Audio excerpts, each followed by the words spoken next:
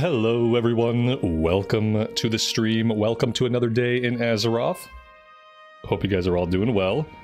Amy, Sick AU, Scary Meggy, Tanita, Mr. Blaster, Empathic Nightwalker, Parcow, Raven Skull, John, CNET, Colin, Patrick, Towin, Zach, Dudzo, welcome everybody. Thanks for being here. What is new? What is good? Oh, you're challenging me to a duel? I will pass. Because I don't PvP. Nice try, though. Let's check our mailbox. Because it looks like we sold some stuff on the auction house. Look at that. 9. Almost 10 gold there. Let's see. 10. 15. About 25, 32, 39, about 40 gold. That's pretty good. That's pretty good. Let me take care of one thing really fast. How do I just ignore people? That'd be a cool thing to know.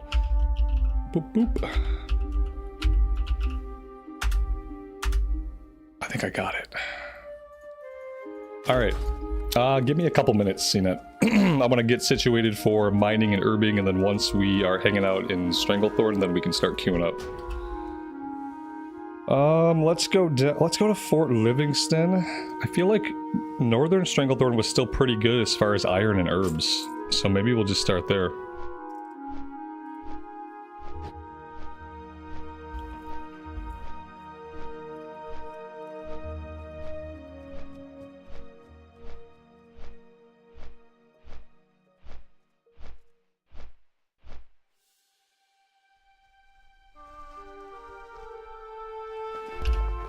Bag space is looking pretty good.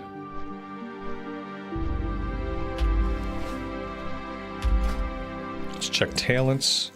We do have one unspent talent point. Let's go ahead and grab Holy Shield, because what I really need is another button to push.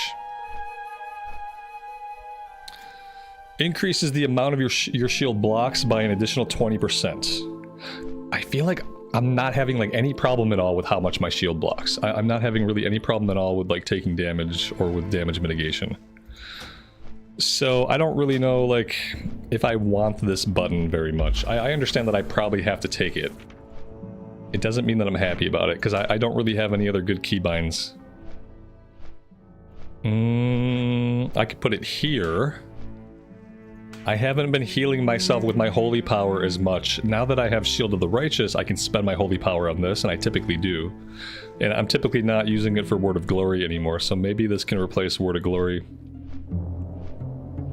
I hope we don't get any more buttons. I don't have room for any more buttons in my repertoire of button pressing. And any more buttons is going to make this really, really cumbersome. If it's something that I have to pop as part of my rotation, it's gonna get very cumbersome. I don't want more buttons. Like, what else could I possibly get? Why do I have all these things? Listen to this. As a tank pally, I don't need Hammer of Wrath, okay? I'm just gonna give some feedback on this as a tanking class. As a tank, I don't need an execution phase DPS ability. I don't need it. I don't want it. I don't want to feel like I have to use it. This is a free keybind right here. This gives me a keybind back. I don't want it. Holy Wrath, great spell. I love it for its fantasy. Again, as a tank, I don't want this. I don't need it. Give it to DPS. Holy Wrath and Hammer of Wrath need to be given to DPS only. I don't want them in my rotation. I don't want to have another button to push. I want to focus on some more tanky things. Yeah, like, I'm gonna end up getting rid of these. The first thing to go is probably gonna be Hammer of Wrath. Why would I get rid of Hammer of Wrath? Because on most pulls, enemies that get to 20%, they die so fast that I hardly ever get this off. They'll get down to 20% during my global cooldown, and by the time my GCD is up, where I could even think about hitting this, the mob is dead anyway. So this is going to be the first thing to go. The next thing to go is going to be Holy Wrath, because while it's great to have another AoE button, I really don't need it. I have so much AoE already that it's completely unnecessary. Why do they think we need so many abilities? I don't want all these buttons. Especially as a tank, I don't want all these buttons. I don't need all these buttons. You know, a lot of it is it's why we're doing so much DPS. We're dealing so much DPS because we have so many freaking abilities. You don't need Hammer of Wrath. Yeah, there you go. Boom, gone. I like that. I like that answer. Let's keep Holy Wrath for AoE. Let's get rid of Hammer of Wrath. Look at that. Now we opened up another button. This is good. This is good. Yeah, oh man, I hardly ever use my taunts, but I guess I should keep it. I could probably macro something. If I macroed something, maybe that could cut down on the number of buttons I have. I don't know, but we're gonna have to figure it out because it's making me not like the spec as much as I could. The fact that I keep getting more and more abilities to use. I already feel like I'm slamming all of my keys like all the time. Like I don't even really look at my action bar. I'm just like constantly slamming my keys. And it works, you know? It's working, but it's a lot of key smashing.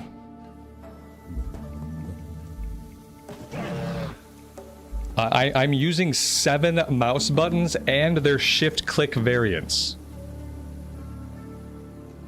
I'm using 7 buttons on my mouse and their shift-click variants, and I'm using 1 through 4, and I'm using tilde, and I'm using R, and I'm using shift up, and I'm using shift wheel down. Like, I'm using a lot of keybinds. Like, I'm not lacking for keybinds, okay? I'm just using a lot. It's not like I don't have a lot. I have a ton. I don't have all those wacky letters bound because I have an awesome mouse. But yeah, I'm using a ton of keybinds. CNET, whenever you're ready, man, I will stop whining about my rotation and we can actually play the game. Whenever you want, brother.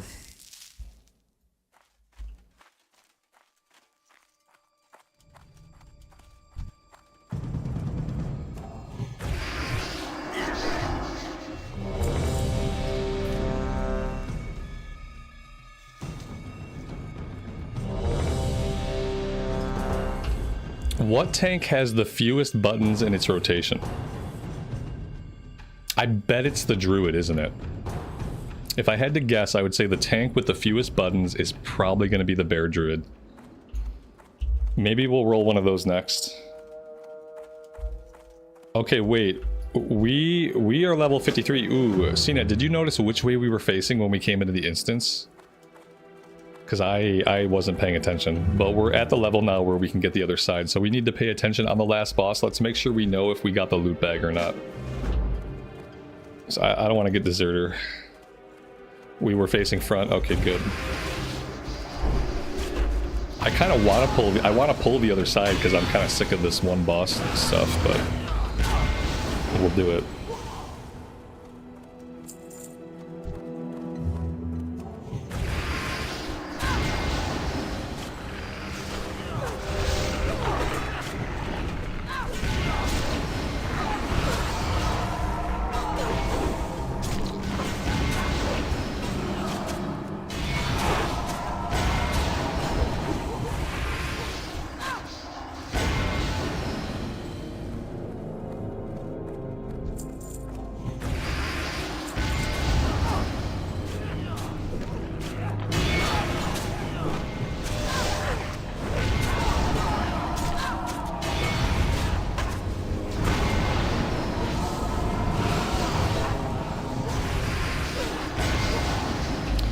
Google says the DK has the fewest amount of buttons. Really? A Blood DK has the fewest amount of buttons as a tank. That's really hard to believe. Like, seeing all the abilities we got really quickly on the Death Knight, that's tough to believe. But I mean, how can we argue with the Google AI? How dare we even think to argue with the Google AI?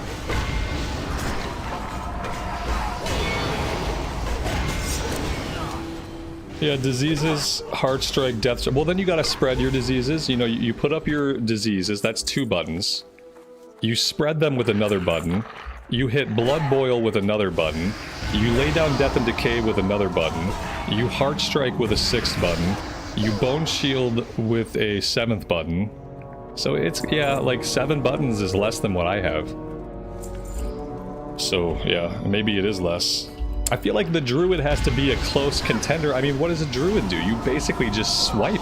You swipe and swipe and swipe, right? I don't even know what else a bear druid does. Besides swipe and mangle, swipe and mangle, swipe and mangle.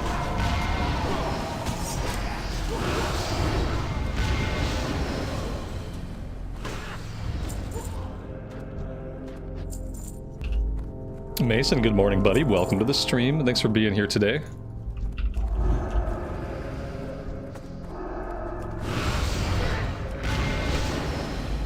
Yeah, druids get charge. Do they get a real charge? Or do they get a charge still that cost rage? Because a real charge doesn't cost rage, and a real charge generates rage.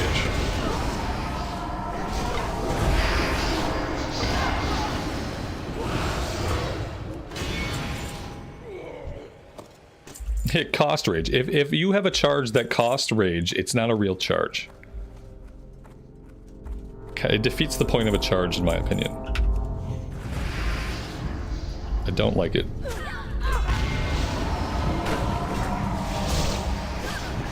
Oh, it doesn't cost rage. Okay, misinformation, chat. Misinformation. Everything on the internet that you hear is correct, except for the stuff that's totally wrong. Besides that, everything's basically right.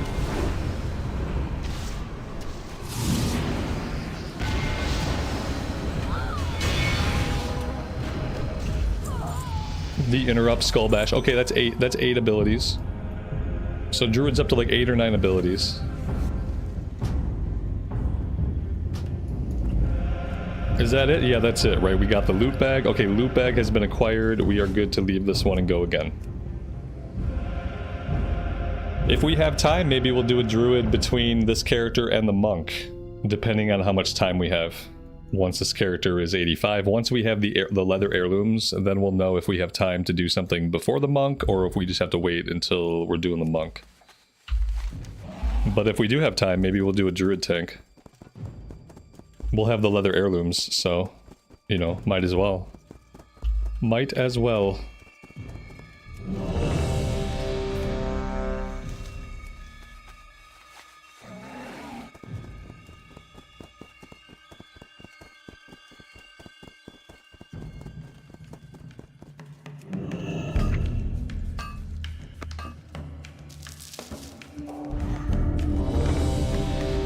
Druid tank is very boring. Good. Yeah, I like it.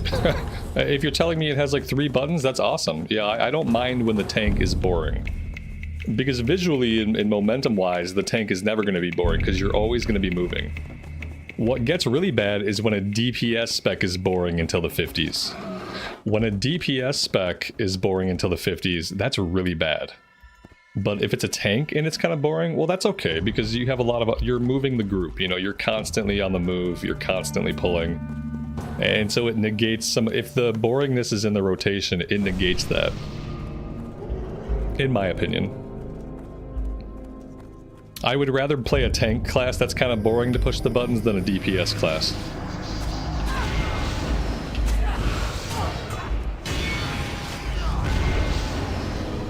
I think the priest so far is my example of a class that it seems like a really well-designed class, but it was incredibly boring to push the buttons. Again, I didn't see which way we were facing. I'm really bad at paying attention to these things. I think we were facing front again, but I don't know. We'll kill this lady and find out.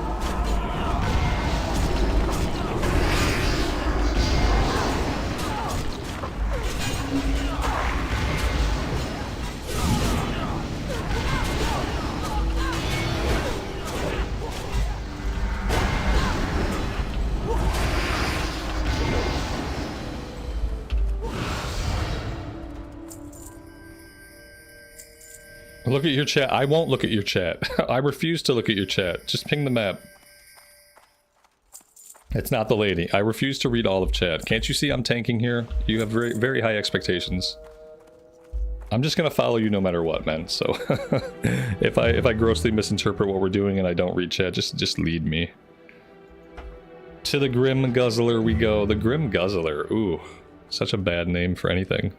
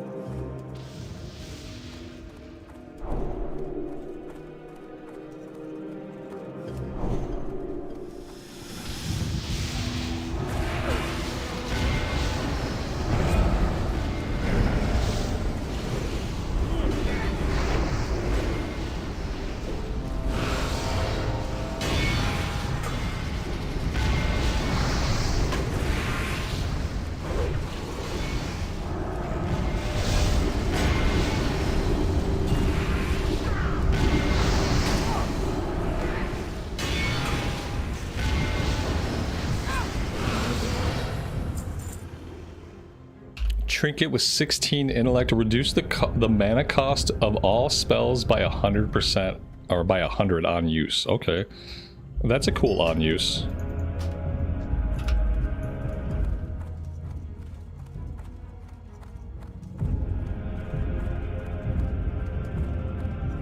Oh, not this again. Why, you did this to me again? After last time when I had to yell at you? God. Okay, we can do this. With the help of our bubble, we can do this. I wish Stone Form gave us like some kind of lava resist. You know, if we're Stone Form, then we should resist lava. That's what I think.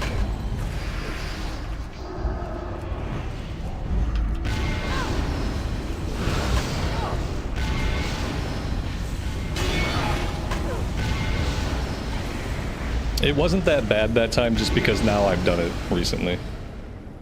Doing it unexpectedly was very agitating, but this time was not too bad. At least now I know what I'm in for.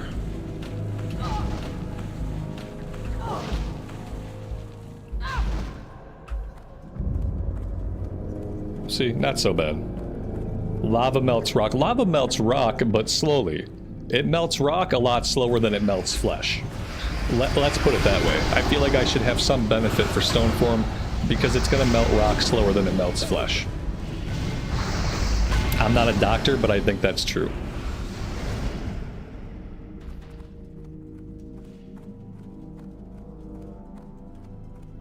Isn't lava molten rock? I'm not Bill Nye the Science Guy. You know, I'm not here to answer all those science questions.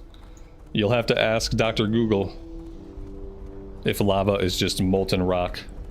This guy doesn't know. It's not chocolate syrup, I can tell you that.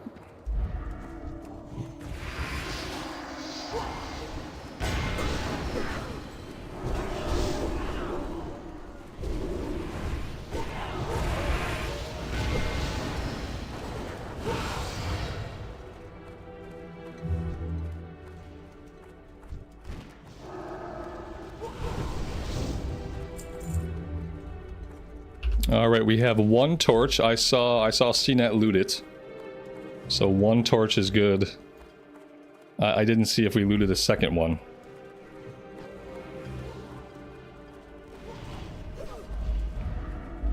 The game developers didn't anticipate us swimming in lava? I don't know how they couldn't have. I think they probably knew people would do stuff like that. I think they probably knew people would try to like skip and swim through the lava. They probably figured it out. If they didn't know initially, they figured it out really fast. I feel like that skip's been around since like the game came out. But sure, I mean, it's not really intended to go into lava, but it would be a cool little bonus for the times when you were stupid enough to do so. You'd realize, hey, Stone Form really helps us out here.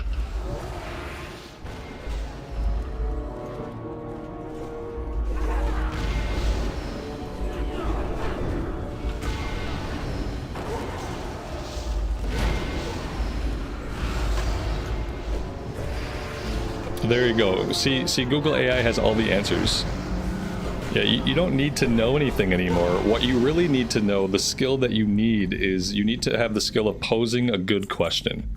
If you know how to pose a good question and you know how to narrow down possibilities to get the answer that you need, then you don't actually need to know anything. Yeah, the most valuable skill in the age of AI is the skill of asking a good question.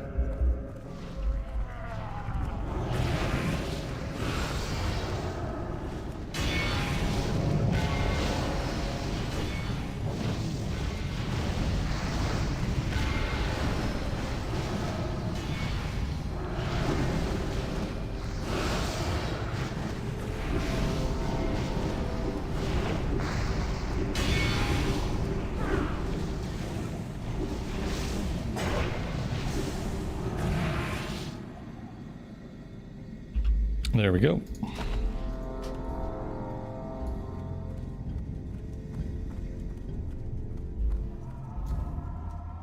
It cuts off. It says home is where the hearth is. It has a little Hearthstone icon. I thought I fixed that so that it could all be seen.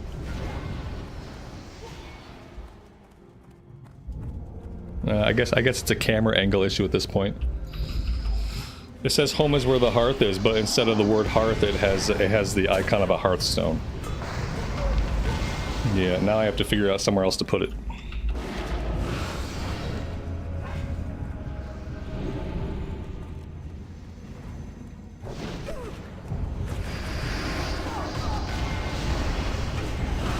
It is really cool. My wife got it for me.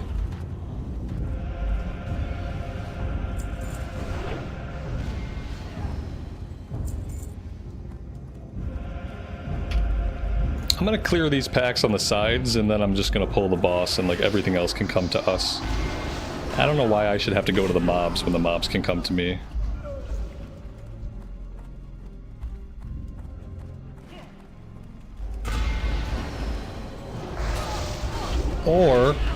Or we just pull the boss now.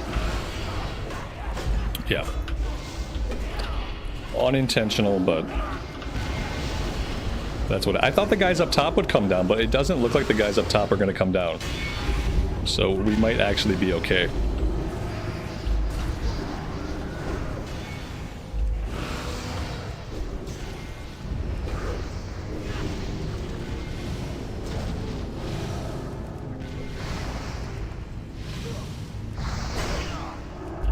John, watching how fast this is going versus doing this while leveling in SOD is painful.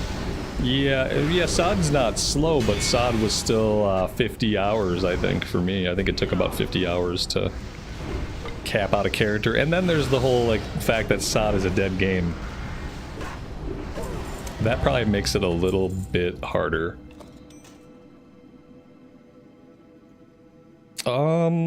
Two-handed axe. I don't need a two-handed axe. CNET, maybe you need that. Oh, you're still doing the whole sword and board thing with the heirloom sword, aren't you? That's what you're doing. Do we get a quest turn in for any of the stuff we did? I'm gonna teleport out and teleport back in and check. See if maybe we get a turn in.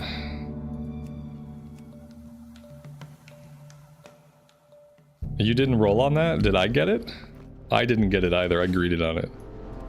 No quest? Oh my god, this is bad. Okay.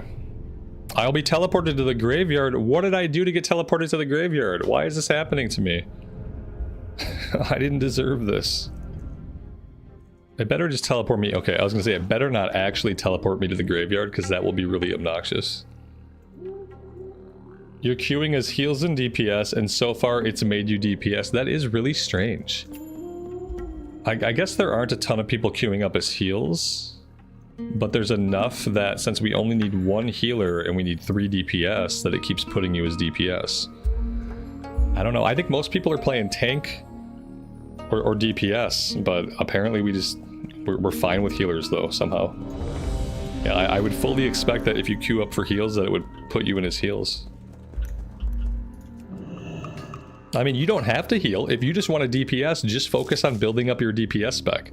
Like, we're not having problems finding a healer. The healers we do find seem to be keeping me alive okay. And yeah, like, you can just do DPS if you want. Unless you really, really want to heal. But if you really, really want to heal, I'd say just queue up for heals and we'll wait a little bit longer, you know?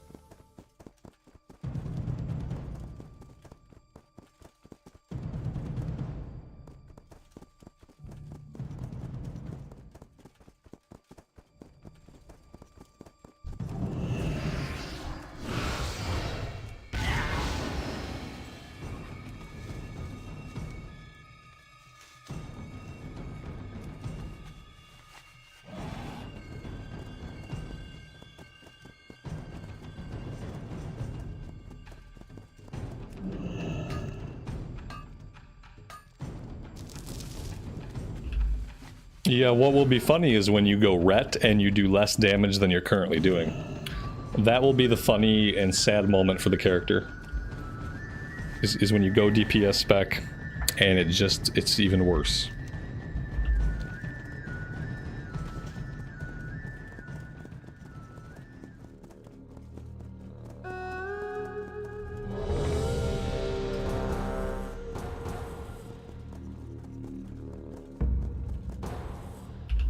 I need to figure out what my next zone is for herbing and for mining. After Northern and Southern Stranglethorn, where should I go? Where would the game take me? Maybe it would take me somewhere like Swamp of Sorrows? No, I'm missing like an interval. A couple, like a 10 level interval is what I'm missing. So Southern Stranglethorn ends at like level 30. And then I would go somewhere.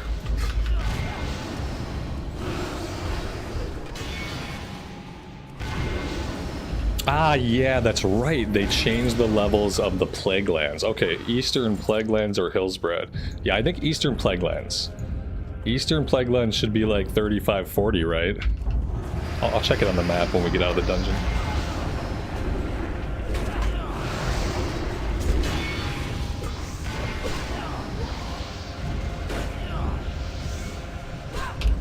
Cyberchild, welcome to the stream. Thanks for being here today.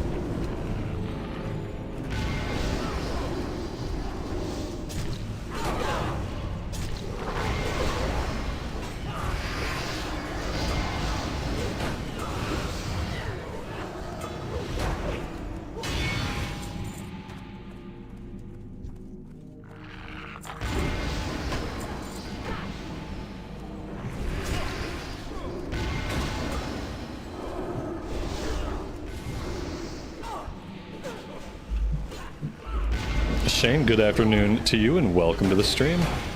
Thanks for stopping by.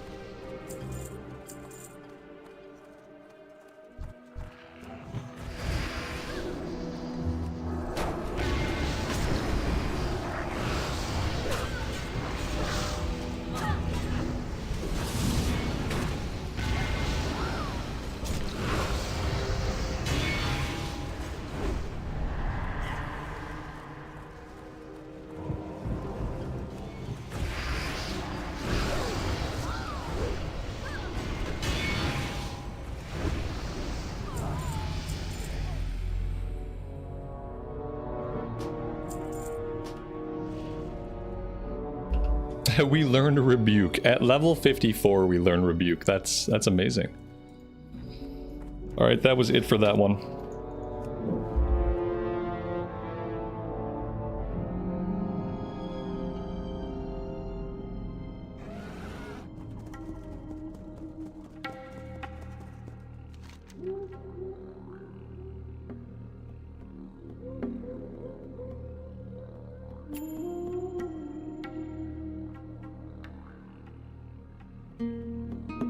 Yeah, I mean,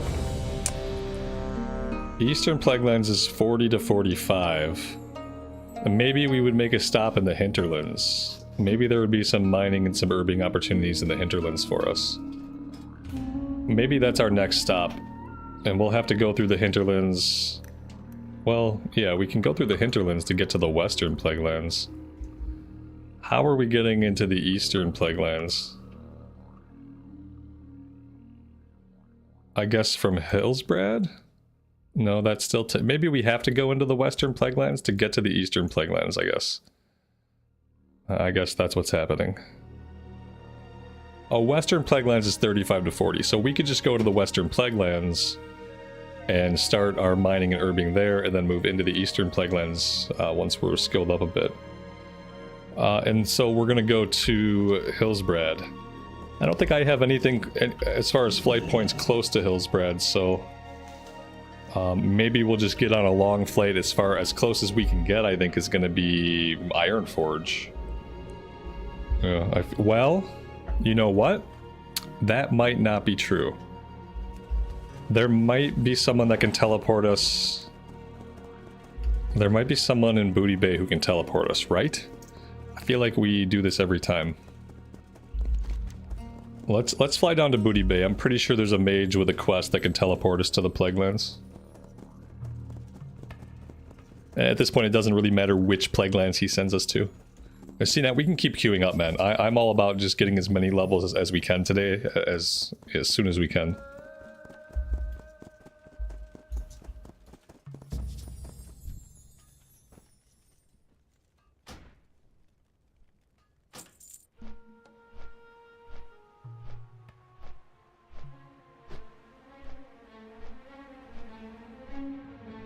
We are queued. Damn it. I'm used to the queue popping immediately. Just immediately popping. And when it doesn't pop, I'm like, why are we not in the queue?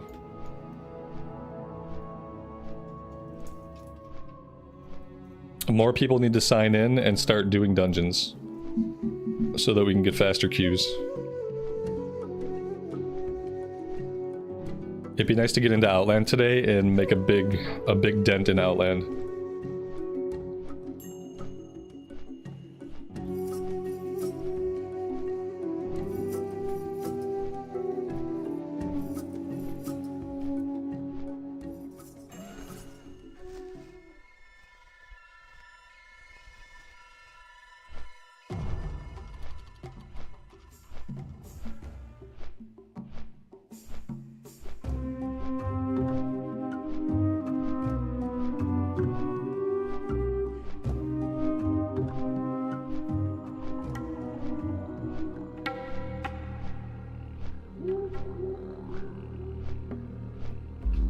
Can we start Outland at 58? Yes, we absolutely can, and that is exactly what we're gonna do.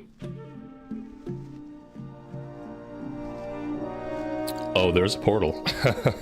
Oh, there's a portal to the Plaguelands. I feel like I'm like 2 different characters. I've gotten to this point where I'm like, oh man, how are we gonna get to the Plaguelands? How are we gonna possibly? We gotta do this big run. Somewhere here, there's a mage with a quest. This guy right, War Mage Irelier. Battle for Anderhall. This will get us to the Western Plaguelands. Yes, please prepare the portal. Boom. Portal. Look at that. Look at that. Once I do something several times on multiple characters, I actually remember it. There we go. Might as well just turn in the quest.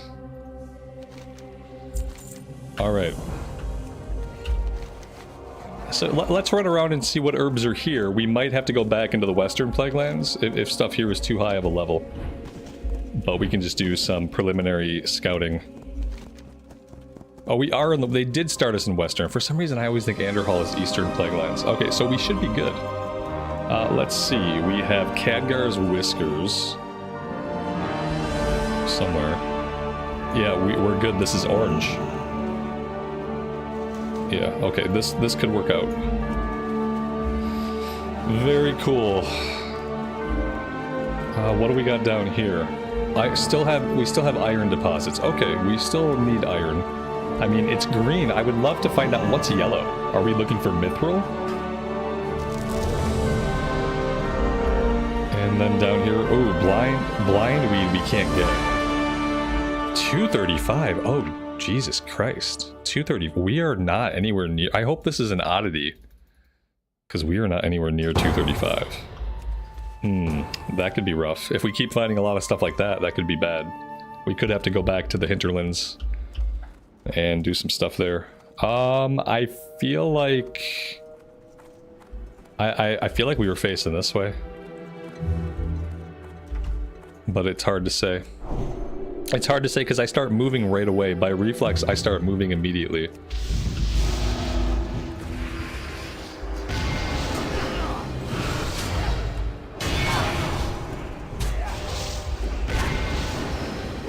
We're going to the Guzzler. Okay, we're Guzzler bound.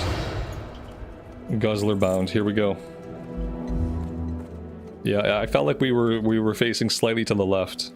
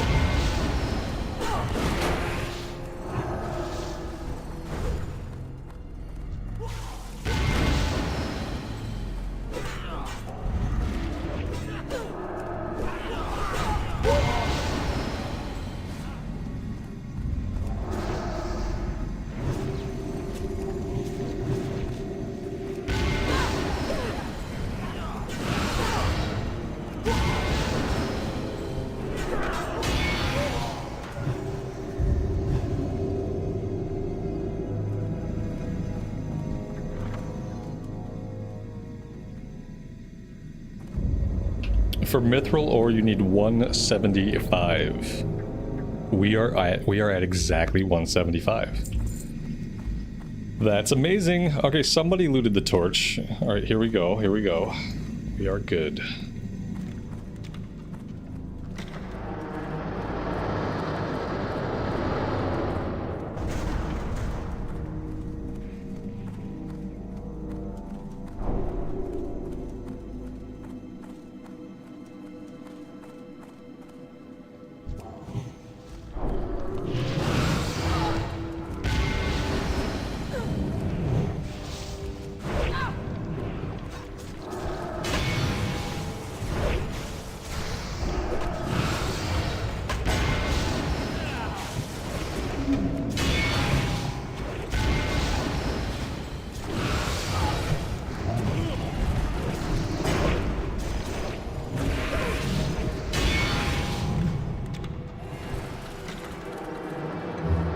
There's the two-handed mace. CNET if you want that. Let's see who rolls on it.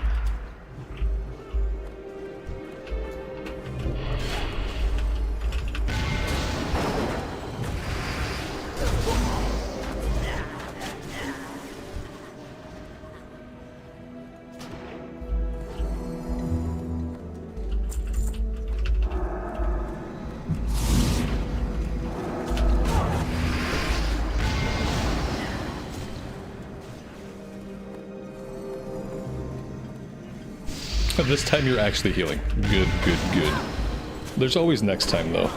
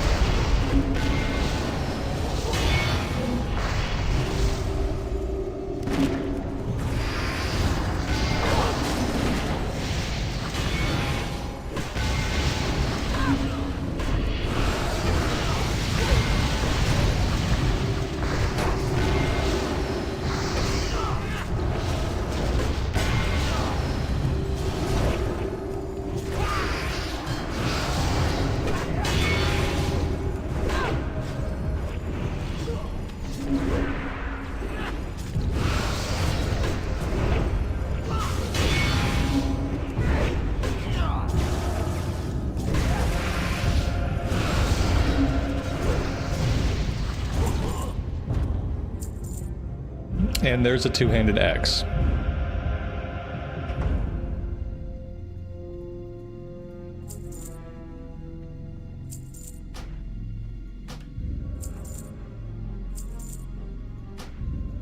Nice roll. Nice. I rolled on it. When I saw the other guy rolled on it, I rolled on it too, just in case he won it. To be fair. Alright. That's it. That's basically all we can queue for, right? We're gonna get one wing or the other. I guess eventually we could get Lower Blackrock Spire. So that would be cool if we could get that eventually. Let's see what we're in the queue for. No, we're just Detention Block and Upper Cities all we're in the queue for right now. Sunken Temple, we can't do Sunken Temple, it looks like, for some reason.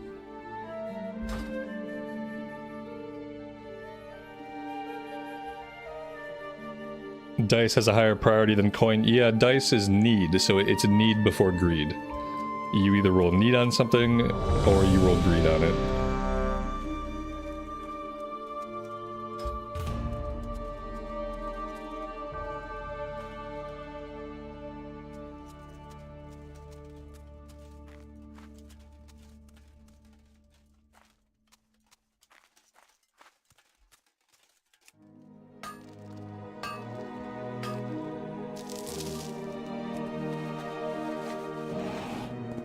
It's looking like Blindweed is going to be by the water, so maybe if we're getting herbs elsewhere, maybe there'll be herbs that we can actually pick.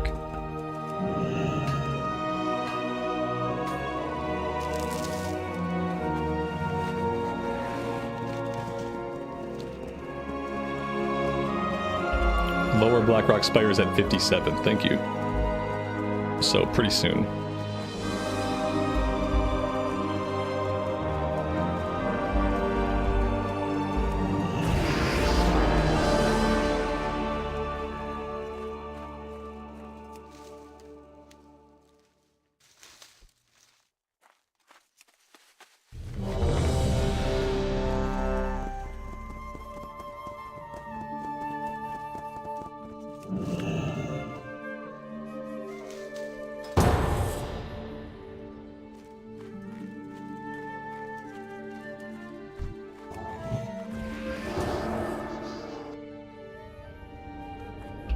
This time we are facing straight ahead.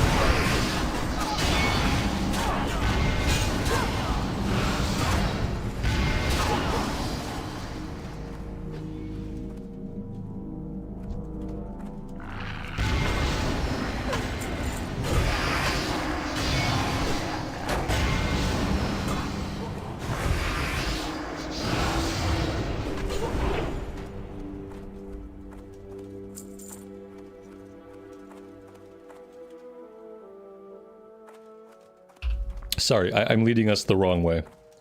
I got a little overzealous. Dante, happy Thursday to you, buddy. Welcome to the stream. Thanks for being here today.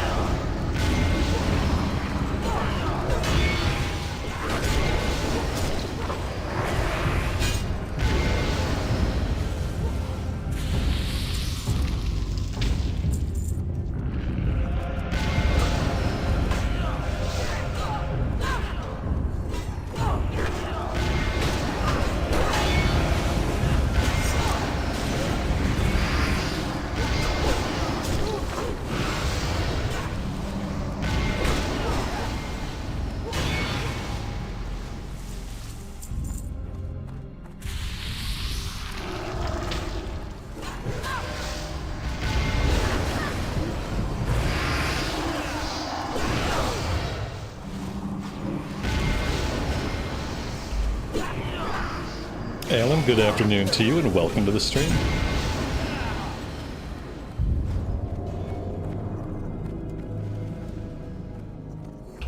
I love when we get feared and we run through the wall and then we see like the sky and the void. It's very scary. Like one day we're gonna get stuck in the wall and we're not gonna be able to get out. And then we're gonna be waiting on a blizzard ticket for like 2 weeks to get our character unstuck. That's going to be a very sad day. Every time she fears me here, I run through the wall and I see a plane of existence that no mortal was meant to ever see.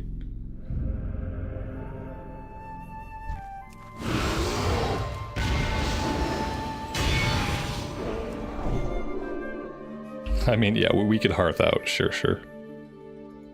Maybe it would be that simple. Not if my character was falling. And not if my character fell through the world and then just kept falling and falling, then I couldn't hearth. And in that scenario, I don't think /stuck's gonna help me either.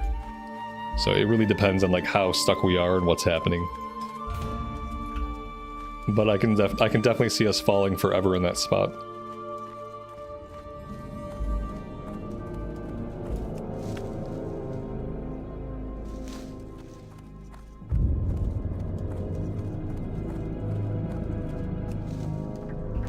This field seems like it has a ton of herbs. I don't know why, but I'm not going to complain about it.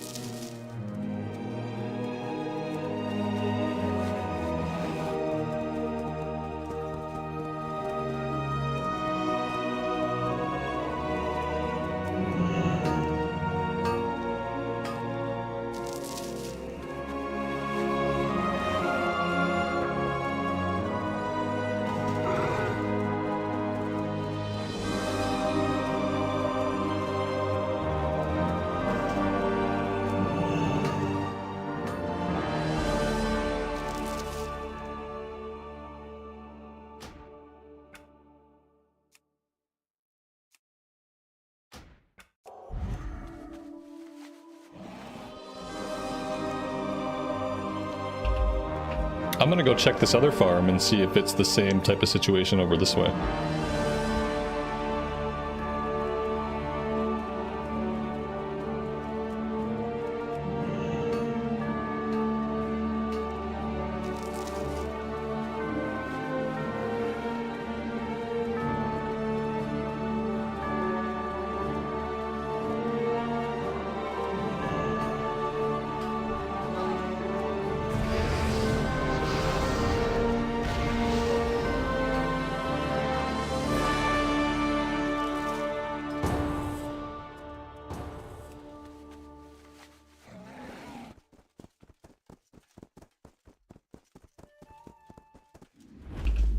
It's not. It was just the one farm had a ton of herbs. We're definitely going to go back to that farm and see if they respawn and how quickly. Because that was a bunch of skill ups in one small area. Okay, this time we're definitely facing the wall. So, to the guzzler we go. See, I'm starting to figure it out. I'm slow, chat, but I learn eventually.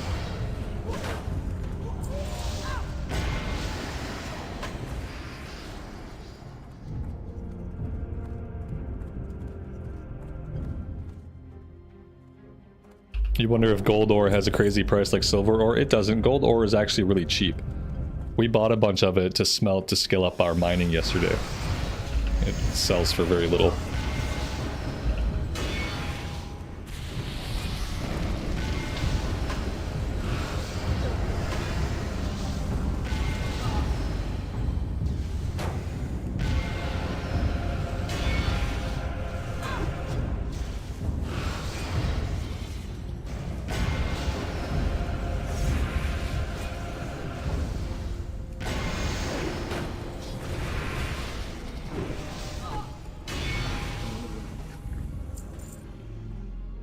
Wow, what is that? A cloth helmet, an epic helmet, 18 stam, 27 int, improves crit strike rating by 18, on use channels 75 health into mana every 1 second for 10 seconds. Wow, oh that's cool looking, look at that. Oh, very nice.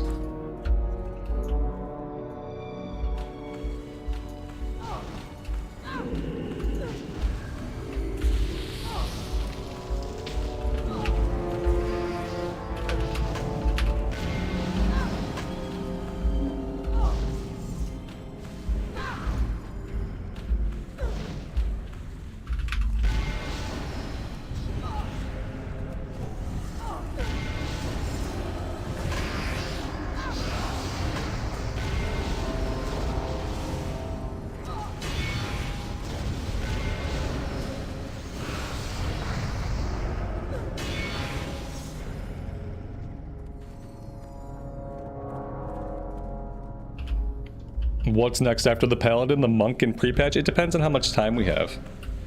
So we're going to get this character to 85 and then we're going to get the leather heirlooms. We're going to use this character, I hope, to do the heroics to get the heirlooms. And then we'll see. Once we have all the leather heirlooms, we could wait for the Monk, or we could do a druid, or we could do a rogue. Basically, we could do another character, but they have to be something that wears leather. If we have time, we'll see. It takes me about 8 days of streaming a character to get them to 85, 8 or 9 days. And then it takes about 2 days of heroics to get all the heirlooms that I need. So like this character will probably be like 11 or 12 days to get the character capped and to get the leather heirlooms. And I think that still leaves us like 2.5 weeks before pre-patch. So I don't know. Yeah, I think we'll have time for another one. If you guys have any interest or appetite for it. Other than that, we could just go level something in Classic Era for a bit. Until MoP comes out. Like, I don't know. It feels like it's more beneficial just to have more alts. I don't know. Maybe we can do something different with the next one. Maybe we can focus more on questing, because we really just haven't been doing any quests. I don't know how the time works out. If it's like just as efficient or if it's a lot less efficient to do quests.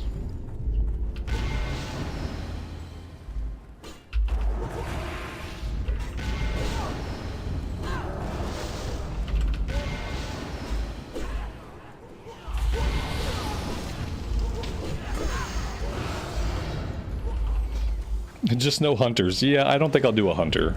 I don't know.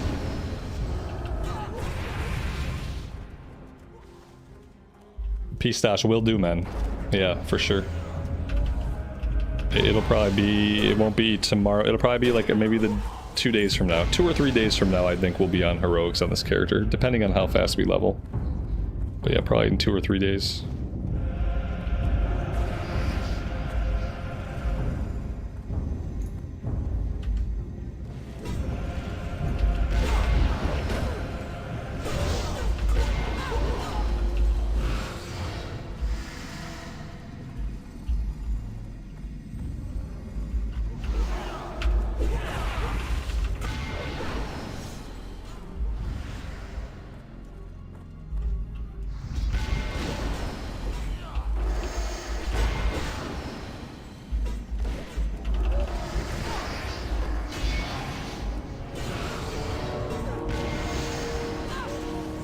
What's wrong with hunters? I just don't like hunters. I just don't enjoy playing the class. There's nothing wrong with them, you know what I mean? Just because I don't like something or I think something is garbage doesn't mean there's anything wrong with it. I just never really have a ton of fun. I always start off having fun and then eventually I get bored. That's kind of what I start off, I'm like, oh yeah, this is pretty good, and then eventually I just get really bored with it.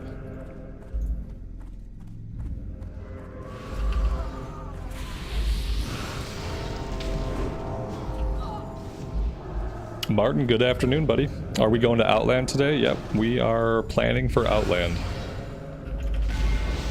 at some point today, and hopefully we can take a big chunk out of Outland.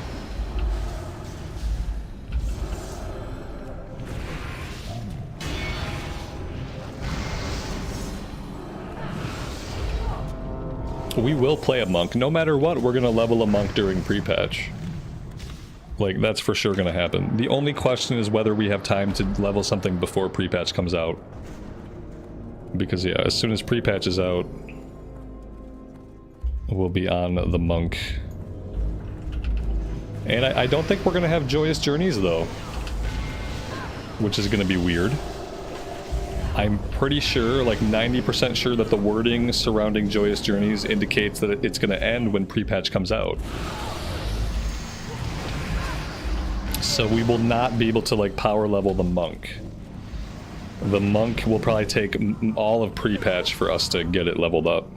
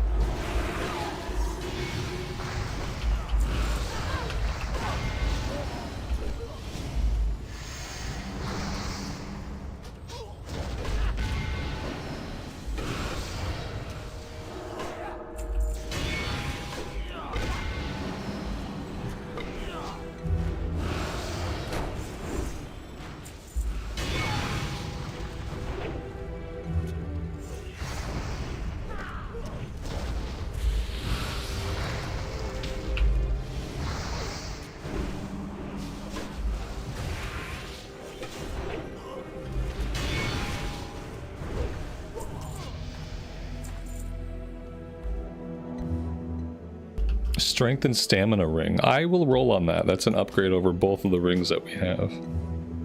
Leather bracers.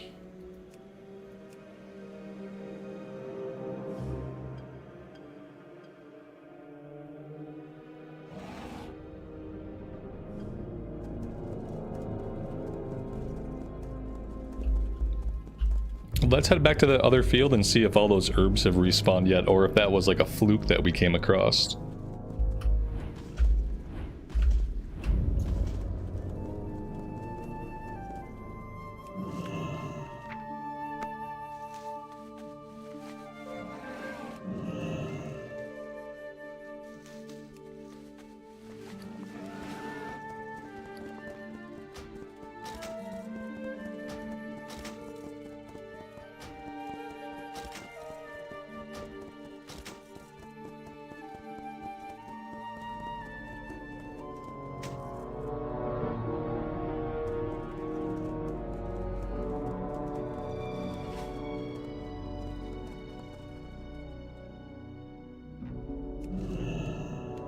It doesn't look like it was a fluke. It looks like it's very consistently a thing that happens here.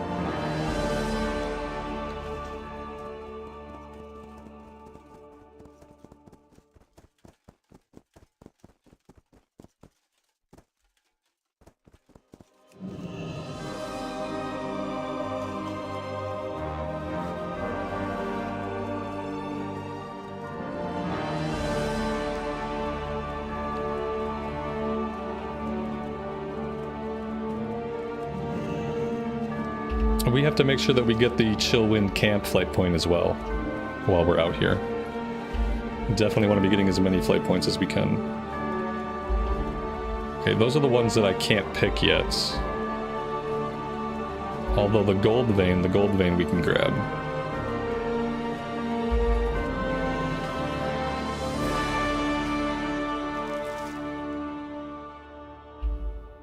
Yeah, if you want to level up with the Joyous Journeys buff, then you're going to have to level up before pre-patch. You're not going to be able to play a Panda or a Monk with the JJ.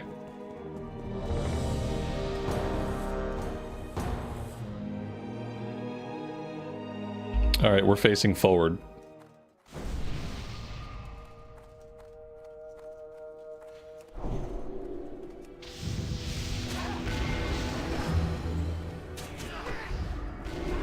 We get a stamina buff, I believe, for mining. I don't know how good it is, but it exists.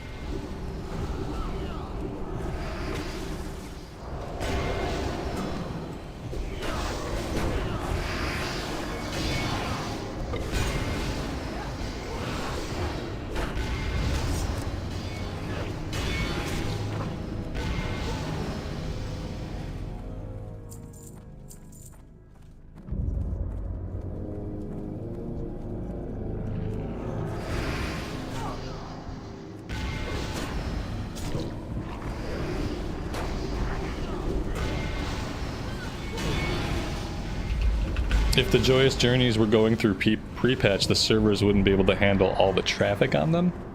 I mean, I guess that's assuming that there are people who would play the pre-patch with the JJ, but they're not going to play the pre-patch if they don't have the JJ. I don't know the number of people who fall into that category, but maybe. It might be like a small amount of people that, you know...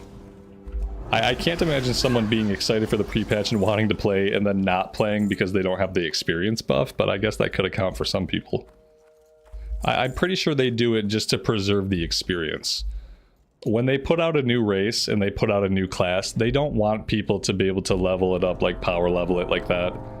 You know, they want people to need their heirlooms. They want people to get out and get their heirloom gear.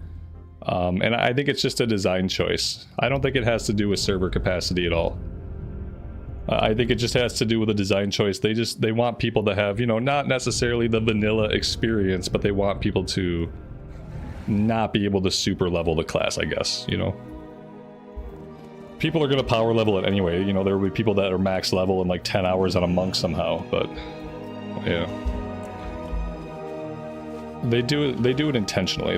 I think they did the same thing before Wrath came out. Like, we had a Joyous Journey until the Wrath pre-patch came out, and then as soon as Death Knights were in the game, we didn't have JJ anymore.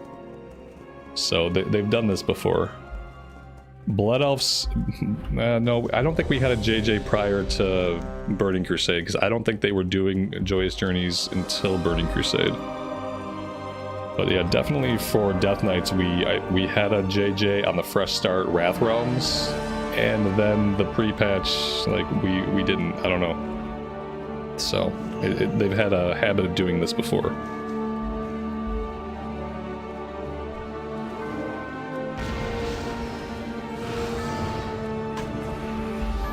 Google AI says the fastest record time for leveling a character from 10 to 70 in Mist of Pandaria is 74 minutes. That's looking at retail. And I know it's looking at retail and it's looking at the retail time walking campaign, because there is no 10 to 70 in Mist of Pandaria. The level cap in Pandaria was 90, and the level cap in Classic Pandaria is going to be 90. It says 10 to 7 because 10 is when you get out of Exile's reach in retail, so you start your time walking campaign at level 10. Yeah, so that's looking at someone who's leveling up in the Mist of Pandaria expansion content in retail, and in fact, it's probably looking at Panda Remix. Those numbers that you're getting from Google, and this is the danger of asking the Google AI, is for that answer, Google AI is looking at Mist of Pandaria Remix numbers. Yeah. Sorry, yeah, it's looking at Mist of Pandaria Remix. Not even just base retail.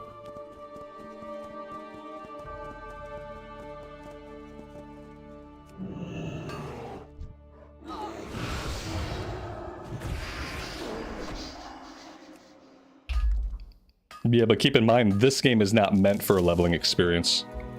World of Warcraft stopped being meant for a leveling experience around Cataclysm. Cataclysm was the time when the game drastically shifted to be completely endgame focused as far as like challenging content that's really worthwhile. That's why there are heirlooms, that's why all the classes don't make sense while you level them up. They don't make sense at all. The level that you get abilities at is completely random and has nothing to do with how it feels to level up a character, because by Cataclysm it didn't matter. By Cataclysm the game was get your character to max level as fast as you can, and it's going to be fast, and then you're going to do endgame content. So yeah, you know, speed leveling becomes a thing when there isn't really much of a leveling experience. Because what happens is that because there's not much of a leveling experience, speed running becomes the fun thing that you can do. When the leveling experience doesn't really matter and it's going to be short no matter what, and the things you do while leveling up don't feel like they matter at all, the only fun thing that a person can do is see how fast they can level up. You know what I mean? So it's a completely valid way to play when the game actually is designed for it, and I would say Cata is definitely designed to be leveled as quickly as you can. If you want a leveling experience, then you play vanilla, TBC. Even Wrath of the Lich King had a nice long leveling experience. If you don't have a buff, it was quite a grind. CNET, did you take a break, man? I didn't see. Let me look. Whenever you're ready. I've just been running around and... Oh, we've been in queue. We're in queue again. We've been in queue. I'm not even noticing. You're like putting me in queue and I don't even notice. I'm just clicking, clicking, clicking, and suddenly we're in queue. Perfect timing, though. Okay, we're facing the wall, so yeah, we're going to the guzzler.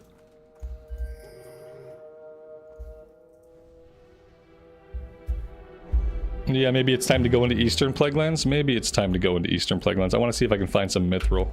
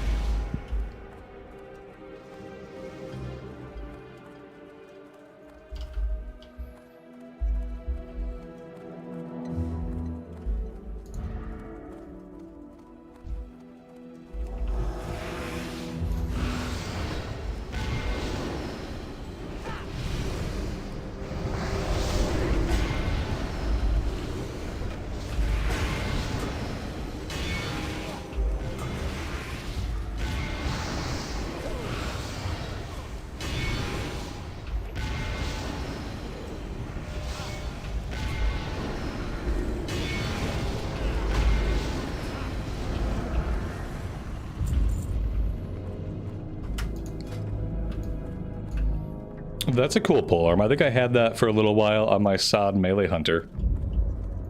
Pretty nice.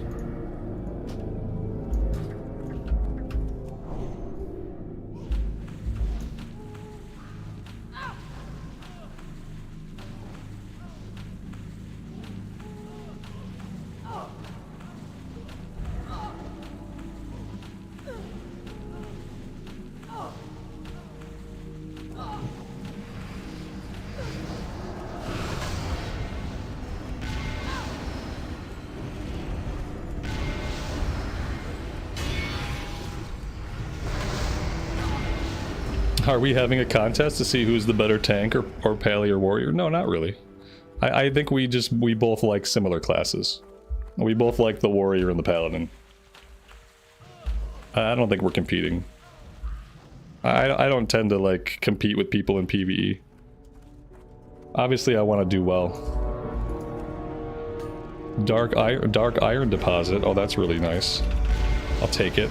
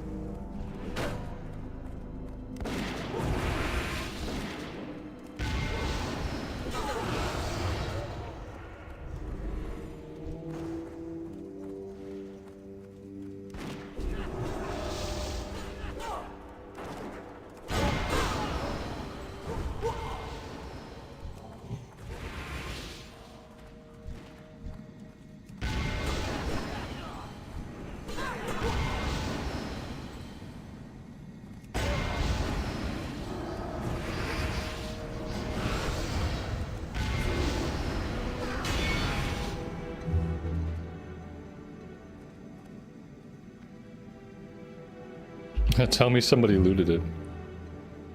Oh no, I don't know if anybody looted the guy. We killed one of the guys. I just don't see that anybody actually looted it. I wish they would change this for Cataclysm. People don't know how to deal with this. This is not okay for Cataclysm era. All you should have to do in the Cataclysm version of this is run to the fires and click on them. Clear your way to the fires. Click on the fires. Or just have the fire elemental guys drop the item. This is too much pain in the butt for like the typical pug that comes in here. It takes too much time and it's not very good gameplay. They just need to change it. Ugh. It takes what would otherwise be a really smooth run and makes it kind of a pain, kind of annoying to deal with. Lael, good afternoon, man. Welcome to the stream. Hope you're doing well. Thanks for stopping by.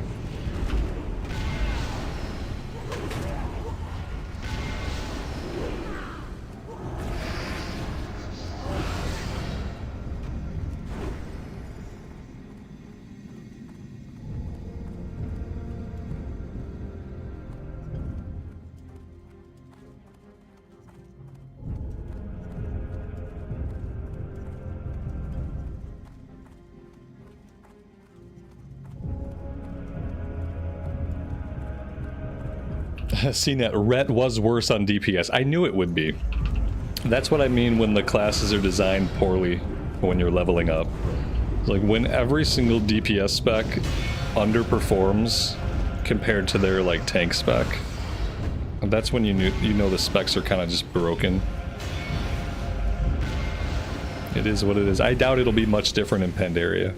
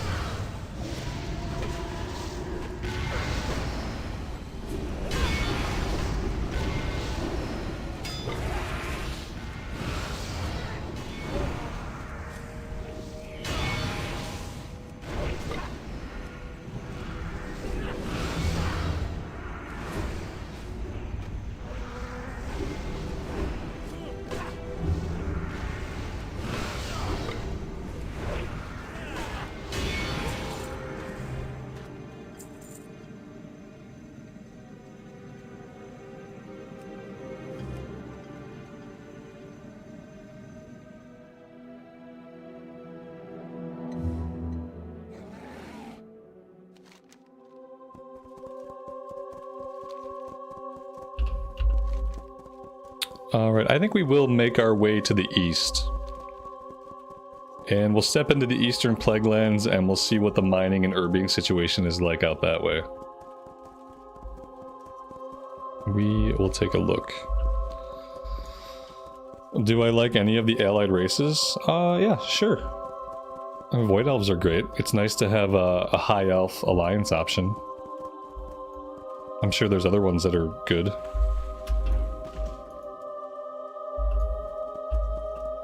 As someone who doesn't play a lot of retail, I don't spend a lot of time thinking about the allied races.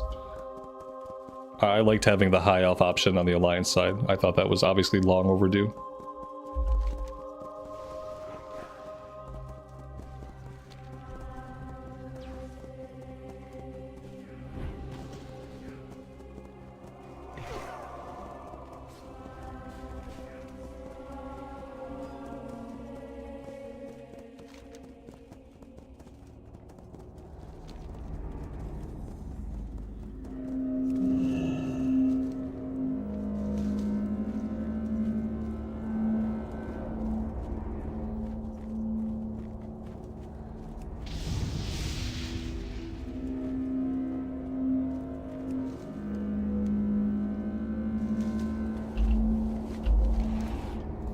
Man, I really want to go back and visit the farm again up here, though. I think I have to go to this farm one more time before I leave here.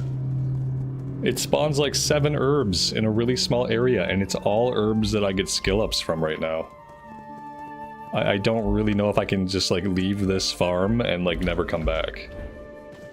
I'm gonna check the second farm as well. Some of it's going green. The King's Blood is green now.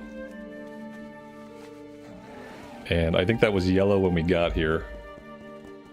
But Khadgar Whisker is still yellow, which is not a guaranteed skill up, but it's pretty close to guaranteed.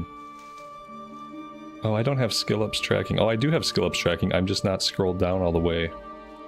You guys can't even see what's going on in the text.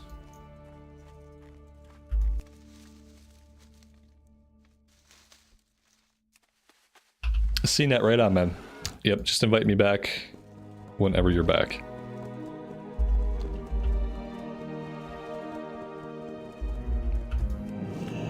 I think you're still a level ahead of me anyway.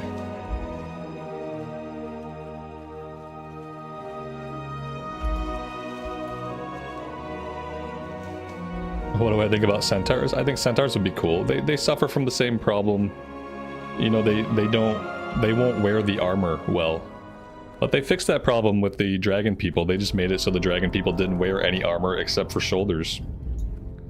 Maybe a similar solution would work for centaur. Yeah, I'm all about people having more choices. You should always have more racial choices, more customization choices when you play an RPG. The more races you can play, the better. Really looking forward to when they do Classic Plus, when they add some new races to Classic, because that's the one thing Classic really needs. More races, more class combos, more character customization options.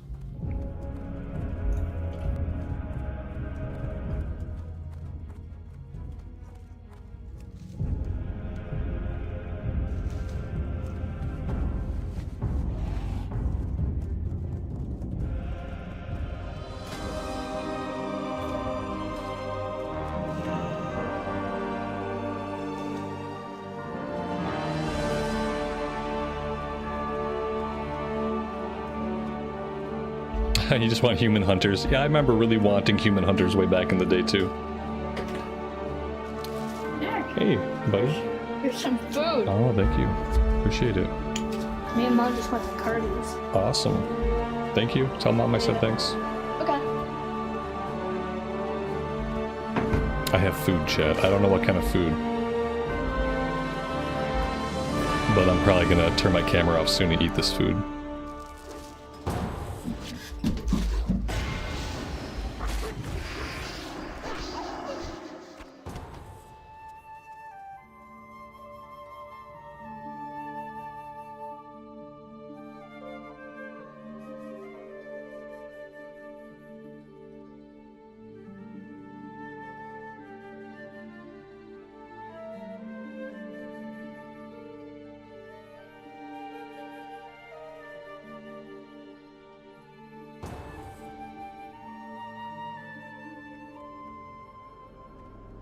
Oh, I muted? I'm talking about how someone has taken a bite out of my chicken, and I hope it was my kid.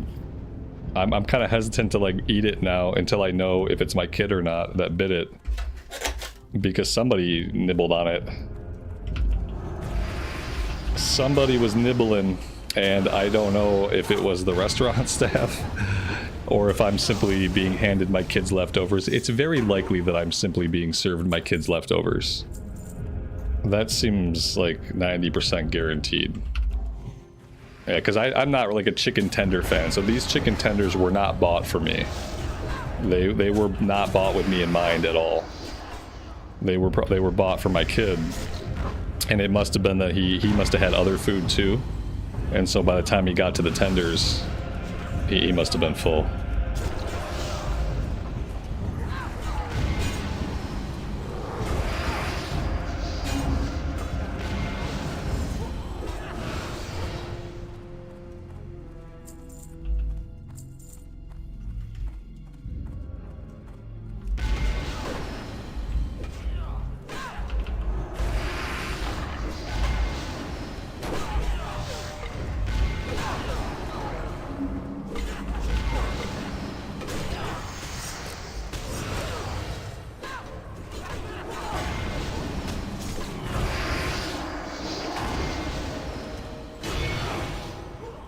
No, they were his.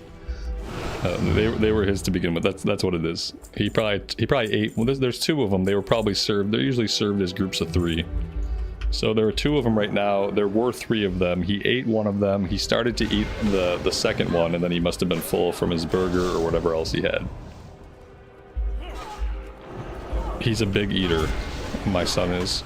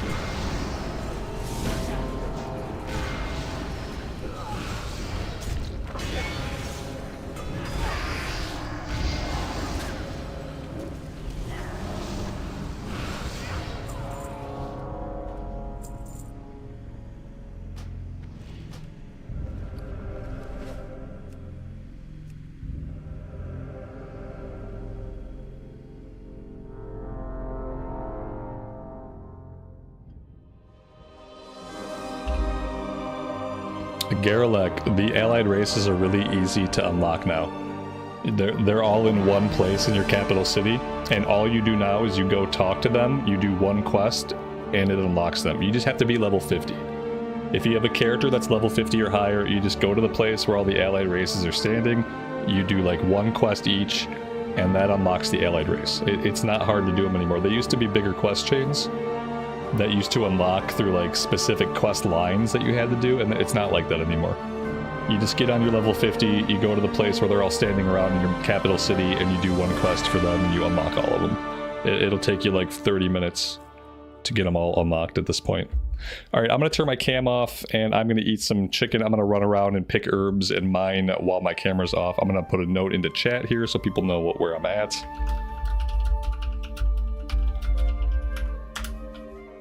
There we go. Yeah, it's right by Chromie. It's in a building by Chromie. Boop. I will see you guys on the flip side.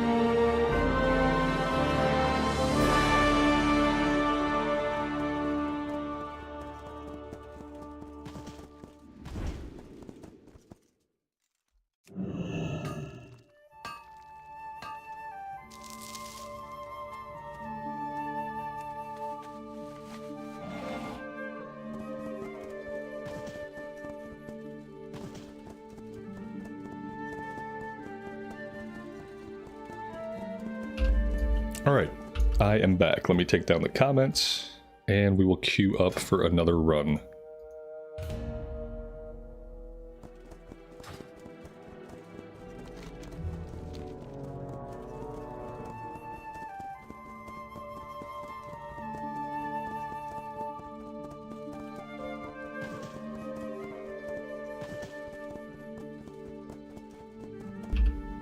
Marlena, good afternoon to you and welcome to the stream. Thanks for being here today.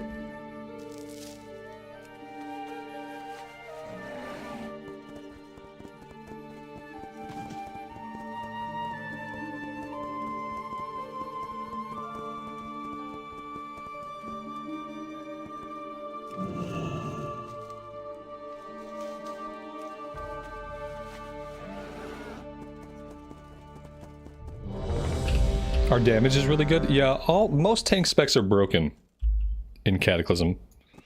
So while leveling up, you're always going to be the top of the meters. As soon as you start doing 5-mans, you're going to be topping the meters, and it doesn't seem like it ever stops until DPS classes are like approaching max level. Once the DPS classes are approaching max level, like, and they have their full toolkit, because the thing that happens is a lot of classes are missing buttons. And so they're like, you know, they're leveling up, but they're missing a lot of their core abilities, so they all suck. And for whatever reason, tanks are scaled in a way that even though we're missing some of our core abilities, we still do a lot of damage. It's like the ultimate example of what I often say is that for leveling up, Cataclysm specs are bad. And the Cataclysm talent trees are bad. The levels at which you get abilities are poorly chosen. Like, leveling up as a Cata character, especially when you're leveling up slowly, just feels bad. The best way to level up in Cataclysm is just to do it as fast as you can. Unless you're a tank, and if you're a tank, then the whole thing feels great. Like, the entire leveling experience feels awesome. This poor DPS.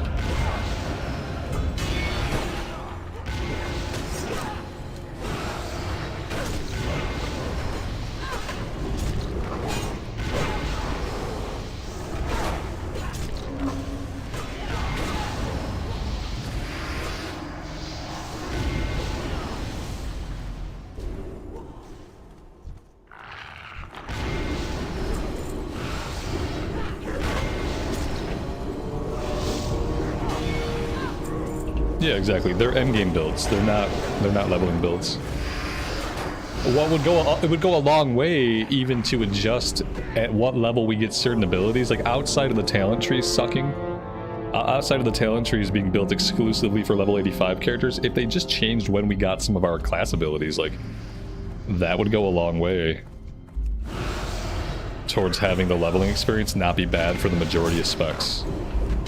But, you know, we're on the edge of MoP coming out. I think the leveling probably feels exactly the same in MoP as it does in Cata, though. I don't know that a lot has changed as far as when we get abilities, when we train them, etc. I know the talent trees are different, but I just don't know if, like, the levels that we train abilities are different. I know we get abilities automatically. We don't have to go to the trainer and get them, so that's a good quality of life, but I guess we're gonna find out. We'll find out first on the Monk how Mista Pandaria leveling is, because that's going to be a longer campaign. We're not going to have Joyous Journey for that, so it's probably going to take us like 50 hours for us to get that character all the way up.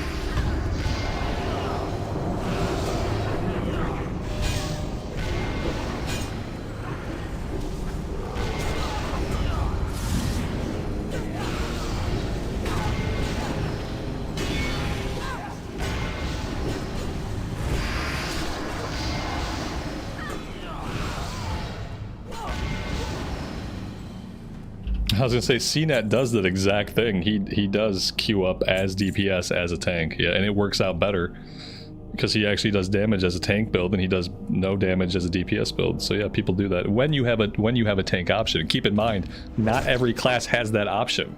If I'm a warlock, I'm just gonna suck. I can't be like, I'll go in my tank spec and do some damage. Now, if I'm a warlock, I'm just gonna be bad. If I'm a rogue, I'm probably gonna have some tough levels. On the shaman, we had some tough levels because we didn't have a tank spec.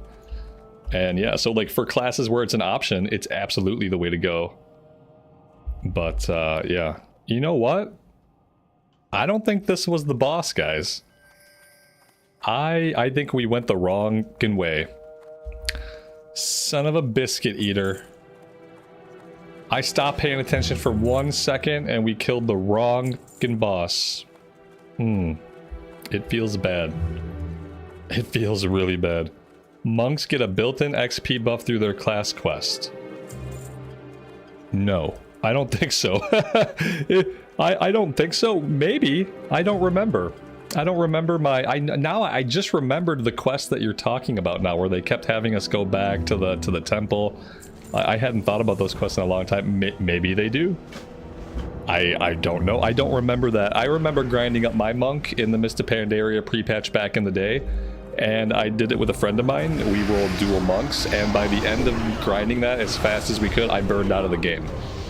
We leveled so fast, and it took a long time, but we did it in as few days as possible, and yeah. I don't think this is right either. Are we going the right way, guys? What do you guys think? I don't know where the hell we're going. It felt like it still took a long time. What are we doing? Oh no. I don't know which way we went, but it's not the way we typically go.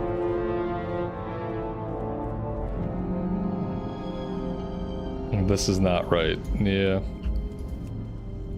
I don't know. I can't teleport out while in combat. I'm not in combat.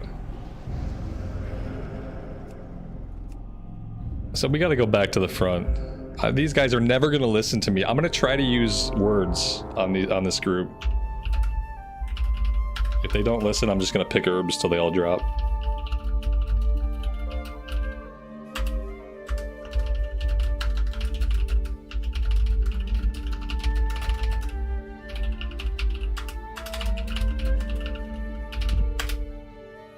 Let's see, if they do what I say, then we'll keep going. If not, we'll just run around and collect herbs until they kick us. Okay, we got somebody back. Okay, we're doing it, guys. We're doing it. Do we have a healer? We have a healer and 1 DPS. That's good enough for me.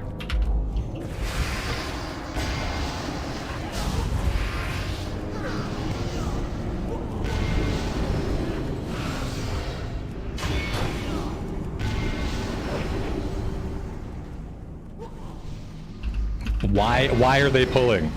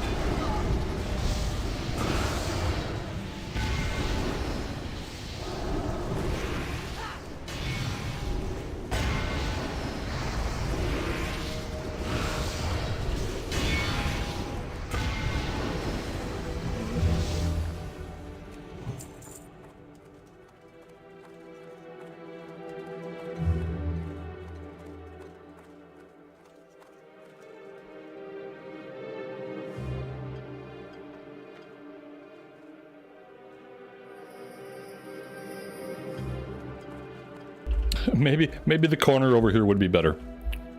What do you guys think, AI? I think the corner here might be better than where I was going to jump.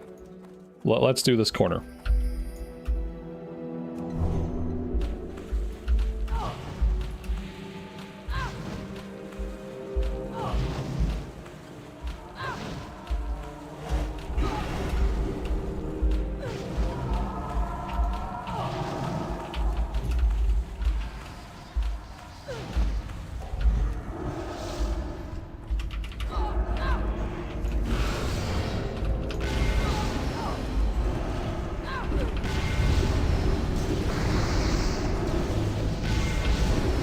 Pandaren also had a racial inner peace. You earn twice as much rested XP.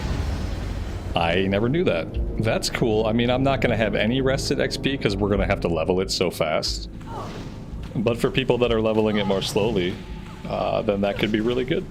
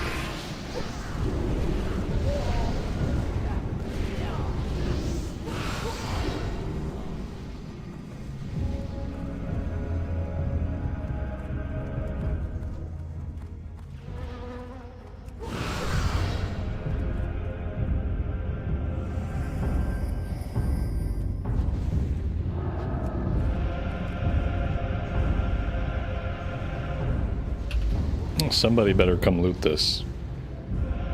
Because I don't think anybody has. I don't think anybody looted it.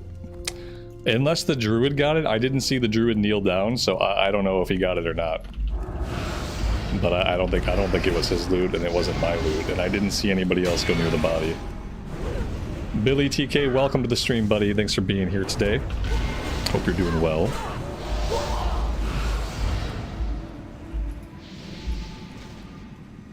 Okay, it looks like they might have ran back and picked it up.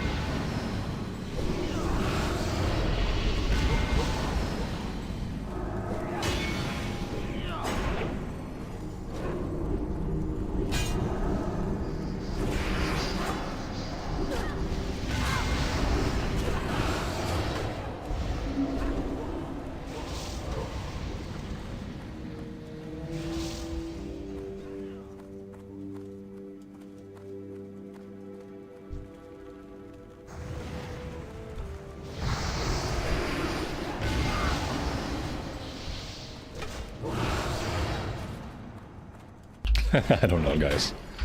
It's just people on the internet. It's fine.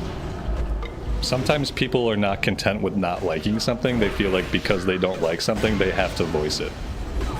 It's, you know, it's just a character trait some people have. Instead of just not liking something so you just don't click on it, sometimes haters will click on something even though they know they hate it. And you might ask yourself, if you hate it, why click on it? But that logic doesn't work with a hater. If they hate something, some people feel compelled to click it and then say something about how they don't like it. Most of us, we don't like something, we just go do something else. Some people do not work that way. Everybody's different. Relic with critical strike and hit? Sure, why not? Everybody's different. Haters gotta hate.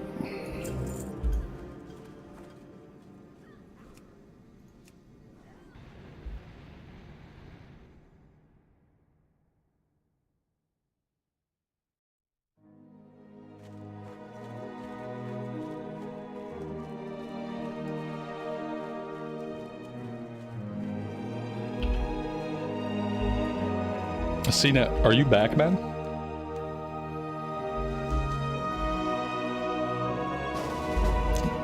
There we go. Let me bio really fast, and then I'll be all set.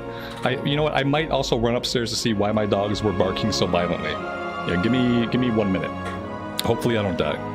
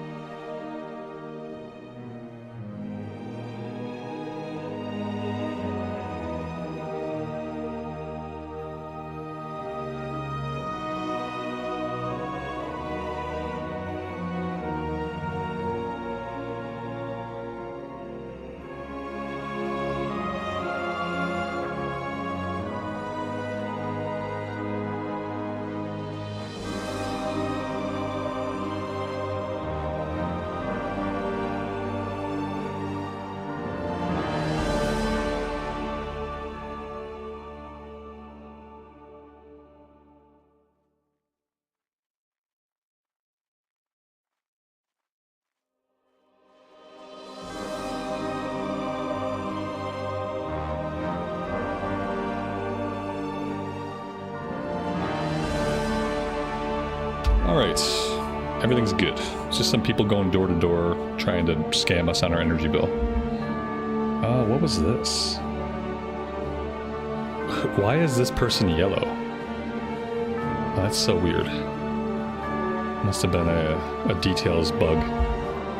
Alright, let's grab all these herbs and then we'll be ready to do a dungeon.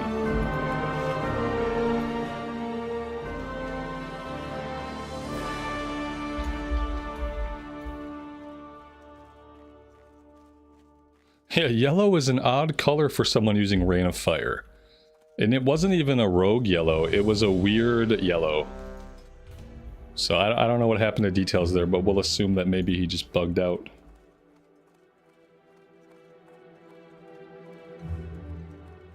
To be fair, I hadn't reset the data in a while, so that was probably screwing with it. It was error color yellow. Yeah, I think it was about to have an error because I had overall damage tracking for like 10 runs without resetting it. It was probably getting very unhappy having to keep track of all that.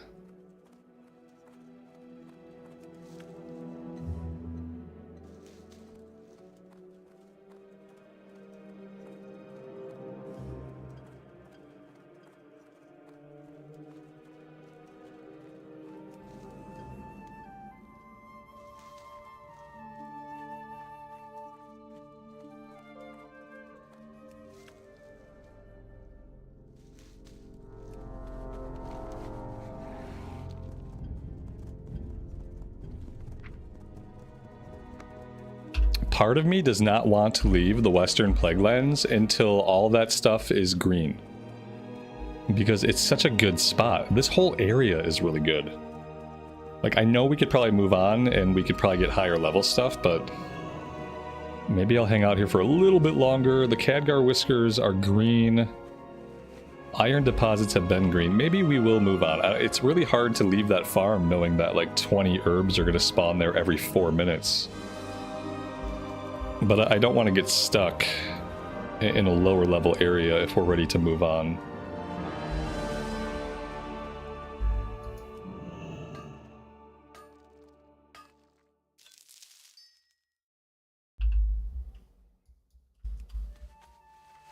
Ava, good afternoon and welcome to the stream. Thanks for being here today.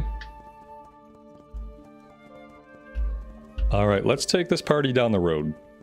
Let's go grab the flight point, let's go into the Eastern Plaguelands and just see what the herbing and mining situation is like over that way.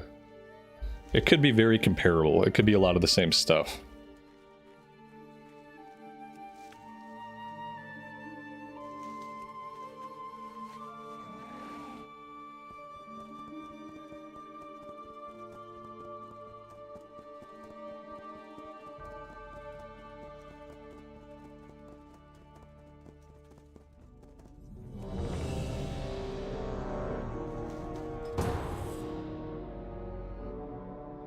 Okay, we are looking straight ahead. Therefore, we go kill the lady in the detention block.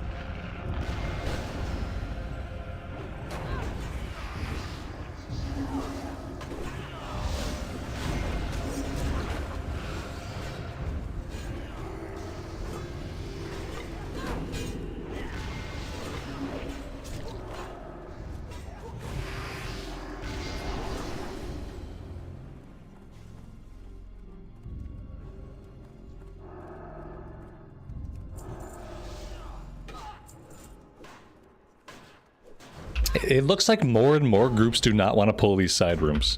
Do we have to pull the side rooms? Because if we don't have to pull the side rooms, let's just not bother pulling the side rooms. Like, it's not that much XP that we can't live without it, you know? Groups just seem like they want to run right down the hallway and pull her. There's a danger of them pulling them when she fears us, but if we pull them when she fears us, we'll just take care of them then. I think everyone gets equally impatient with these runs. Oh god, we're in nowhere. We're gonna get stuck in a wall, guys.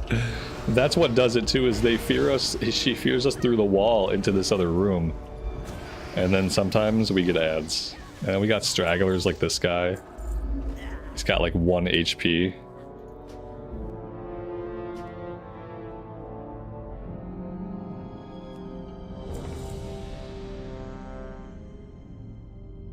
Yeah, we just won't bother pulling them.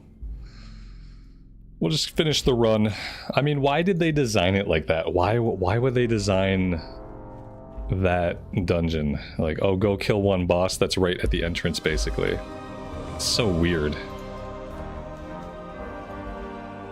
Such a weird choice.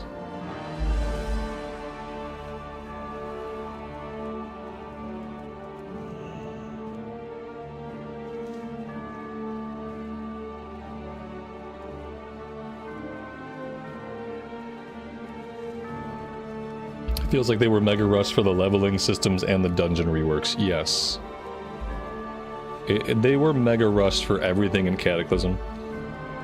Because, you know, they decided they wanted to remake the entire old world for no reason. There was nothing wrong with the old world. It didn't really need to be remade, not the way that they did it.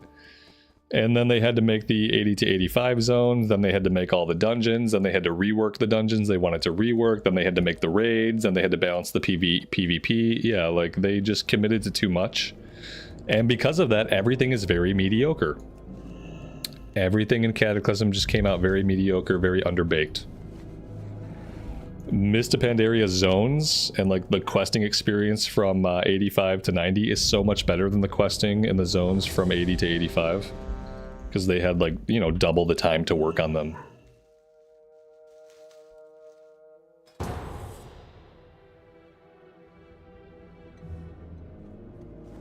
We were definitely facing the wall, so to the Guzzler we go.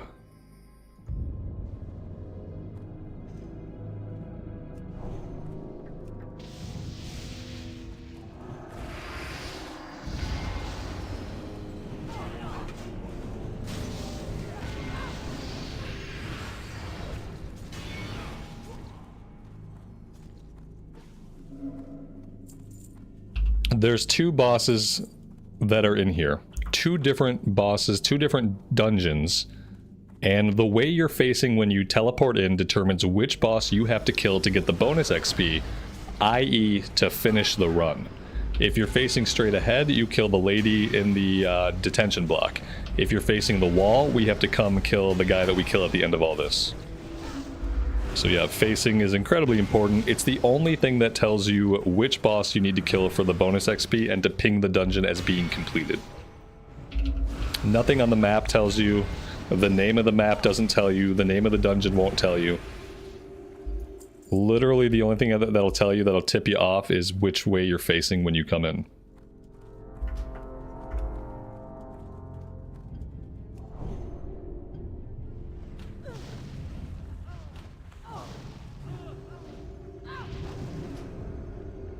It feels like they made the Cataclysm zones unfun on purpose. I think it's just a symptom of being so rushed.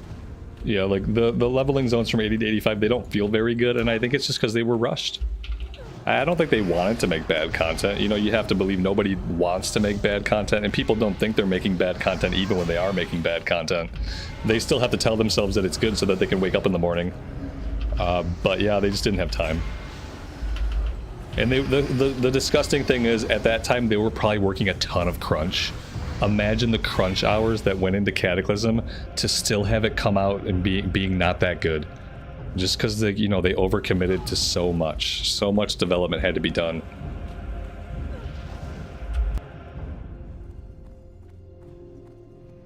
The Worgen quests are still good? Yeah, absolutely. There's pieces of content that are still good, and you can definitely feel it when you're in a zone that's good, or you're in a leveling bracket that's good, or you're in a raid or a dungeon that's good. You can feel the difference between the content that feels like it had enough time in the oven and the majority of content that didn't. And the Worgen opening quest, like the story questing for the Worgen intro, is actually really good. Now the goblins, I don't like goblins, and I don't like the goblin fantasy a while, but you know, some people like the goblin starting areas too, so those areas probably got a little more TLC.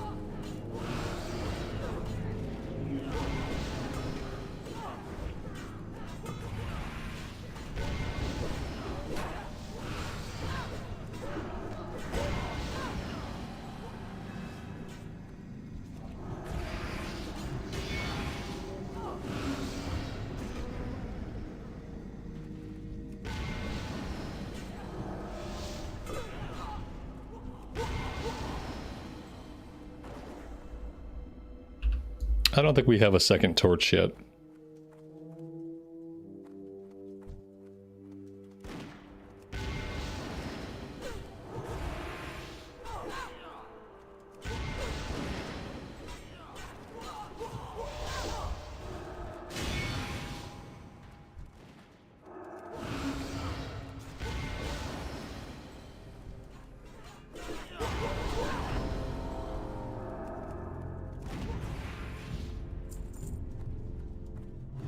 Now we should have it.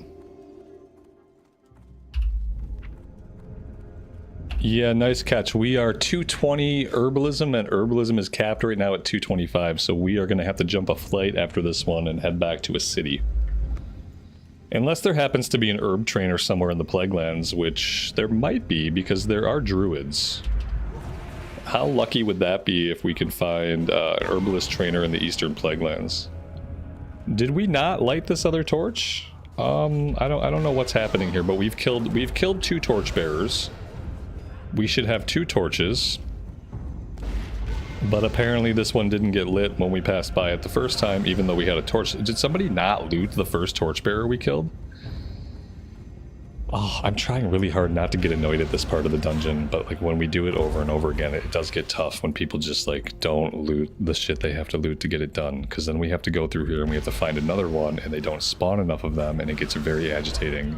And we don't have the ability to turn it on like open loot anymore. I don't think we can affect the loot at all.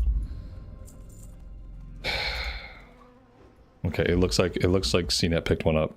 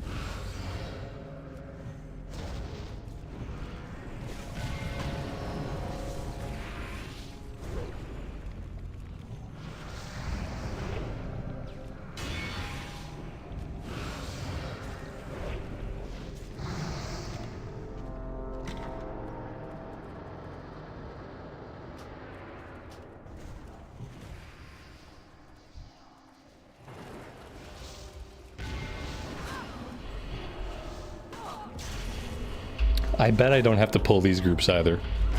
I bet I can ignore these 2 groups when we first come into the room to the right and the left. I bet I don't need them.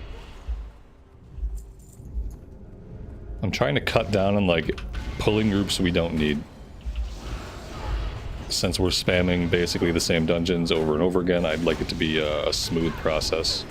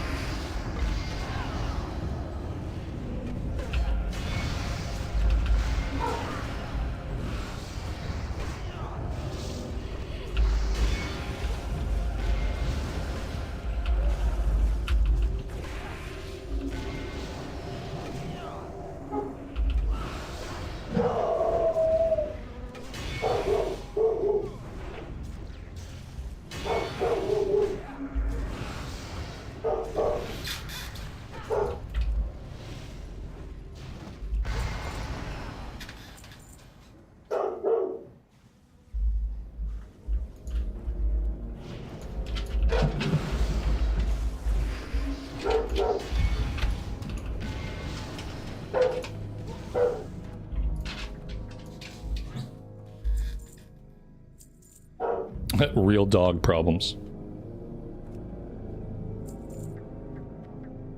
Don't have dogs. Dogs suck.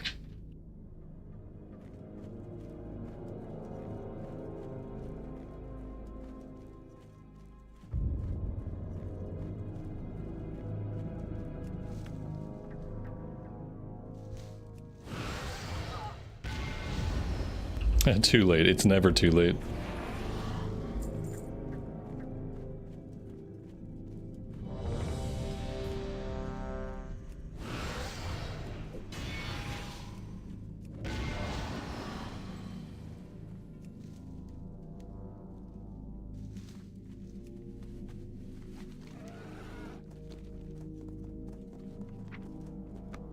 All right, we could get to, let's get to a flight point. I feel like we get to the nearest flight point and we take that to the nearest city. Which up here will probably be Ironforge, I guess. Let's see if we can do that. They came back to the door. If I need to come up there and tell them to go away, I'm gonna come up there and tell them to go away. Are they still at the door? Because I'm about to be incredibly rude to these people. And they will not come back after that. If they come back again, I'm going to come up there and have a couple words with them. Because yeah, at this point, it's disturbing my day, and it's disturbing your day, and they just need to go the fuck away. And if they didn't get that by you telling them or by the dog barking nonstop, then they're going to have to hear it from me.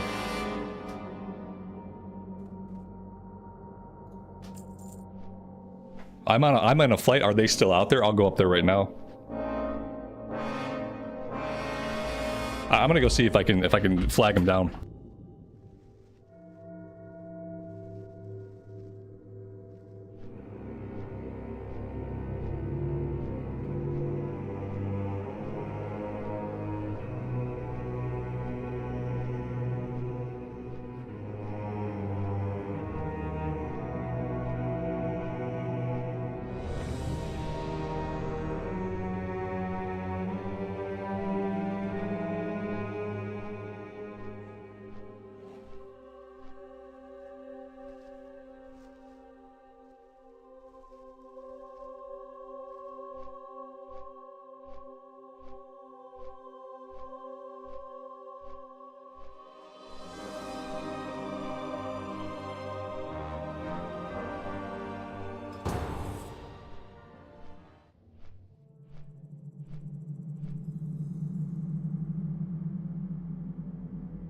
Yeah, they're gone. They're gone. I don't even see them. We were facing straight ahead.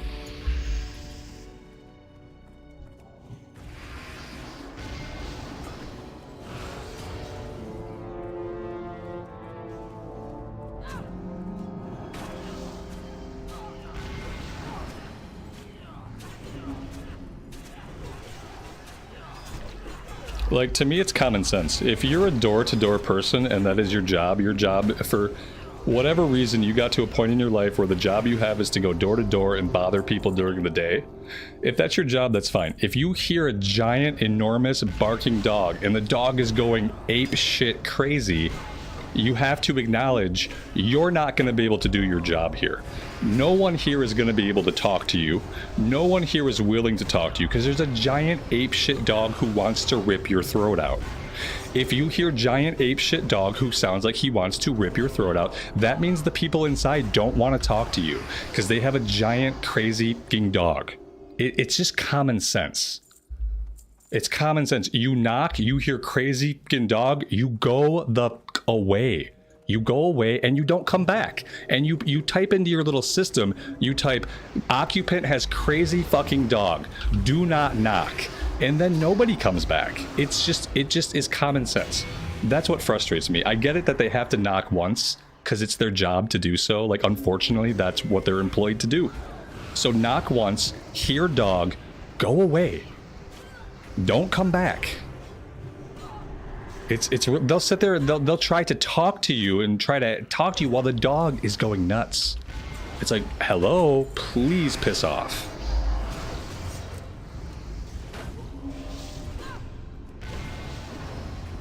They're like teenagers, then they should even more so piss off. Even more so a reason to hear a crazy dog and just get away from my house.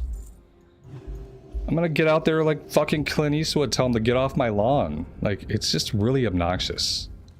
I've never lived in a neighborhood that has had as many door-to-door people going around. And it's like, this is not a great neighborhood? So I'm actually surprised at the amount of people that they send to knock door to door for really like scam sounding shit. Like people will come tell you that they're from your power company and they're going to help you with their bill, but they're not from your power company and they're not going to help you with your bill. And yeah, it's bad. It's bad and it's disruptive, and when you have a barking dog, it's even more disruptive. I'm sorry, guys.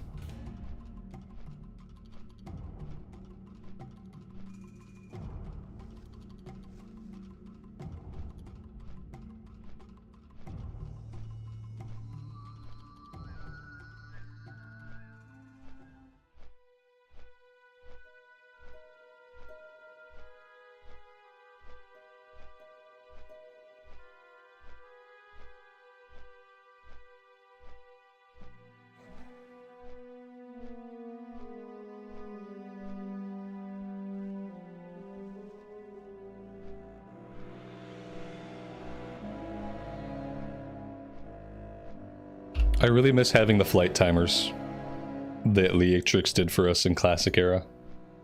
It's very sad that we can't have flight timers.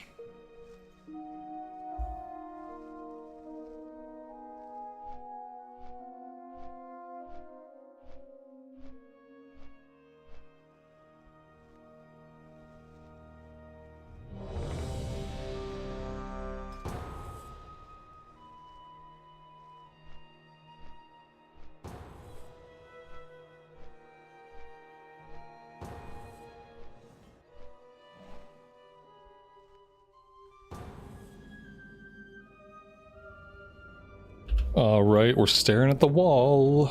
Oh man, are we... It was 57. I think somebody told me it was level 57. We're gonna get another dungeon in the list. It can't come soon enough. This is a tough bracket to get through. Usually we do not dungeon through this bracket. Usually we go to the Blasted Lands and we do quest from 55 to 58 to get us through to Outland. And this time we've just ended up continuing the grind because I've been mainly focusing on herbing and mining. So yeah, here we are.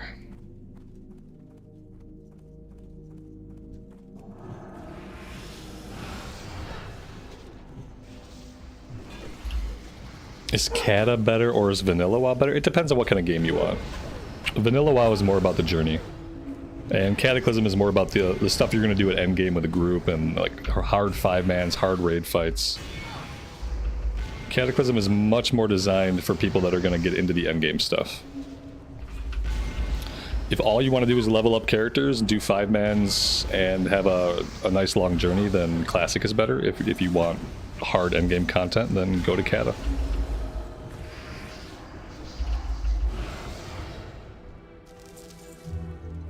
Different games for different folks.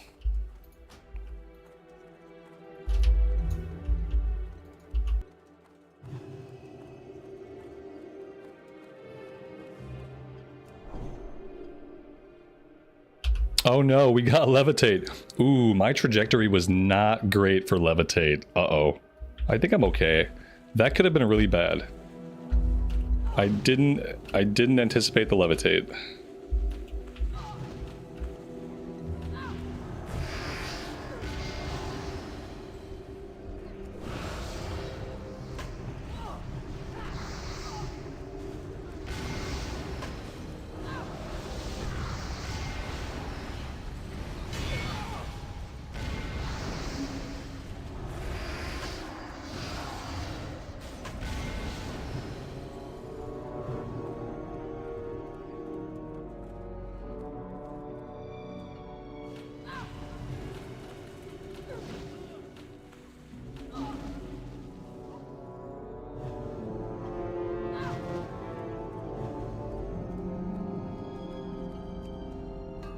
It's nice that we get one mining skill up every time we do this. It's like a positive externality.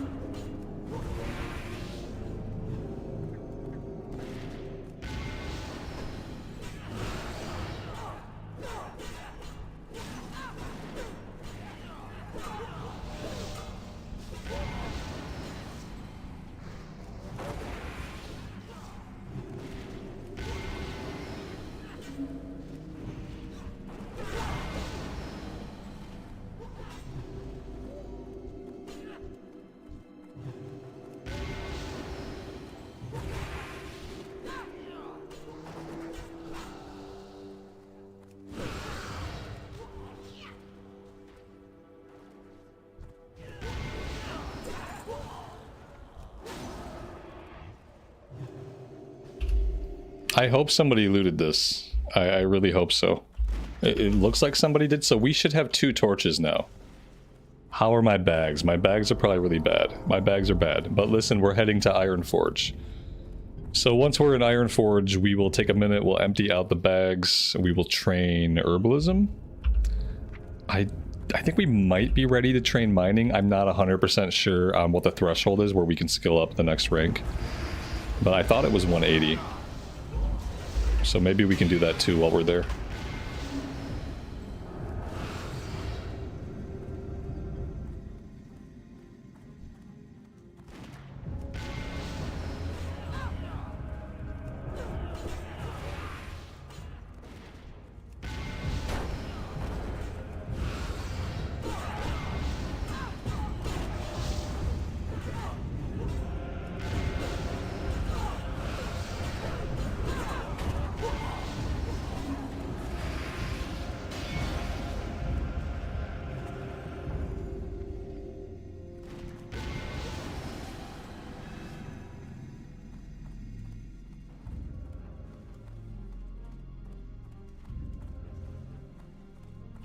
We've killed 3 of these guys. We've killed 3 of them, so somebody should have a torch. Technically, we should have too many torches. I wasn't able to loot any of them.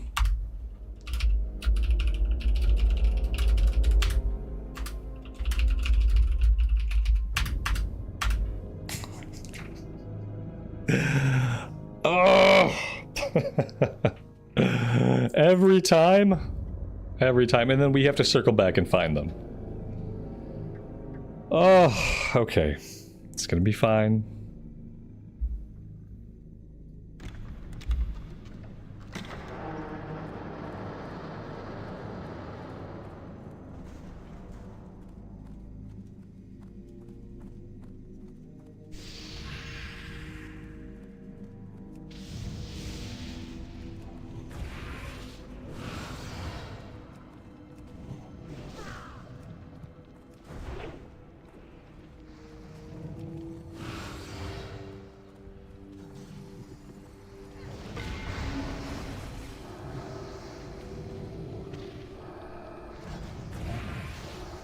How many years have I been playing the game? All of them. Yeah. I started playing when the game first came out. So about 21 years now. And I'm an old person, so I was in my 20s when the game first came out. So not only have I played it the entire time, I've played it with my adult brain the entire time.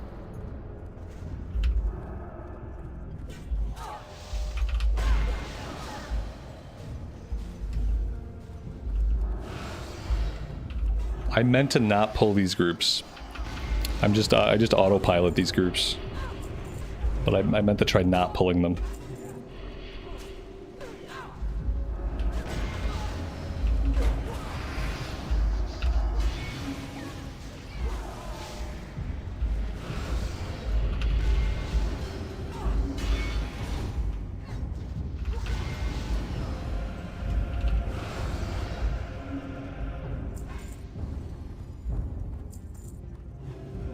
Can you set loot for free-for-all? Not in the automated dungeon tool. When you do these automated groups, you don't have any control over the loot. Yeah, I can't turn it to free-for-all. Even if you're the leader of the group, you still don't have any control over it. But yeah, free-for-all would be the way to go. I think back in the day, free-for-all is what you did. You set it to free-for-all so anybody can loot. That way there wasn't a problem of like one person just missing it. Like whoever was nearby could loot the torch and you were fine. But yeah, we can't. I'm sad.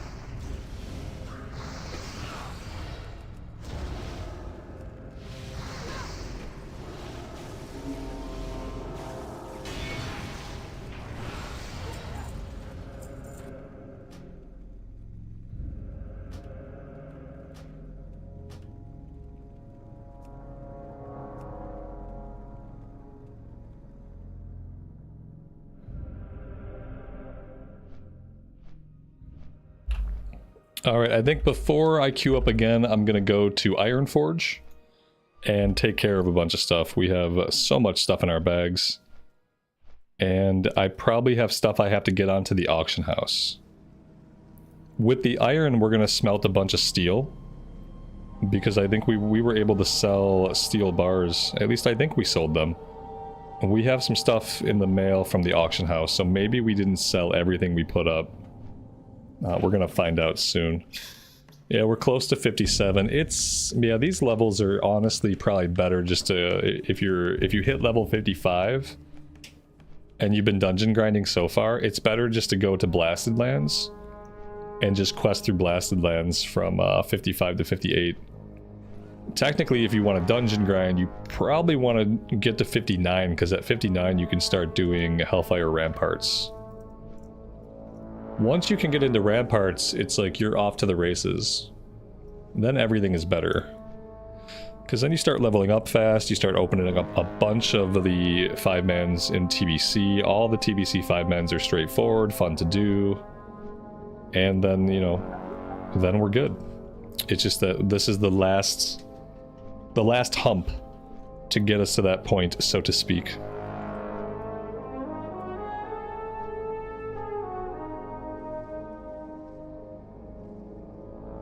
Oh god, my coffee is gone. It's just gone, guys.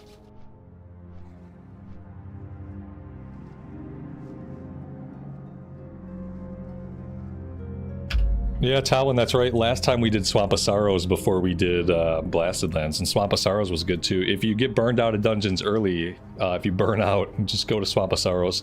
Well, that'll take you right into Blasted Lands. Cena, and the gear completely changes? Yeah, once you get into those better dungeons in TBC, like the gearing situation turns around really fast.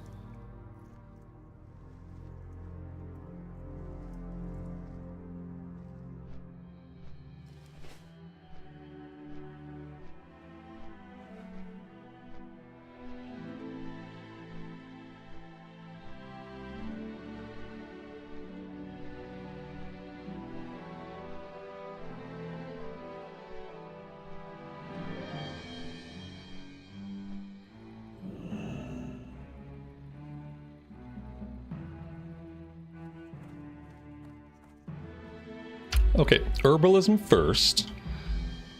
Then we'll check mining. I'm not sure if we're ready to train mining, but we'll go check it out.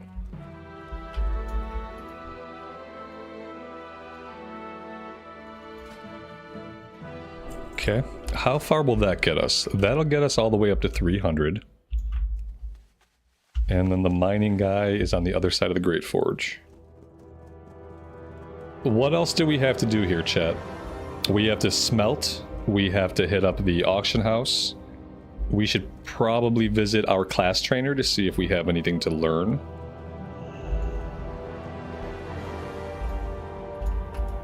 And I think that's it. We can't get artisan yet. We need 200, but we were able to pick up a couple more smelting recipes.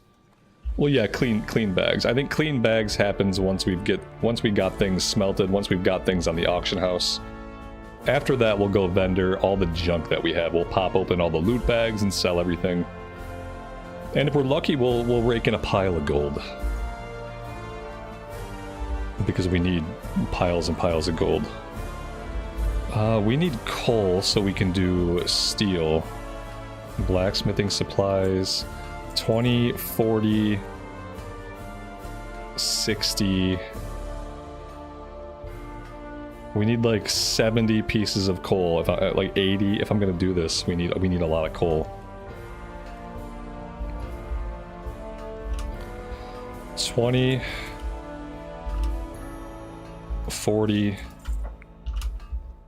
60, 80. I think that should, let's just buy like 20 more just in case.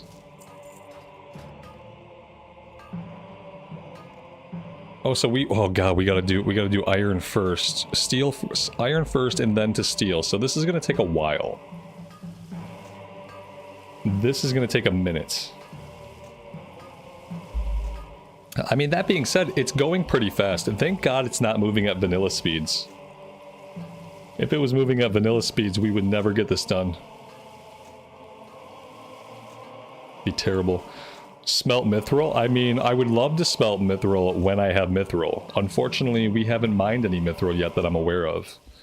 Yeah, if we had it, we'd be able to see it up there, so... Hopefully when we go into the eastern Plaguelands a bit more, maybe we'll start finding mithril.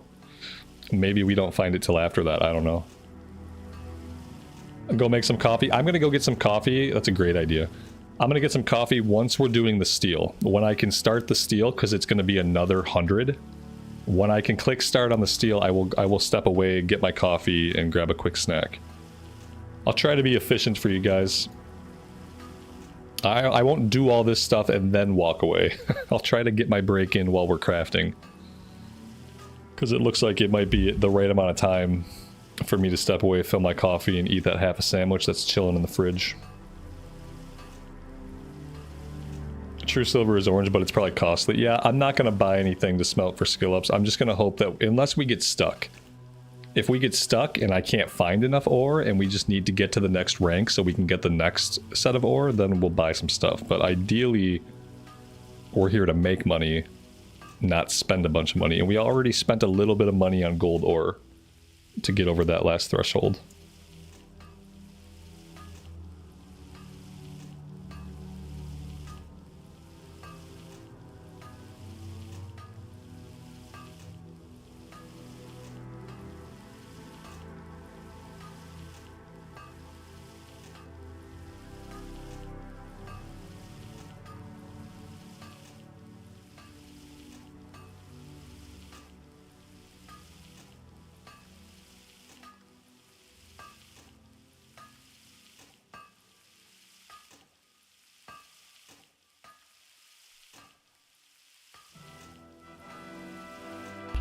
I'm really sad that we haven't had any good transmog.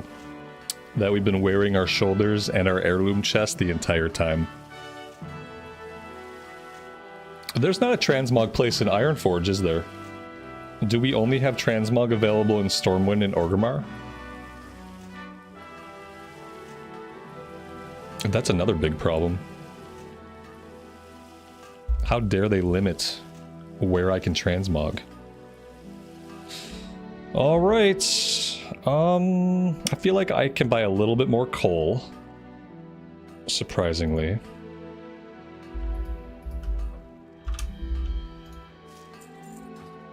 Alright, I'm gonna start this, and then I will be right back.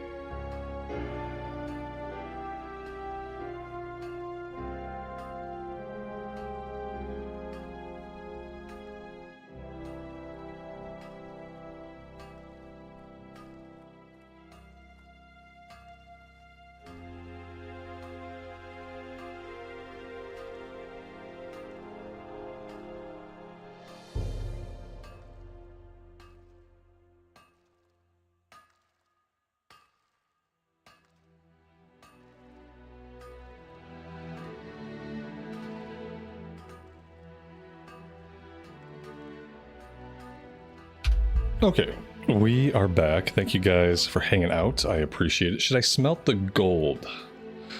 The silver sold more as ore. The gold ore was selling for like half a gold a piece when we bought some. So maybe before I smelt anything else, we just go check the auction house prices. How does that sound? Sounds good to me.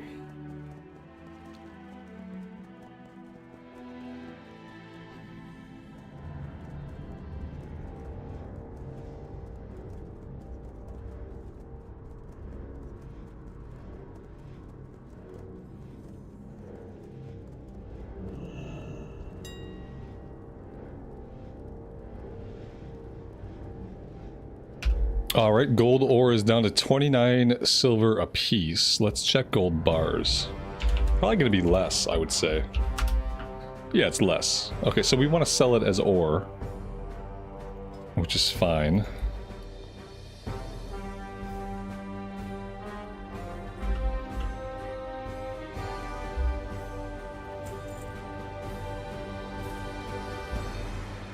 And then steel bars are going for 223. Let's put all of ours up.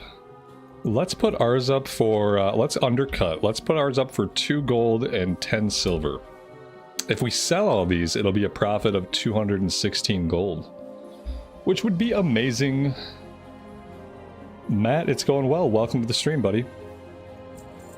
Let's see, what else do we have? We have the silver ore. Silver ore is going for 3 gold a piece. We'll do 3, we'll do 1 silver. Oh, we had more gold that I didn't see.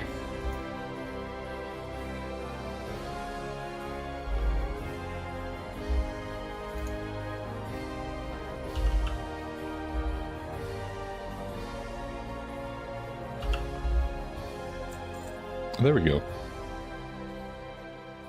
Let's check the gold thorn. Gold thorn is going for 5, almost 6 golds a piece. Okay. Let's do 550.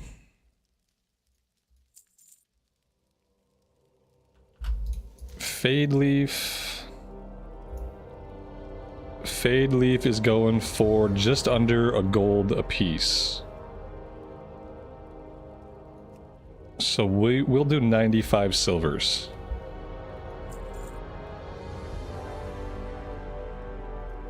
King's Blood, 1 gold, 47 silvers. Let's max that out. We'll do 1 gold and we will do just a flat 40 silvers. Wild Steel Bloom, 149. Again, I will do 140.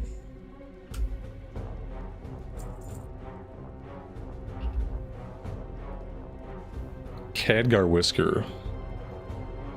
Khadgar Whisker we have a lot of. These are selling for 129. I'm gonna do 125. And besides that, it looks like we have a little bit of cloth and we have dark iron ore. Let's check and see what this sells for. There was a little bit of debate in chat. Oh, this is not bad. Yeah, dark iron ore actually sells for almost 4 gold a pop. I am gonna do 380.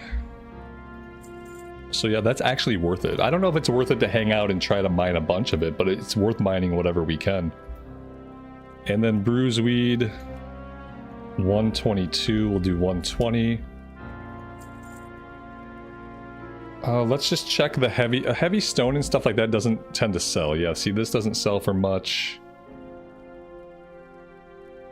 Dark iron residues doesn't really sell for much. The diamonds, it looks like the diamonds sell a little bit.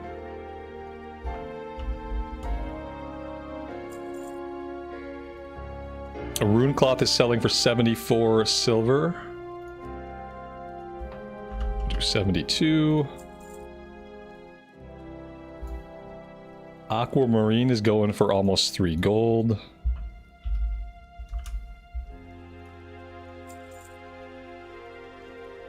And yeah, I think everything else we can vendor.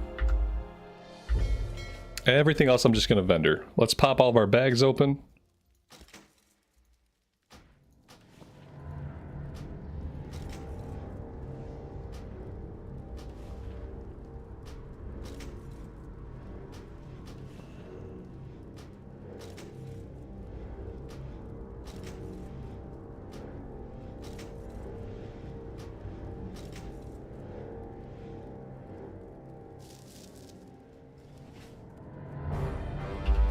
And we also have mail, so let's go check what's in our mailbox. Might be some stuff from yesterday that we didn't sell, judging by the time that it came in. Ooh, oh no. We didn't sell steel bars, and we didn't sell copper bars. Okay. We're gonna have to put this stuff up for cheaper. Yeah, it looks like we sold some of the steel. Maybe it's not really selling. It'd be a bummer if it's not selling at all, because we put up a bunch of it.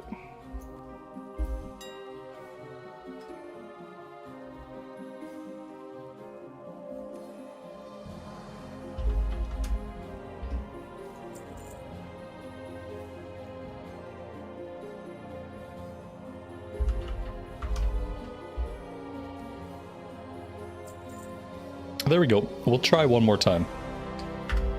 At a little bit of a cheaper price, and we'll hope that sells. Let's go ahead and vendor everything, and then we will be ready to go. CNET, you could probably queue us whenever you want, man, if you're around. All I have to do now is vendor all my stuff. Eventually pop myself back on a flight.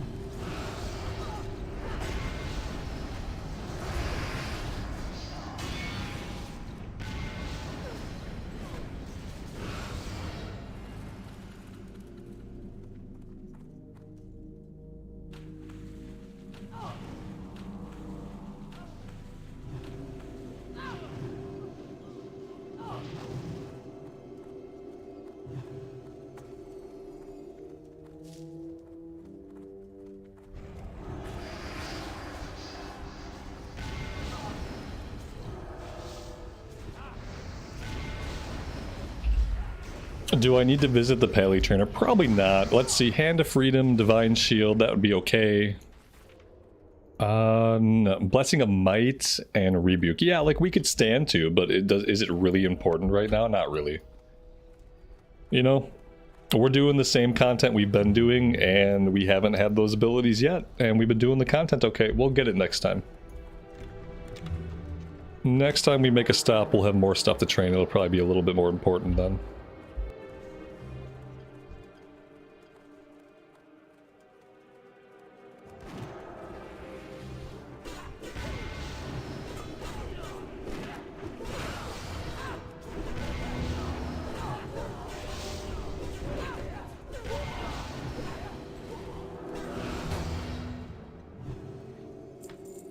Alright, this time I was able to loot the first torch, so we definitely have one torch.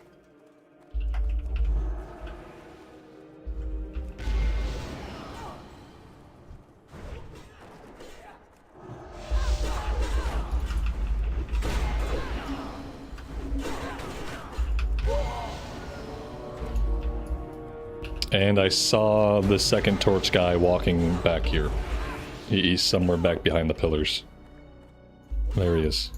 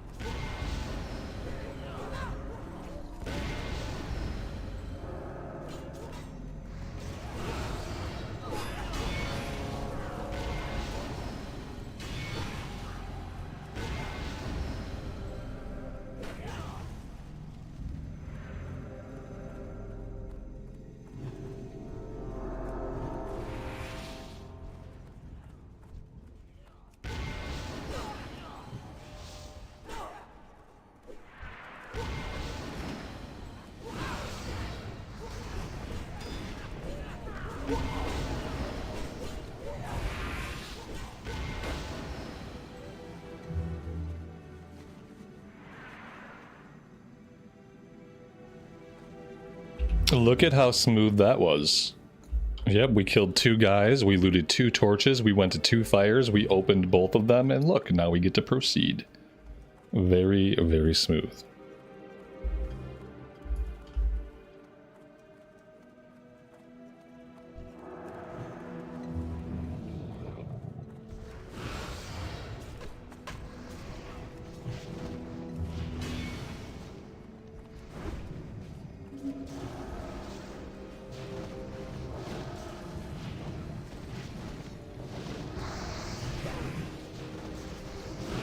I was trying to move him out of the fire, but I give up.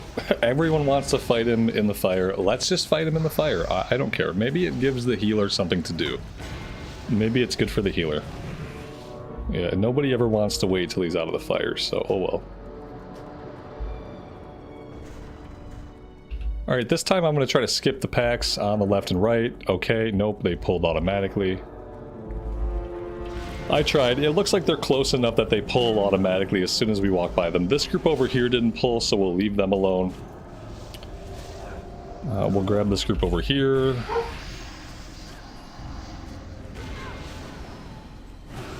Apparently, the solution to the barking dog was to put him on the staircase, so he's closer to my office. That was the solution to the barking dogs. Very good solution unless you're me. Which, to be fair, not everybody is.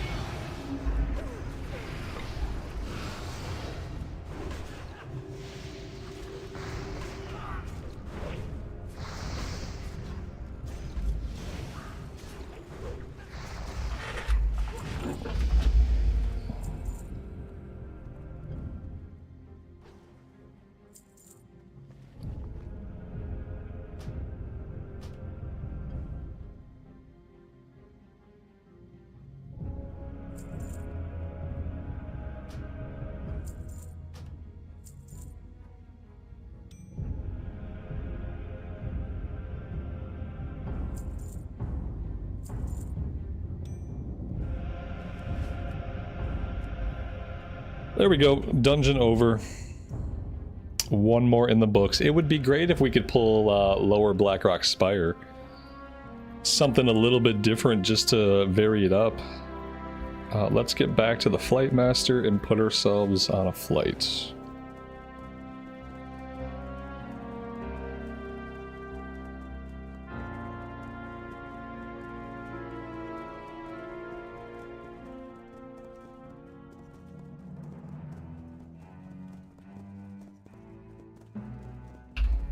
We can go do skills. I'll go do skills so you guys don't have to keep reminding me. I'll just get it. You've berated me into it. I'll just go take care of it now.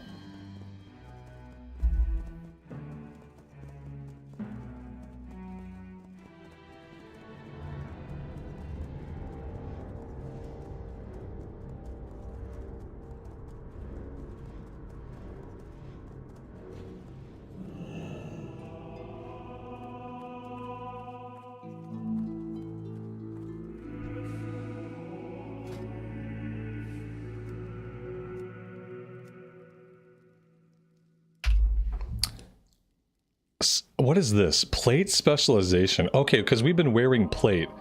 This grants a 5% increase to our primary attribute while wearing all plate. We are definitely not wearing all plate. We probably won't be wearing all plate until we're well into Outland. But it's good to have, I guess. Rebuke is another interrupt. I think Rebuke is on a shorter cooldown. This is on a 40-second cooldown, and then Rebuke... Rebuke is on, ooh, a 10-second cooldown. Yeah, let's make that our primary interrupt. And let's make that our secondary interrupt. There we go. That's fine. Alright, let's go hop on a flight back to the Plague Lands, and then we can queue up again.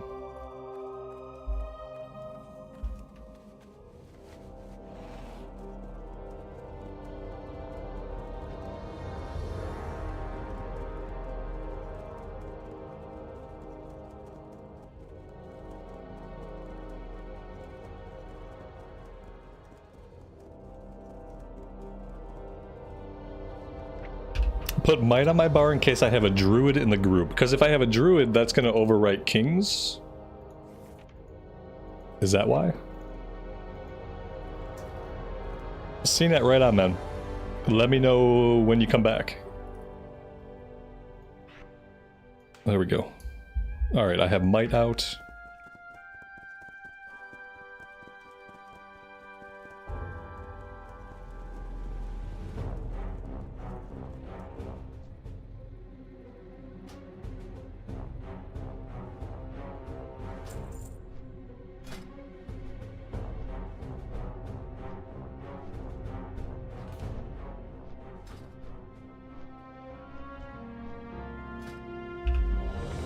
We might have a couple talents. Yeah, we have 2 unspent talent points.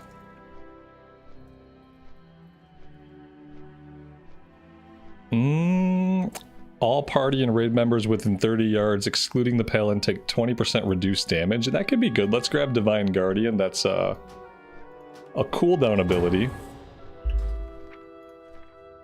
It looks like it just protects the group. Ooh, we pulled the Blackrock Spire. Okay, this is cool. I don't know my way around here. So hopefully we'll have somebody in the group who does. I'm gonna grab all these quests because quests are good.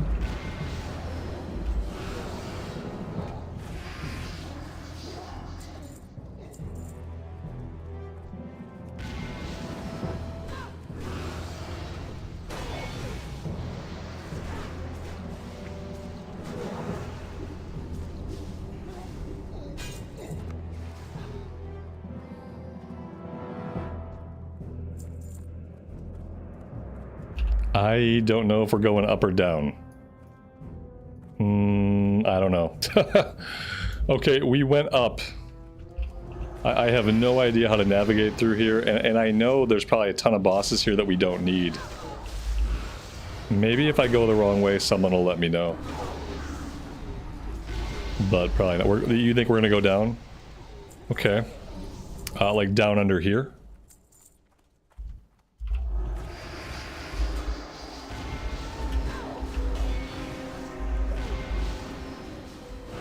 Boy, oh boy.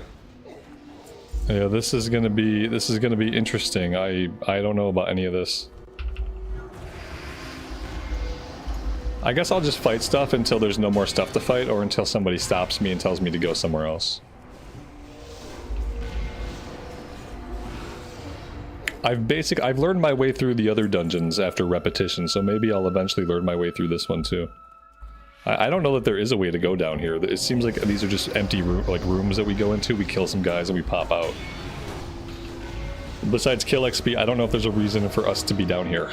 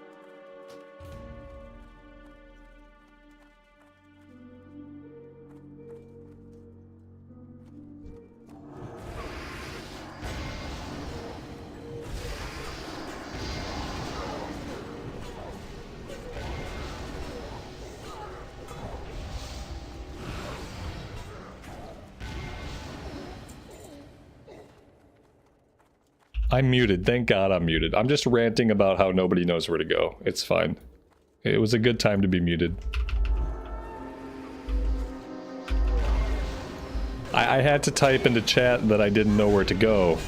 And then as soon as I typed in that I had no clue what I was doing, someone was willing to lead us. But until then, like, somebody got so frustrated in the first 5 minutes, they left the group. You know, that's how much I frustrated somebody. They got so mad at me for not knowing where to go, they immediately left. They clearly didn't know where to go either, so they just left the group. And now I'm starting to recognize some of this, so maybe I won't get as lost in the future.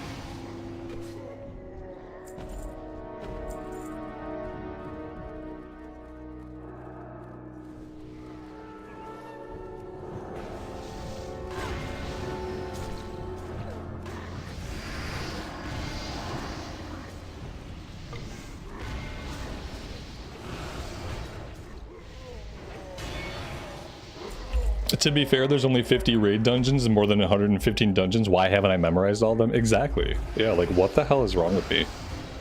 You'd think eventually I would have memorized all of them. You'd think I'd at least memorize the classic ones, but yeah, I can't.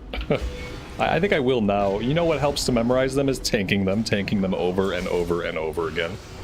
Once I tank them a billion times each, then I'll start to remember them. That's the thing, is like a lot of the early dungeons, I have tanked them a bunch, but when it comes to the later game stuff, like stuff like this, I have not tanked this a lot. And that's literally the only time where my brain will start to try to learn a route. I could heal a dungeon 1,000 times and DPS a dungeon 1,000 times, and my brain will make no effort to memorize the route. All I'm doing is following the person in front of me. But when I tank it, I have to eventually start like memorizing. I have to start like knowing where I'm at, so I don't get into group after group after group, and I have to admit to every group that I don't know where to go. So this is a confusing part. So we come all the way down here. This was pretty self-explanatory. We killed this guy, and now we seem to not really know where we're going.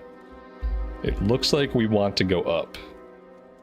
This guy was a kill quest. We don't need to loot him. We got the quest completion from killing him.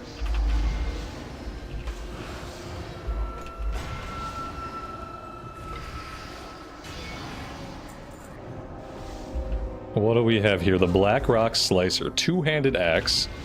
Chance on hit to wound the target for damage, dealing an additional 6 damage every 1 second for 25 seconds. Ooh, oh, that's really cool. It's like a razor blade on a stick. I've never seen this transmog before in my life. What is that? That's really cool looking. I don't need that. I'm just gonna, man, I'm tempted to grab it for transmog. How do I pass on it? I gotta try to roll on it for transmog. I'm sorry. I didn't win it anyway, but yeah, that was just really cool looking. It makes no sense, you know, but it looks cool anyway.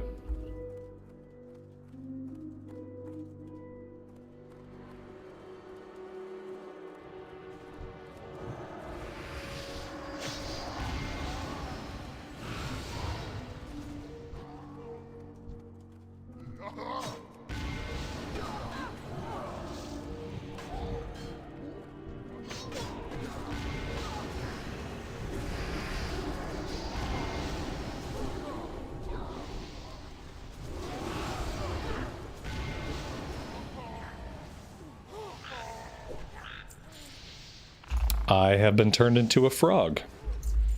I was a frog for a little bit.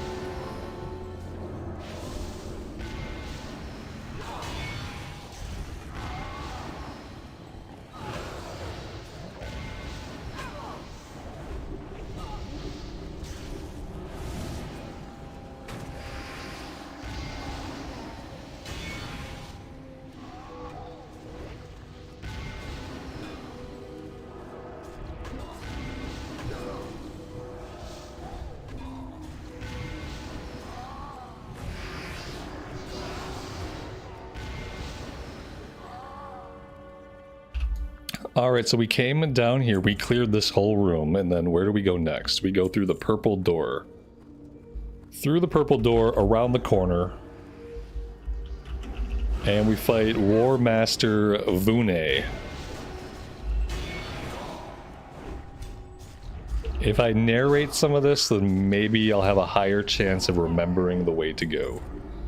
A thrown weapon with 6 agility and 6 stamina on it. And a one-handed dagger. Okay, so we killed purple guy behind purple door number 1.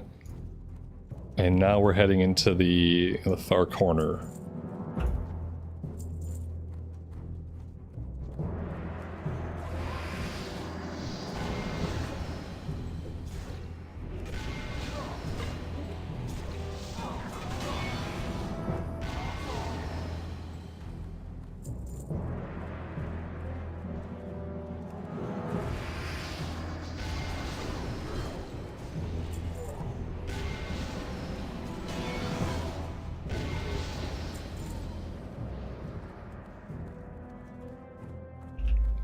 Okay, we're going past the pile of rocks.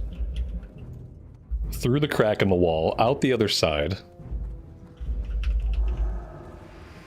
Where we kill guys who were maybe sleeping before we arrived.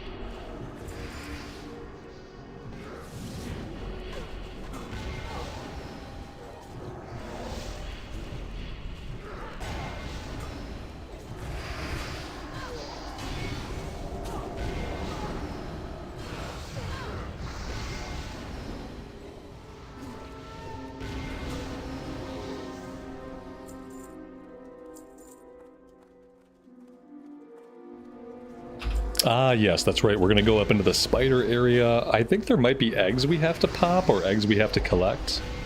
I remember egg sacs.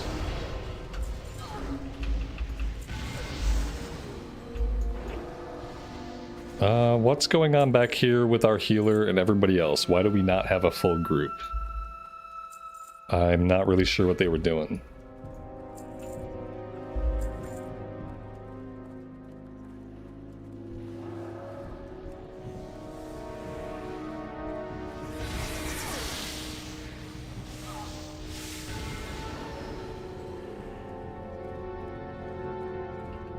Well, whatever I'm remembering about the egg sacs, we can't interact with them, so maybe I am making that part up.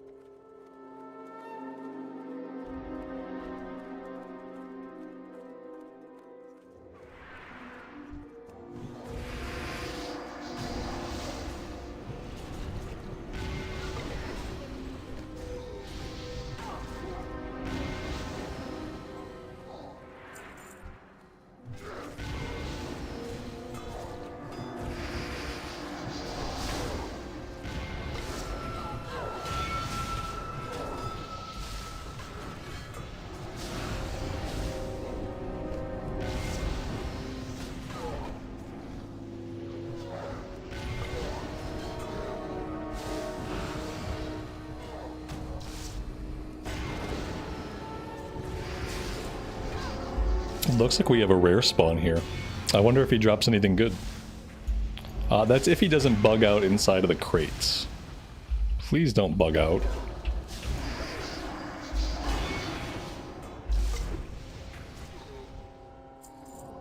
Okay, he drops an item that teaches us how to summon a pet.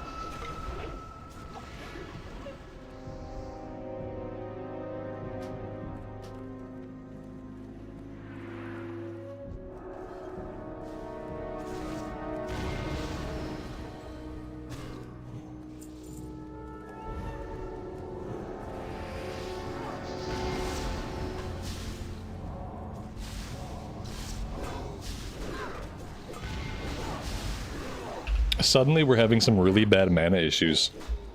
We've had 0 mana issues until just now, and I don't really know what changed, or why it changed, or what the heck is going on. And yeah, I've been popping Divine Plea on cooldown for the last little bits, and it hasn't seemed to matter very much. I don't know if we hit some kind of magical threshold where suddenly we're just like eating through mana, or what's happening. But yeah, again, as a tank, I don't want to have to think about mana. I have more important things to worry about, like moving fast and pulling big. How can I think about moving fast and pulling big if I have to think about my mana? That's not gonna work. It's not gonna work. You can put might up, I don't know if that's gonna help, but it can't hurt, I guess.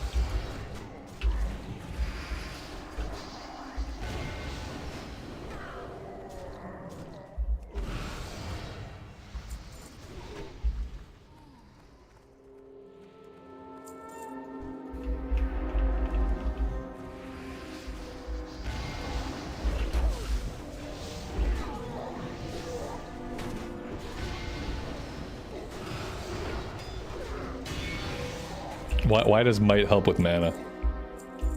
Oh, because it does. That's why, Robert. Might helps with mana because there is no Blessing of Wisdom. Is that what's going on? I was like, okay, put might up. That'll help with attack power. Why would it help with mana? Oh, it helps with mana because it says it helps with mana, Robert. That's why. That's the only reason why. It says that it does. I forgot that they got rid of Blessing of Wisdom. And that they rolled it up into might.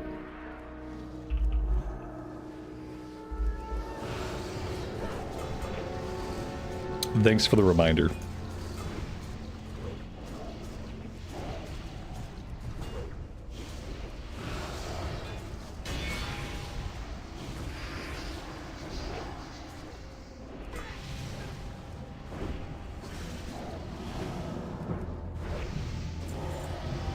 That was the last boss. Very nice. I like this place. This place is fun. Very cool. And we hit level 58. One more level and we'll start getting TBC dungeons.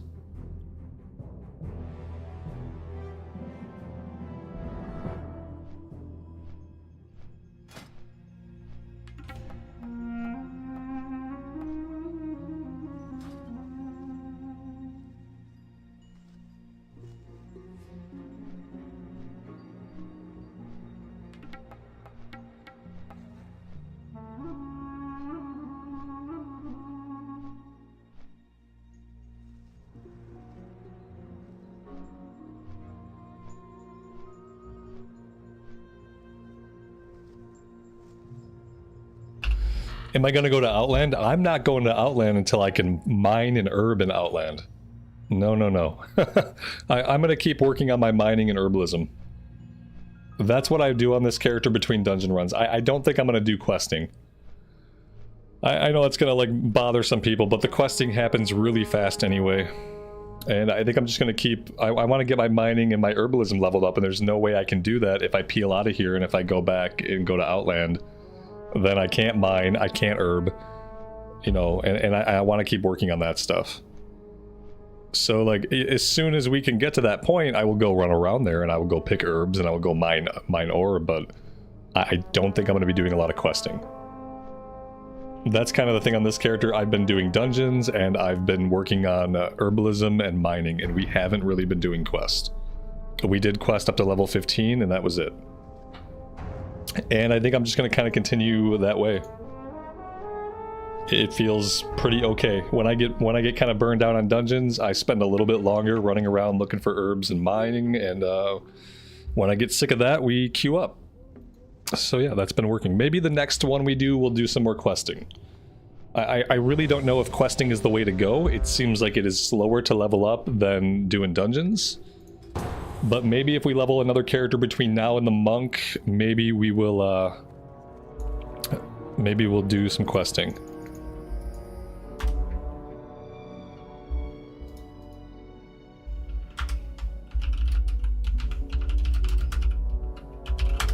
All of these people went the wrong way. They all went the wrong way initially. It's really sad when I'm the person in the group that knows where to go. That's when you know it's going to be rough.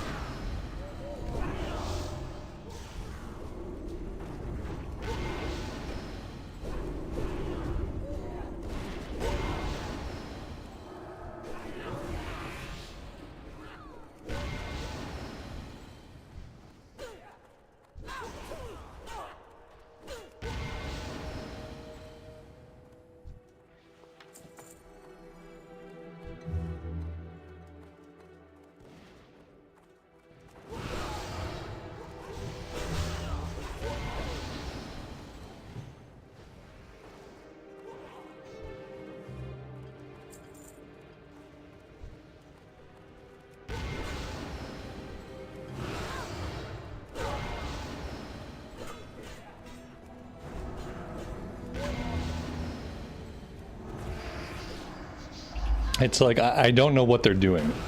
Because if they were paying attention at all, they would realize we've looted 2 torches. We killed 2 flame bearers, we've looted 2 torches. All you do after that is you run to the torch things and you light them. You don't have to stay out there and continue to kill stuff.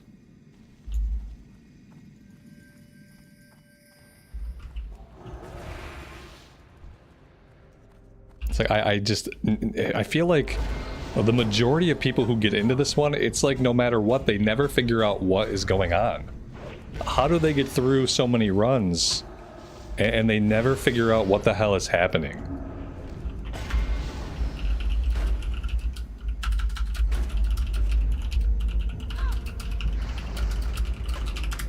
And yes, I'm typing in all caps because I'm convinced that people in this game don't read chat unless it's in all caps. That's why I'm only typing in all caps from now on. It's gonna drive people crazy, but I don't know what else to do. Yeah, it's so simple, but a lot of people don't know. I think a lot of people just, they follow along, and if they never think about it, you know, if they're never put in a position where they have to think about it, then they don't think about it. They never figure out what's going on. They'll do 100 runs. They'll follow their group on 100 different runs, and they'll never wonder what the hell is happening. They're the person that's not looting the torch when the guy dies and it's their loot. You know, they're the reason you gotta kill 3 or 4 torch bearers, and they just never figure it out. And a lot of times nobody takes the time to explain to them what the heck is going on.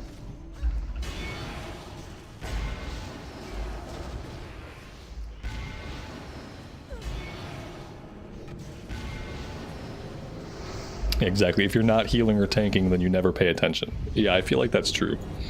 If you never heal or tank and you never have to lead a group in any way, then you're probably never paying attention.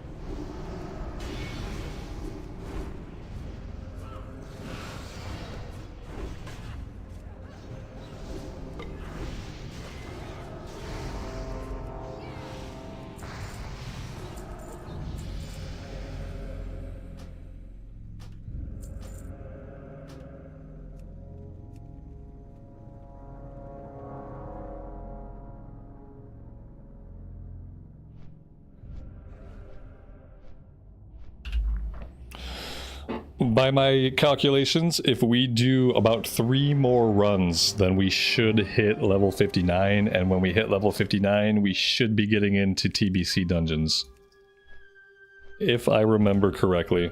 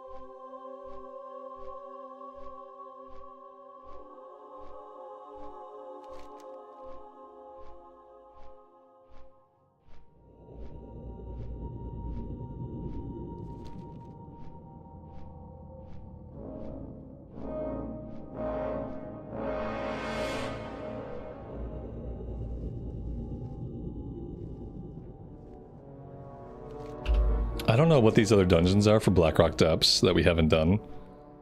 What am I not doing here? I feel like we've killed this guy 100 times. Is this not the guy that we kill constantly? Pretty sure we've killed him 100 times.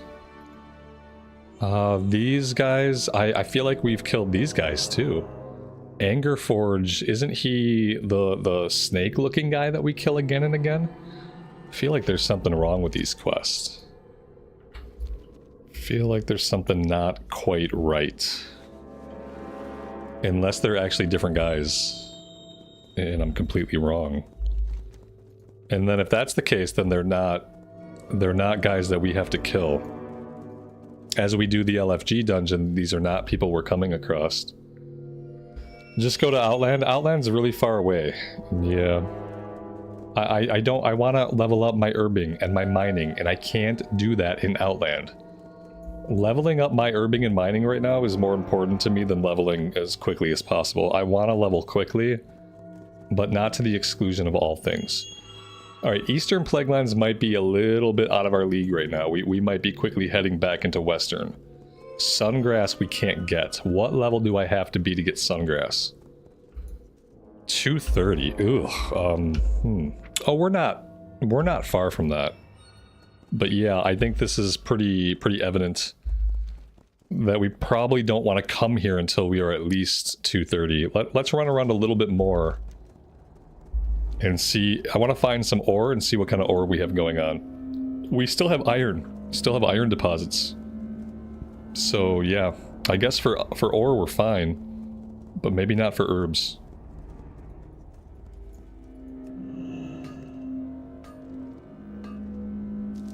It was a different Molten Giant that I killed. Okay, in that case, I'm never going to kill these guys, because if they're not part of the track that gets us to the dungeon complete, then we're never going to kill them. So I'm going to drop those. Clear up our quest log a bit. Yeah, I can't get any of the Sungrass. Khadgar Whiskers I can get. I don't think I want to be here until I hit 230. For my herbalism, so 9 more points.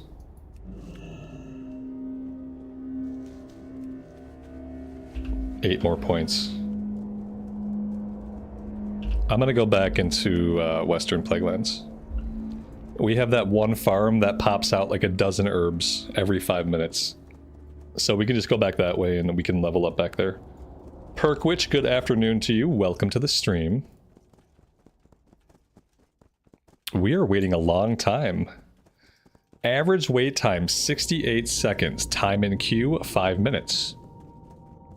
Nothing wrong with that. Seems accurate to me.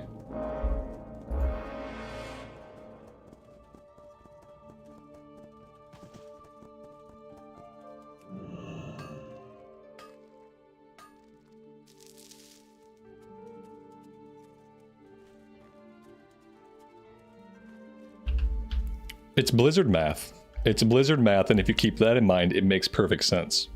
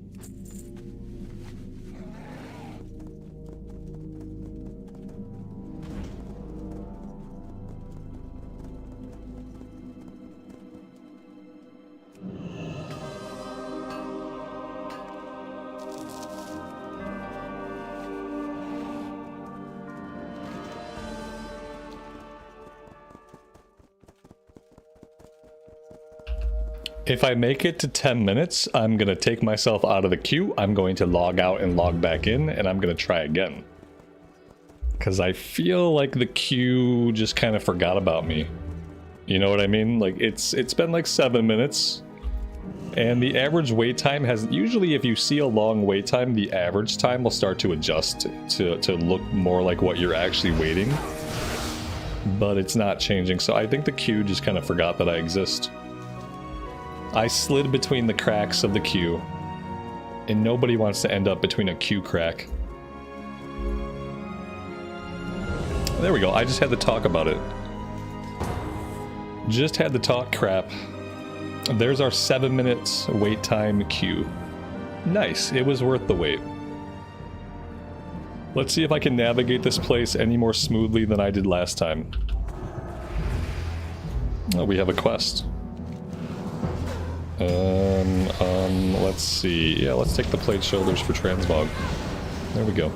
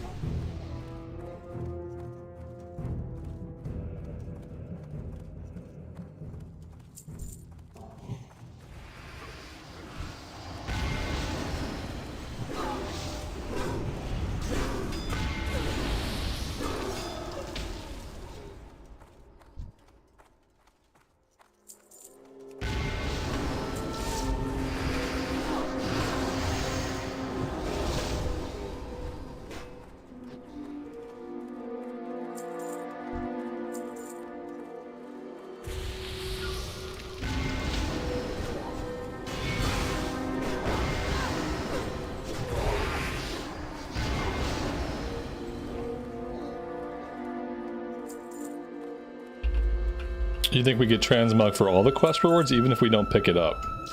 Oh. I don't know if that's true in Cataclysm or not. Maybe. I've had a couple of misunderstandings about how the Cataclysm transmog system works as compared to how the retail transmog system works. So I'm not sure.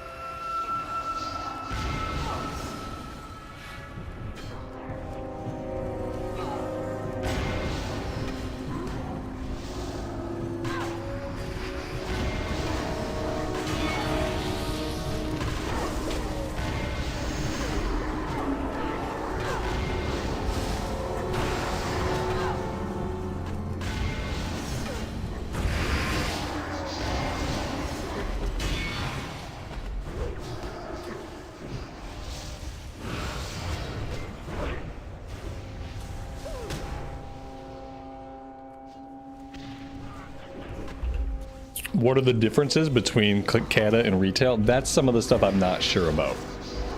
I know that one difference is in retail, you don't need to equip the gear that goes into your bags in order for it to become part of your library. In retail, you can sell your stuff, and when you vendor it, it becomes part of your library automatically. In Cataclysm, it don't work like that. If you vendor like a piece of BOE without equipping it, you are not going to get that in your transmog library. If it's a loot off a boss, or if it's a quest reward, it gets added automatically. But like a BOE green, if you just vendor it, then you're not going to get it. And that's one of the differences, and I don't know what the other differences are. That's why I'm not sure if you get all the transmog from a quest, even if you don't actually take the item. Because that could be one of the differences.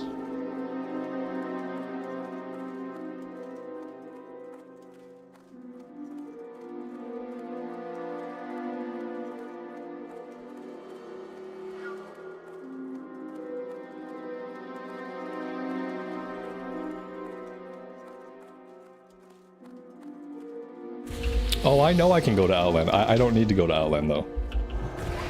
I don't need to go to Outland, and we probably won't end up going to Outland until I can mine an herb there. Again, with this character, I'm doing dungeons, and I'm mining and herbing. So I'm only going to be running around zones where I can collect the herbs and where I can collect the minerals. Other than that, I'm going to dungeon queue. That is how I'm doing it for this character. On other characters, we went into Outland and we started doing some questing right at level 58. But on this character, I'm going to prioritize continuing to level up our mining and our herbalism.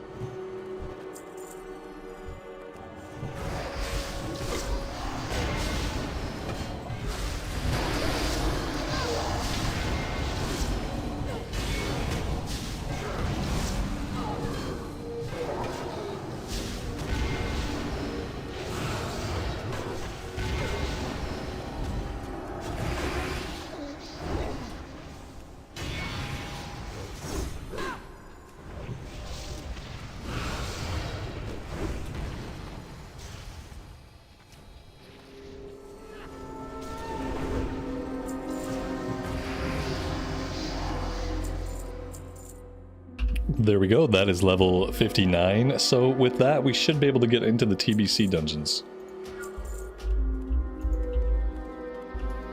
Let's finish this one though, because if we leave now, we're probably going to get Deserter. Because now if you leave for any reason, at any time, you will get Deserter.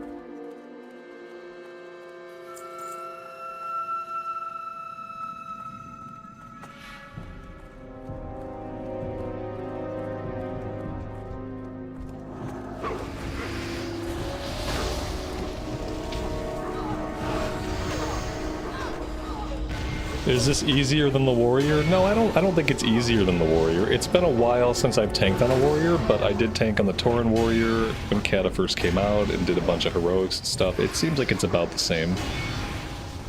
It might be easier earlier on in levels, but I feel like the effort as far as like pushing buttons is about comparable. It doesn't have less buttons than the Warrior, that's for sure.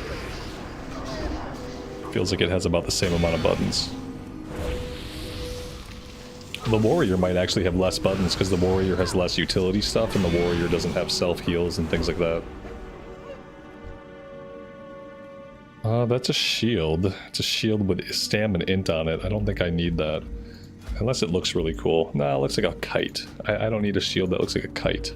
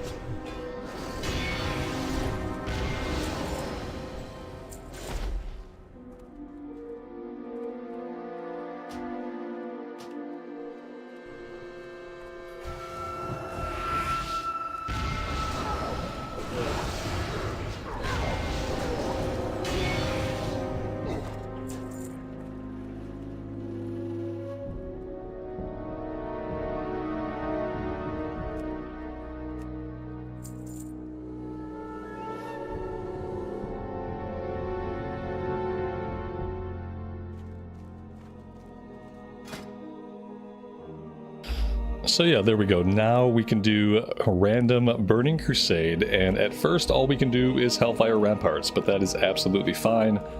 I'm gonna pop myself in the queue for that. I'm gonna go bio really fast.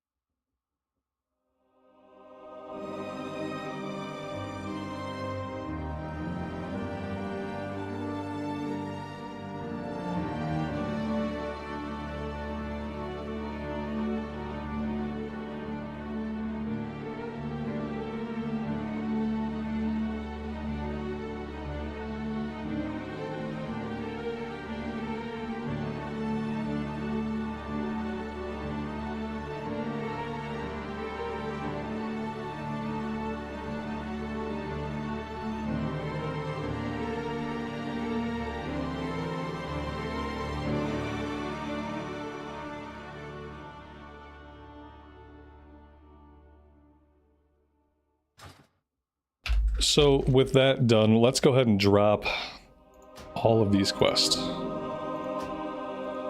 we go. Clean quest log. Inventory is not looking too bad.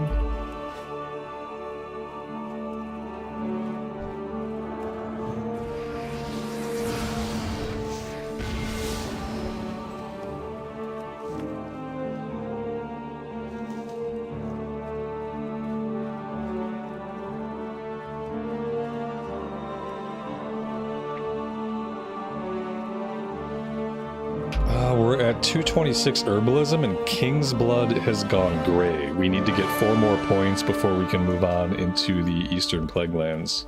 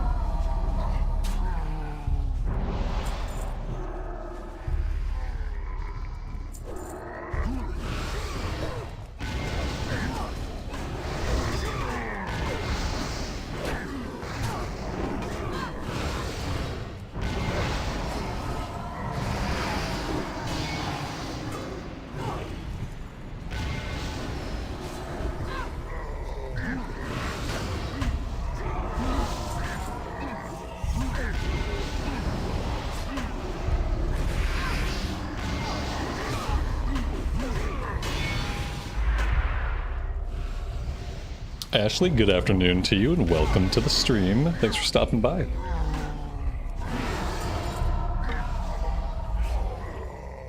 Stamina and intellect plate.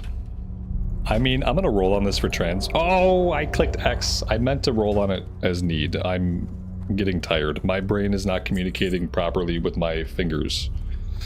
In my mind, I was hitting the dice. In reality, I hit the X. What a mistake. That one's gonna come back to haunt us.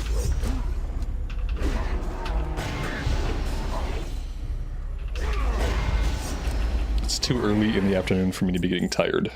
I still have coffee, so that's good.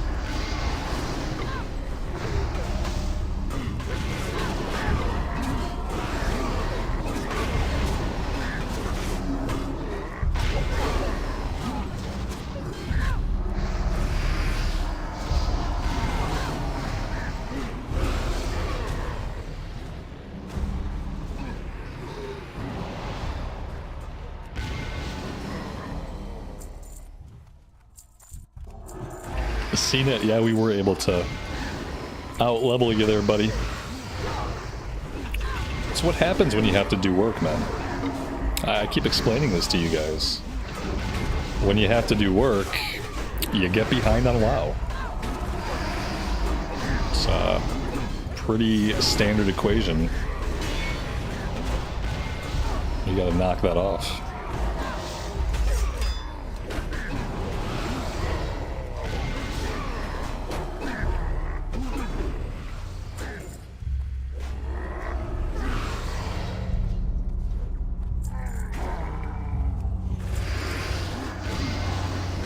The audacity! How dare you work? This is what happens. You fall behind the party.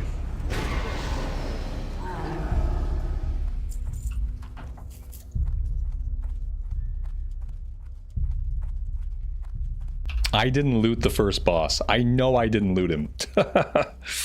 I guess we'll get this one again and again and again, right? I don't think I looted him. I remember thinking about looting him before we pulled him, and then we pulled him, and then any thought of looting him went out the window. He dropped the blue item, I misclicked on it, and I got completely flustered, and I never went back to loot him. That's a bummer.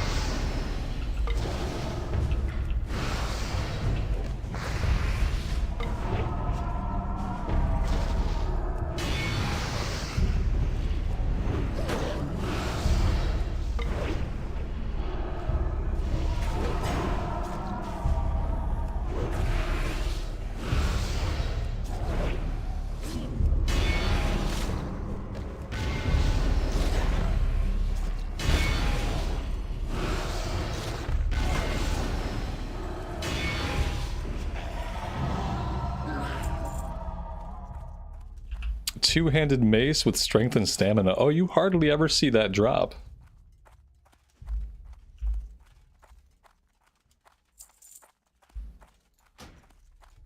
I'm gonna roll on it for transmog. Somewhere down the road, maybe we use a two-hander, who knows? Nobody else needs it. If nobody else needs it, then somebody might as well need it for transmog.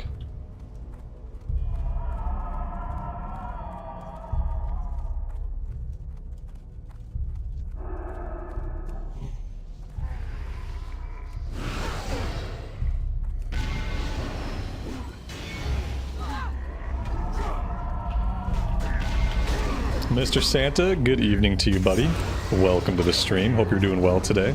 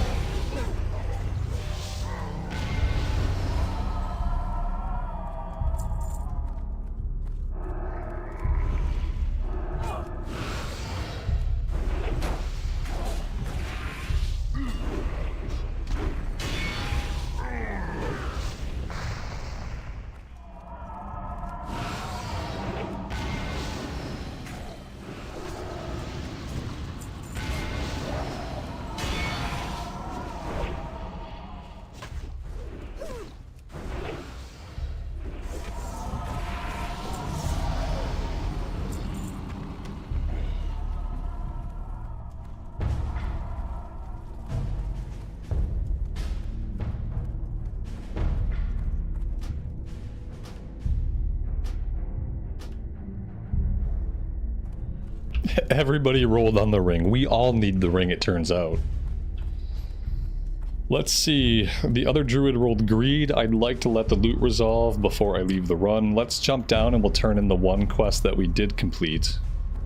And yeah, we hit 60. That was really fast. Apparently the warlock just doesn't want to resolve the loot. I feel like people do this intentionally sometimes. There we go. We actually won the ring. That's a surprise.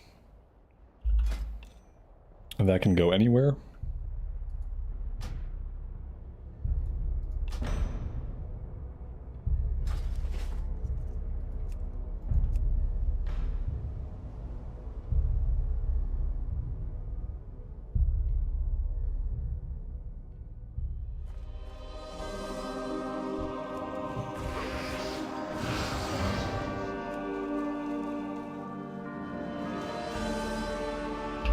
Alright, so that's skill level 230 with herbalism. Now we should be ready to go into the Western Plaguelands. We can get the sungrass now that we couldn't pick up before. Let's loot the rest of the herbs in this field, and then we will move on.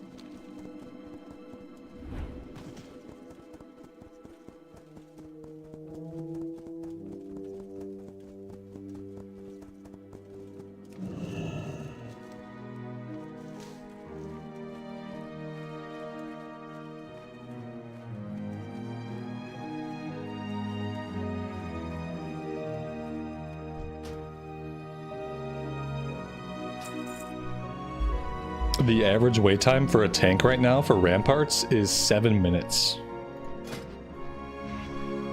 That's the only thing that we're in the queue for still.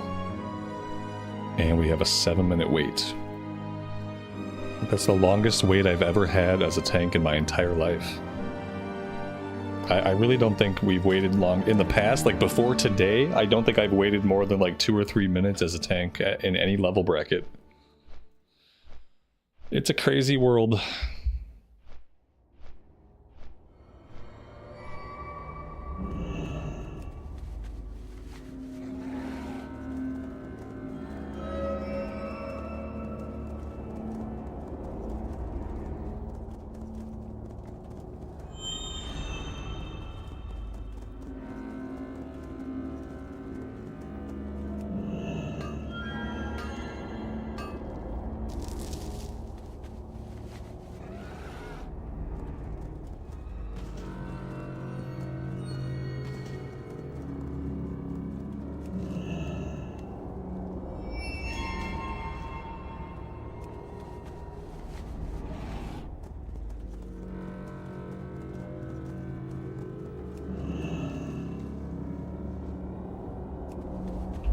If I had a healer, hey man, hey, I'm not the one who's letting work get in the way of this. Can't blame it on me. I'll send the email to your boss. I'll explain to them that you're needed elsewhere. I'm sure that'll go over well.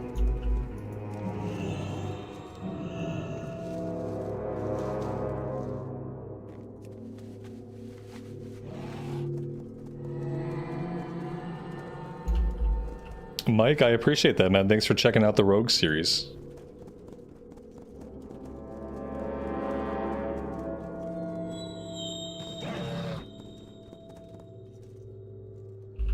Meeting also interrupted your 5th meal. Ooh, those pesky meetings. Yeah, I don't miss it.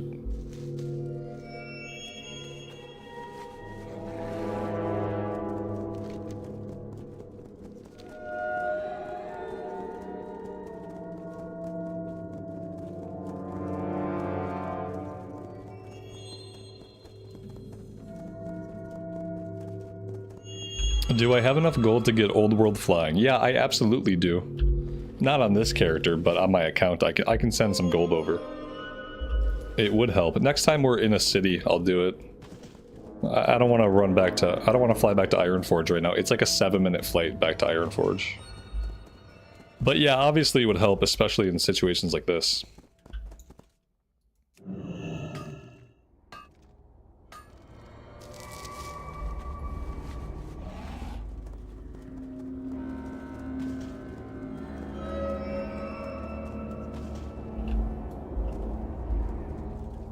Is there much worth doing besides hitting 85 and getting professions leveled up? You mean like on the eve of Mist of Pandaria coming out? You could farm up some heirloom gear. Like, I'm farming up some heirlooms for alts so that they can level faster. I've been doing that. But besides that, no, not really. Just getting a character up to 85, getting any professions you want sorted out, making sure you have the gold that you want to go into Mist of Pandaria. Having any heirlooms you want to have for alts in Mist of Pandaria, and that's about it right now until the new expansion launches. I mean, there's a ton more you could do. You could go after like a bunch of good gear. You could do the really hard heroics. There's 2 different tiers of heroics. So you have heroics and then heroic plus and heroic plus plus. You could farm gear out of those. Like, there's stuff you could do, but is it stuff you're going to want to do or stuff you need to do before Pandaria comes out? Not really.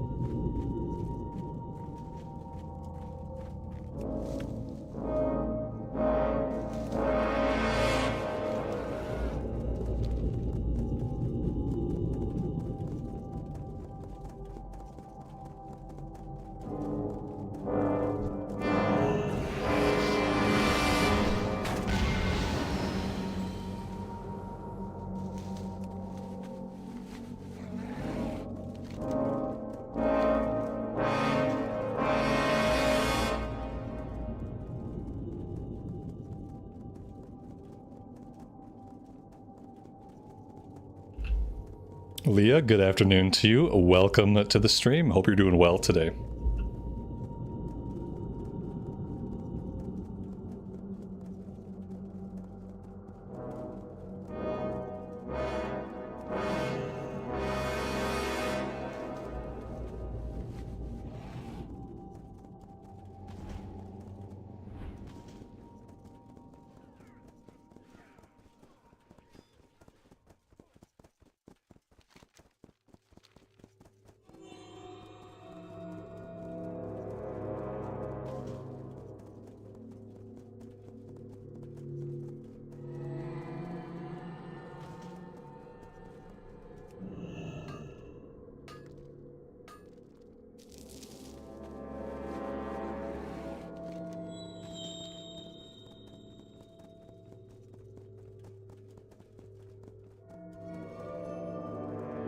CNET, are you level 59? Can you get into Ramparts yet?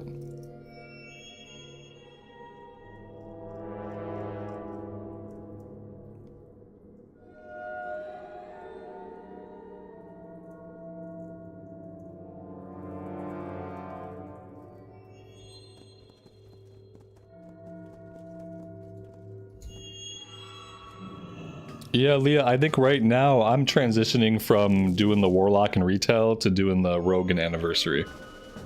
The Warlock and Retail, the leveling in Retail is too boring for me. I just have to wait till Legion Remix and hope that the ability to crank up the open world content to a higher difficulty will make leveling in Retail more interesting, because I just can't get into it. I've, like, over the past 2 weeks, I've, like, changed my schedule, so I'm waking up hours earlier so I can get that morning recording done before my workout, and I just want to get into a version of the game where playing it seems meaningful. So yeah, I'm gonna play a bunch more of the Rogue in the coming weeks. And then I'll have a short break from the Rogue when I record the Mist of Pandaria leveling series where I read all the quests. I'll be doing that on this character. And so I'll take a break from the Rogue during that time. I'll probably jump on the Rogue like once a week to burn the rested. And then we'll finish off the story mode playthrough of Pandaria, and then I'll be back on the Anniversary Rogue. I figure if I play it like an hour a day most days, by the time TBC pre-patch comes out, I'll probably be close to level 60. It'll probably take me the calendar year to get there, but eventually we'll get there.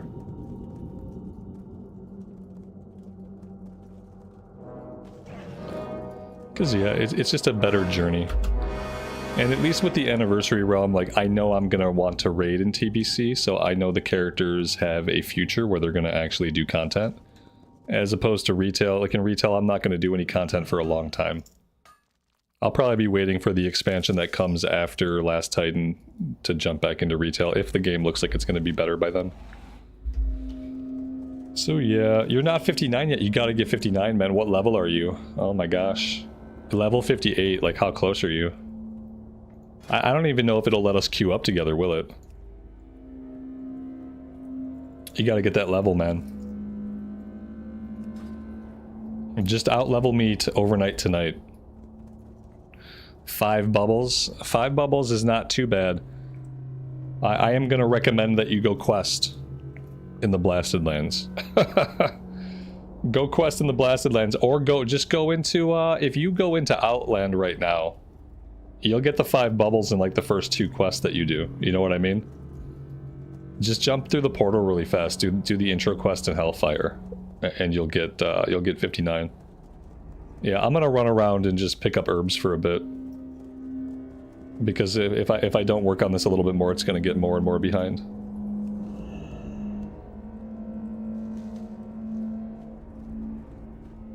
Yeah, basically, right now, a version of WoW is only going to be interesting to me if I have actual plans for the characters. So yeah, with Legion Remix, like, I'm going to do some mythics. I'm going to try to have fun with the open world difficulty stuff and just enjoy it.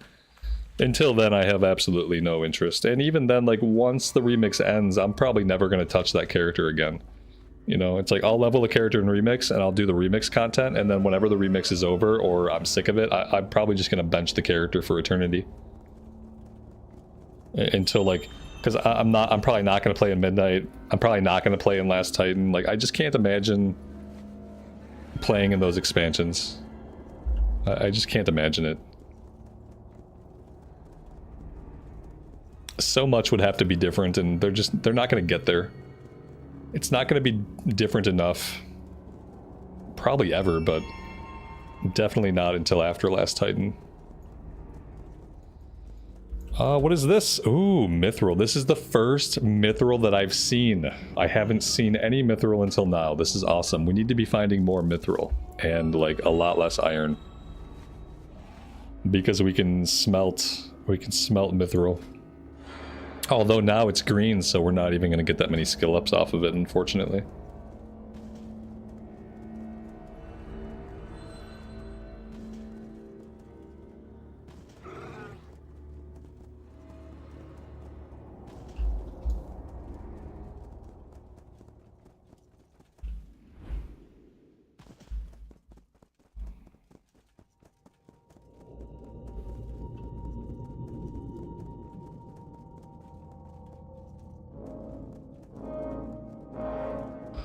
See, for me, Classic made it so I didn't have to have that mentality. That mentality never worked for me. Like, before Classic came out, I would often do that thing where, like, I log into retail, I log into a character, I open my map, I look at my map, I see all the junk on my map, I log out, and I don't log back in. And then I would do that every, like, couple of months. Prior to Classic coming out, WoW was basically dead to me. I hadn't been playing the game. I hadn't really had any interest in the game at all for a while. And so, like, I don't have that mentality thanks to Classic. There's, like, for me, there's better places to spend my time. And eventually we're going to have Classic Plus. And once we have Classic Plus, I might never look at retail again, honestly. Once I have a version of Classic where there's actually new content, where it's not just re-release content or like redone content, once I can play a version of Classic where there's absolutely new content scheduled and coming out, I'll never look at retail again. I'll probably just live the rest of my life as if it doesn't exist. As soon as I have a version of Classic Plus that's going to be around where they're going to add content to it over the course of a long time. And then the story, if any of the story stuff is interesting in retail, the thing is that we all know is true. The story is much more digestible and much more enjoyable when you just look up a YouTube video about it. I'll just watch Noble's channel if I want to get back into the lore, and if the story gets good in retail. Like, playing it is not going to be fun still. It's still not going to be fun to play through because it's still going to be the same open world content that it's always been. Very boring, very easy. So if the lore gets good, I'll just watch Noble's channel, or I'll watch Bellular's videos. He does some really good lore videos. And that's probably how I'll engage with like the ongoing World of Warcraft story, and wherever they take the lore next, I'll just keep myself apprised by watching YouTube videos. That's much more enjoyable and a better use of my time than actually playing the game. A lot of the story doesn't get conveyed meaningfully in the game anyway. You know, that's always been true. Yeah, so far the story has been utter trash. It's just been, I don't want to rag on it too much. But let's just say it hasn't been interesting to me at all. The characters are juvenile. The story is juvenile. It's like reading a children's book, kind of. It kind of reminds me of like young adult fiction, and not teen fiction, but literally like young adult fiction, like Animorphs, like some pre-tween like 11 to 13-year-old fiction. That's what the stories remind me of. So like I'm sure that appeals to somebody because people get into that kind of fiction, but I don't like it. It's not, as someone who actually reads good stories, it's not interesting to me at all. And I don't think they're ever going to be able to steer it away from that. I don't think they have enough good writers. I don't think they have enough good storytellers to ever make the stories good. The lore will probably be better. The lore has always been better than the stories anyway. But as far as the characters and stories, I don't think they're ever going to be great again.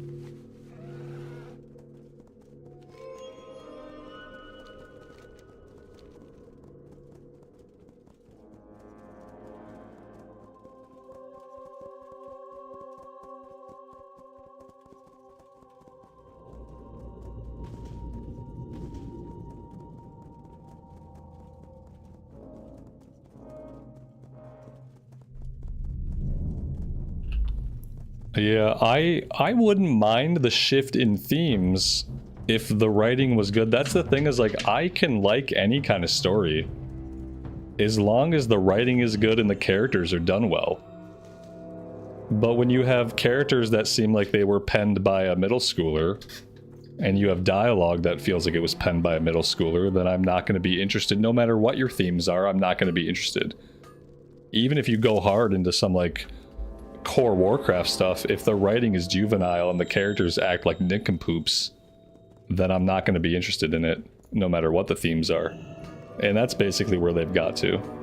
They've got to a point where the characters are silly, the things that happen are silly. It's all just kind of like, it's just silly. Like, even when it tries to be serious, it just doesn't get there. And it seems like even the plot elements that try to go a little bit hard into things, they always pull their punches. It's just not very impactful, not very good. I know I'm not in the queue anymore. I'm waiting for CNET to hit level 59 so I can have a healer.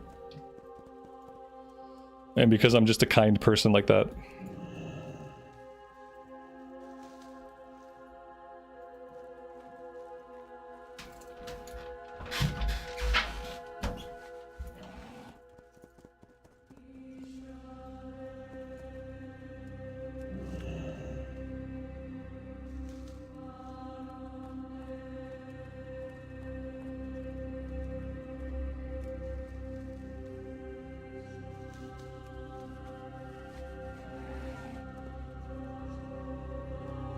Do I have any favorites? No, that's the thing that like I try to talk about, is like they have killed all the characters for me.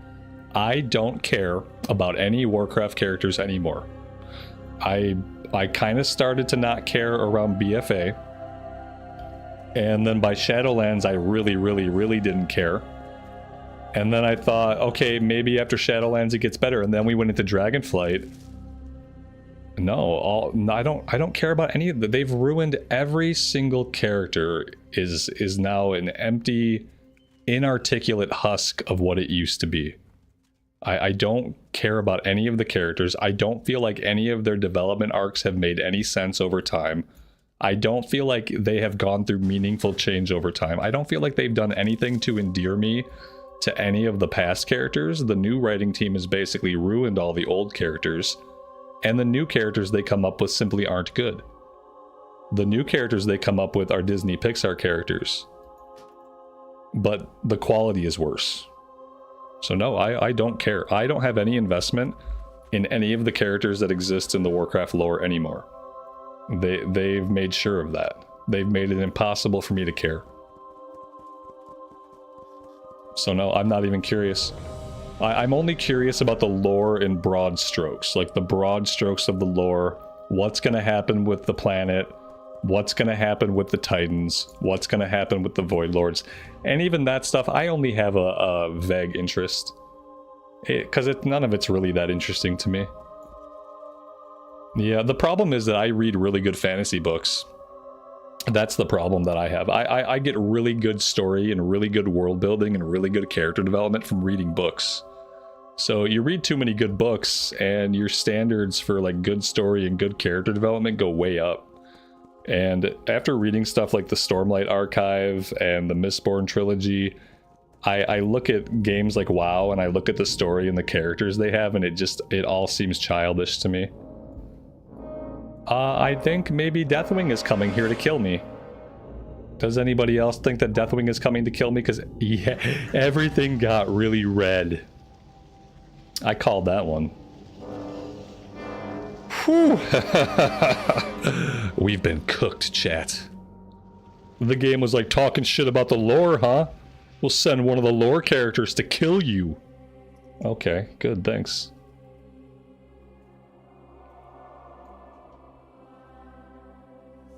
That's what I get for talking shit.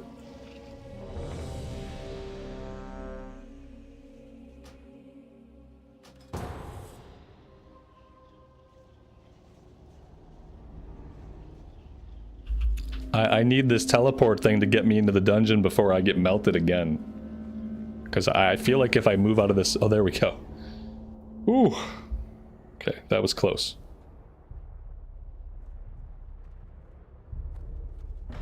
Yeah, I thought for sure I was going to res and just get killed again, but luckily we survived.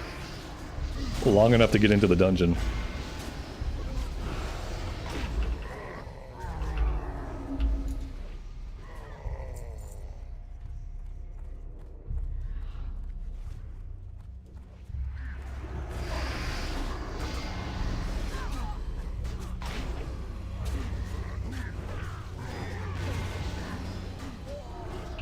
Okay, who are we kicking? Are we kicking the warrior? Is the warrior the one who just pulled everything? I think we're going to kick the warrior as soon as we can. Let's make sure we at least kick him before the end boss. Because that was horseshit, and I really don't appreciate my time being wasted.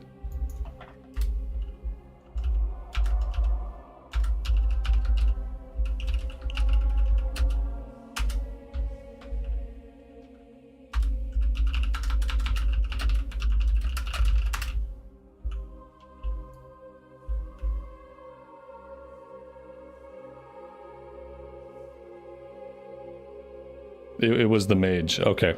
We're gonna kick somebody. Somebody will get kicked for that. I think if it was the mage, let's kick the mage. I think we gotta wait like 2 more minutes before we can kick anybody. Yeah, I'm not carrying somebody through a run that's gonna wipe us in the first fucking minute of the run. I'm just gonna kick that person and move on with my day.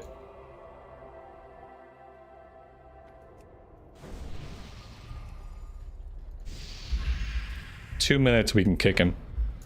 I'm gonna kick him before the run ends. At this point, I don't care if he never does it again. At this point, he wiped me at the beginning of the run before I could even get buffed, and I'm not going to put up with it.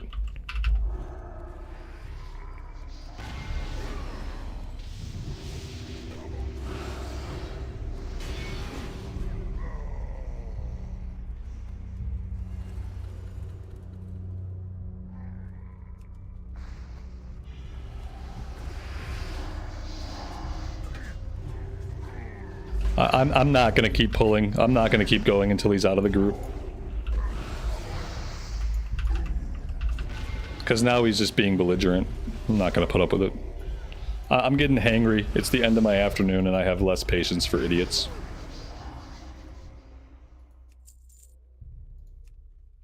Ten seconds. 9, 8, 7, 6, 5, 4, 3, 2, 1.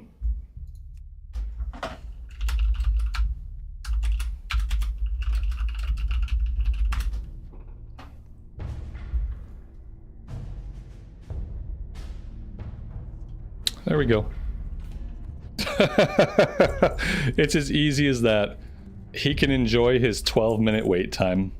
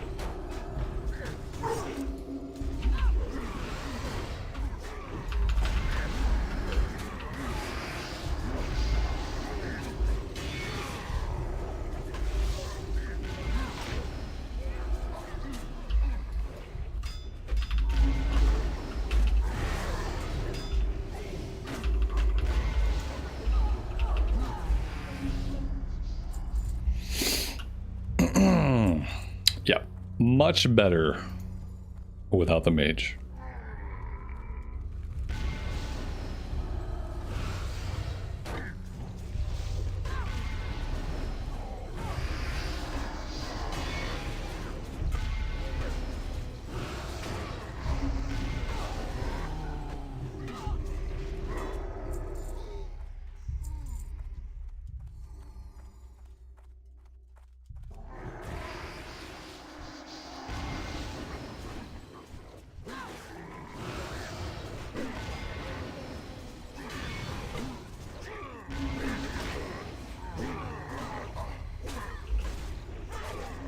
Hank, good afternoon, buddy. Welcome to the stream. Thanks for stopping by.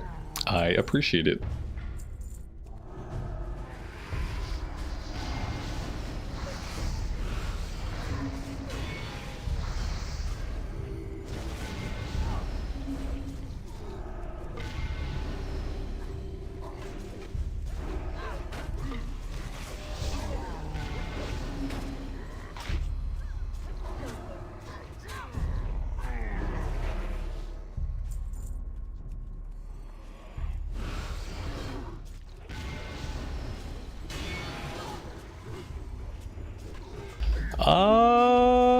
That was not good. Not what I wanted. Not what I wanted. Not what I wanted. Not what I wanted. Not what I wanted. Shit. Okay.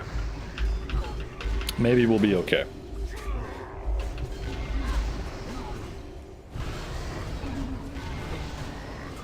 I guess we're fine.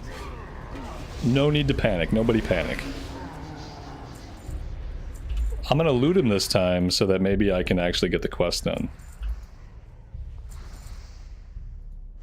I think I must have looted him. Okay, we must be good.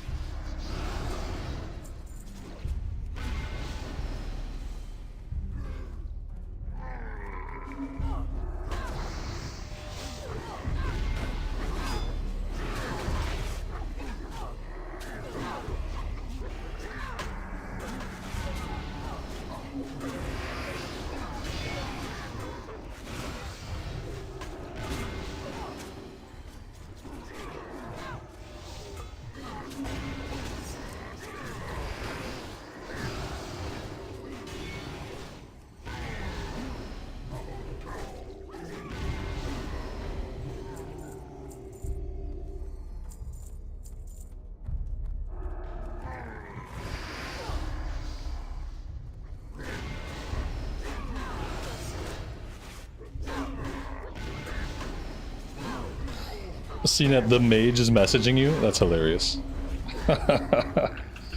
I also told him to stop pulling, and I am the tank. And I said it in all caps. And then he still kept pulling. So I don't know what he's on about. The tank told him not to pull. He still kept doing it. That can't be the first group he's gotten kicked from with behavior like that. You'd think he'd be used to it.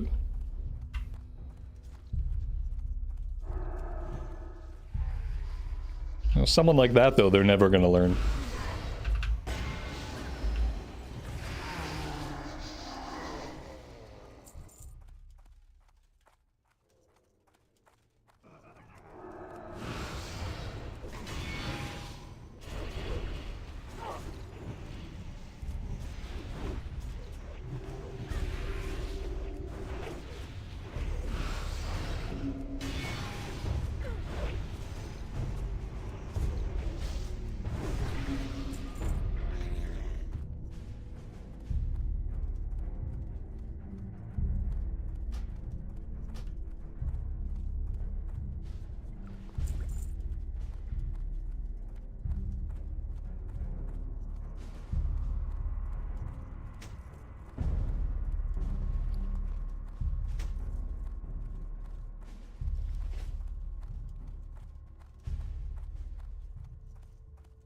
Yeah, and like, I'm basically never fine with a ranged DPS pulling stuff.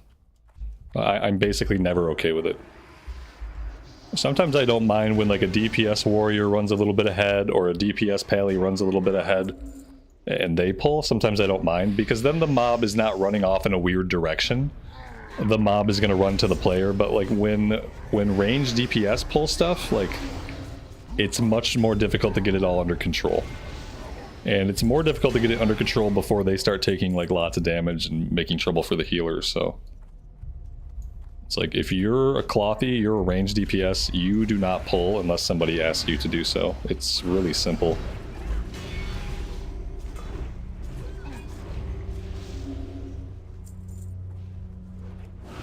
Especially when you're doing pugs. Like, if you want to do that stuff in a group of your friends, then it's fine. But when you're gonna pug lots of runs, just don't pull. It's really easy. It's not your job to pull. You don't have to worry about it. Just wait, and then when the mobs get pulled, then you can DPS them. That's a nice two-hander. That's really nice. The Hell Reaver. Very cool. I'm gonna roll on it just for, you know, it looks cool. So intellect ring we don't need. Did I loot this guy's parts? Yeah, I think I looted. We can go turn this quest in now. It's both quests done.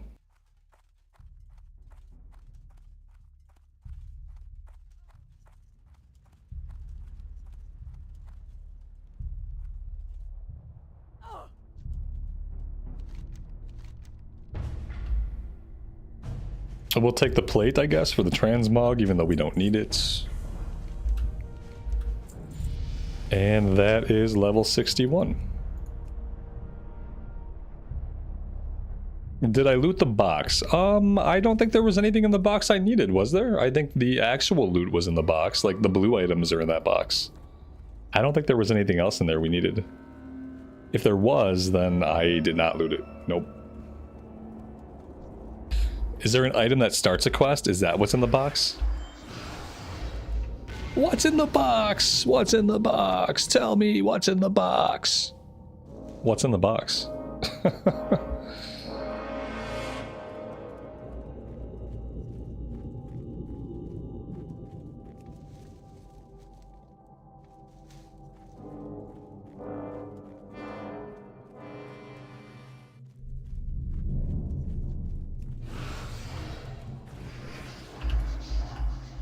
John, I appreciate that, man. Thanks for being here and hanging out with the stream.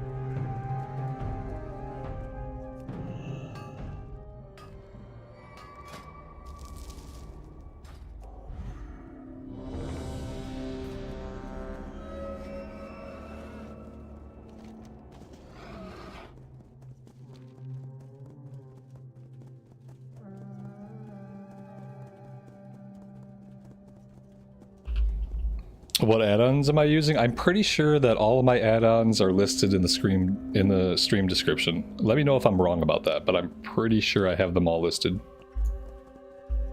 I think I did the good streamer thing. Put them all in there.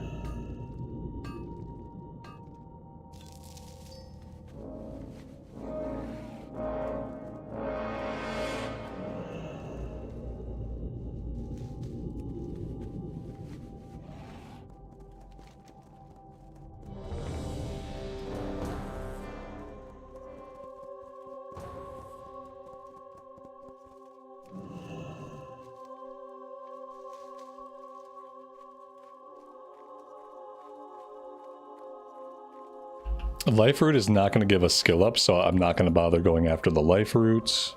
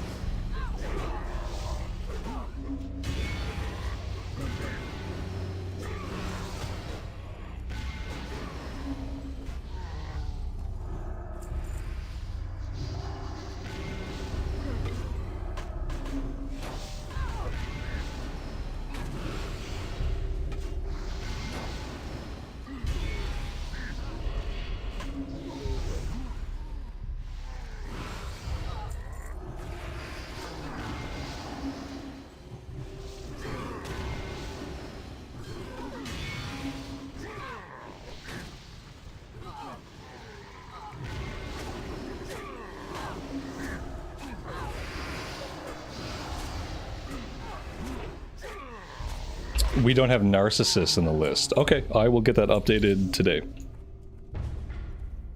I wonder why. I must have just missed it.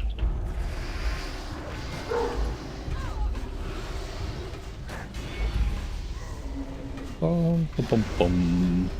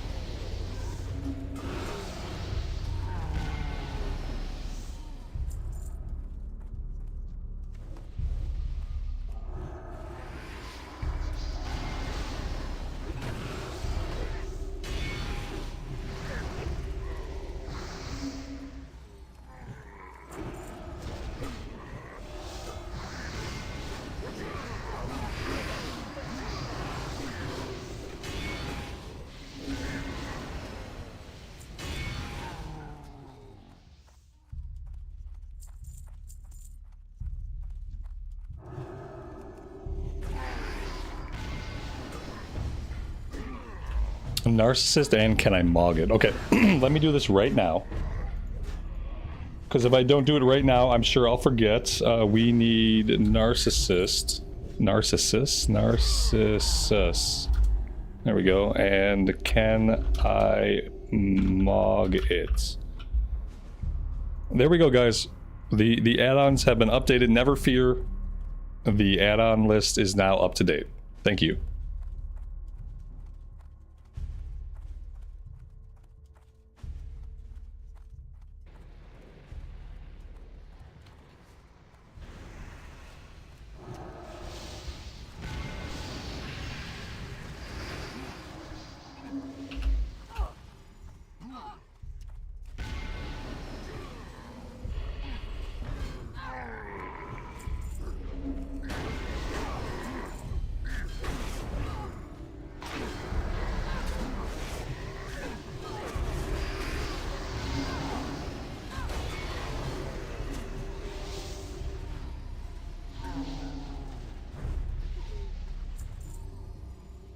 How long have I been playing WoW? I've been playing WoW since the very beginning. My first character that I leveled significantly was a Tauren warrior.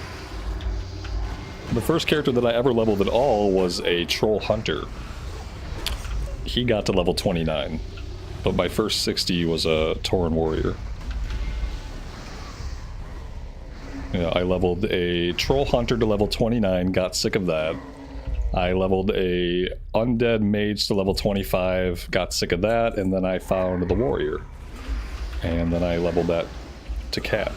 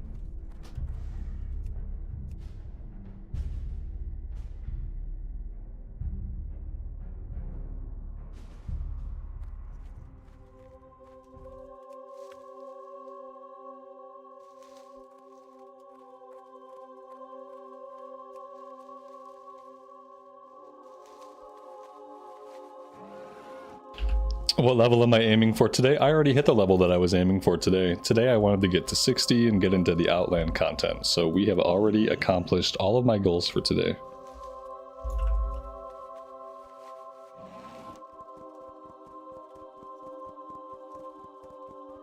We're now in the bonus content portion of the stream.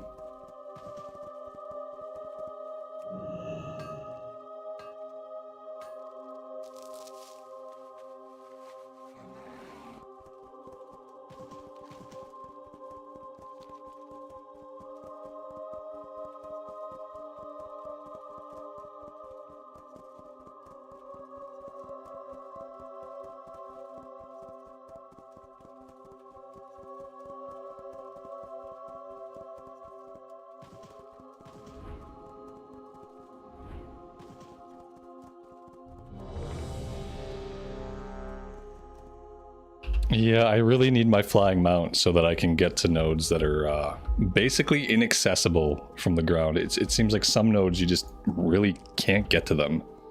There's probably a way up somewhere. Yeah, I don't know. Then again, maybe not. I will get my flying mount in my own time, probably after the stream. It's going to involve a long flight back to Ironforge.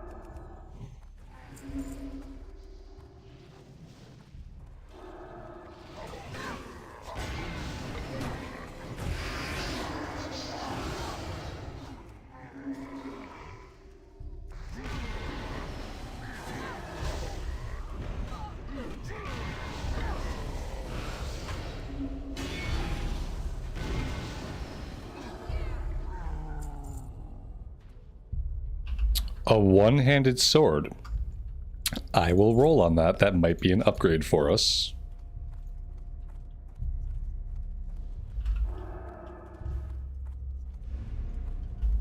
If the Death Knight doesn't take it, that is.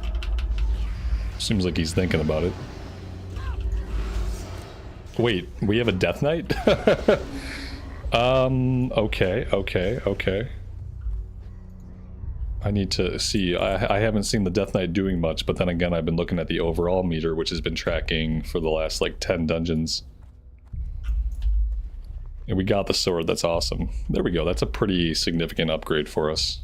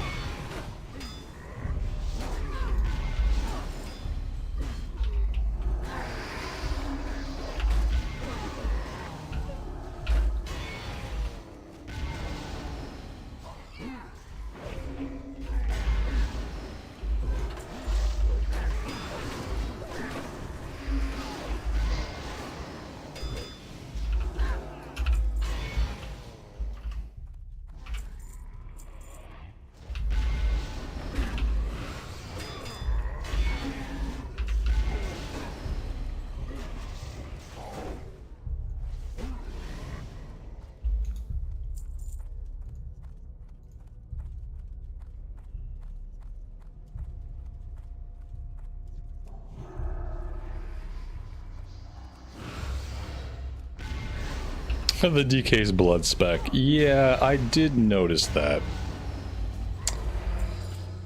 I'm gonna let it go because we understand that sometimes the tanking spec does more damage than the DPS spec. This is a lesson that we have learned firsthand. So I'm gonna assume that, you know, he's playing the class, he knows what kind of damage he can do, and he's out DPSing me on a single target, so hey, that's the way to go. We know this to be true. Tanks deal more damage than basically all of the DPS specs until you're at endgame. And then some of the DPS specs can out DPS the tanks, and a lot of them still can't out DPS the tanks. Tanks are just kind of hilariously overtuned in Cataclysm.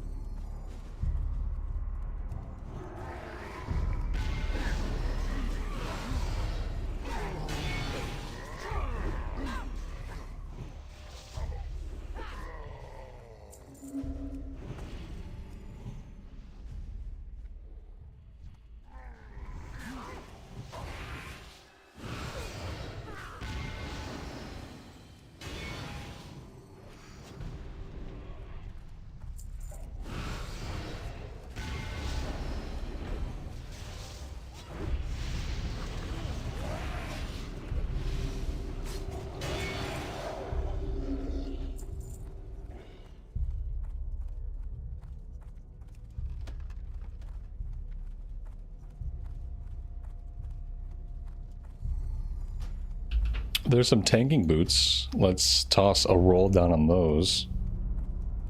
Some cloth pants.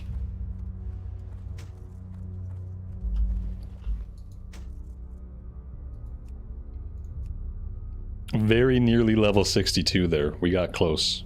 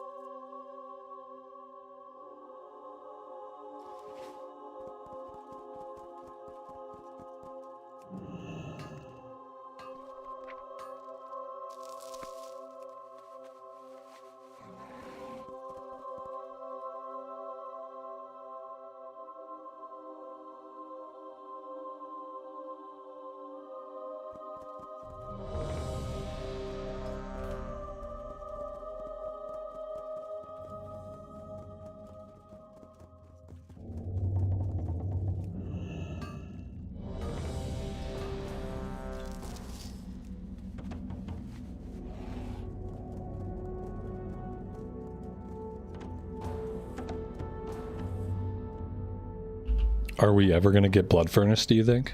Or do you think we'll just keep pulling Ramparts? I'd love to see Blood Furnace today.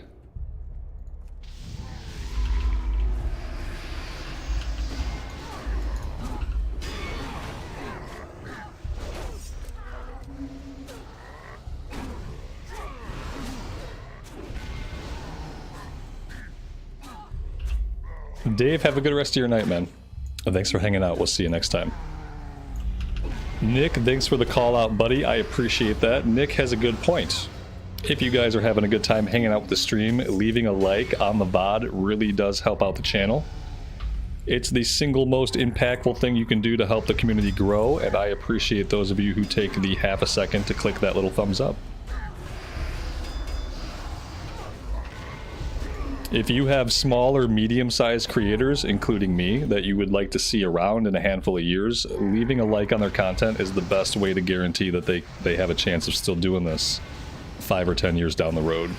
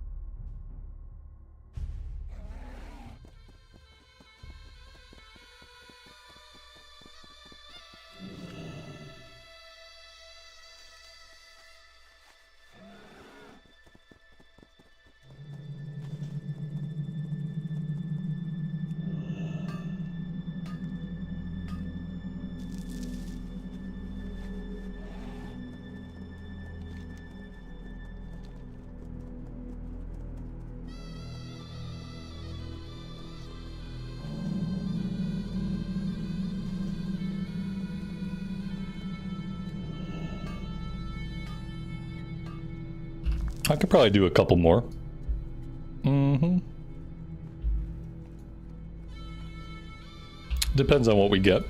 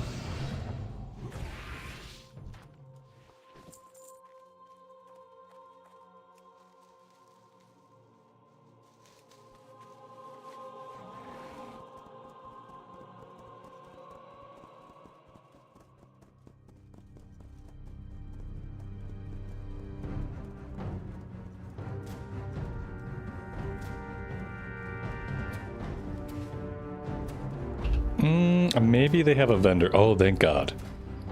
Whew, that vendor just saved us.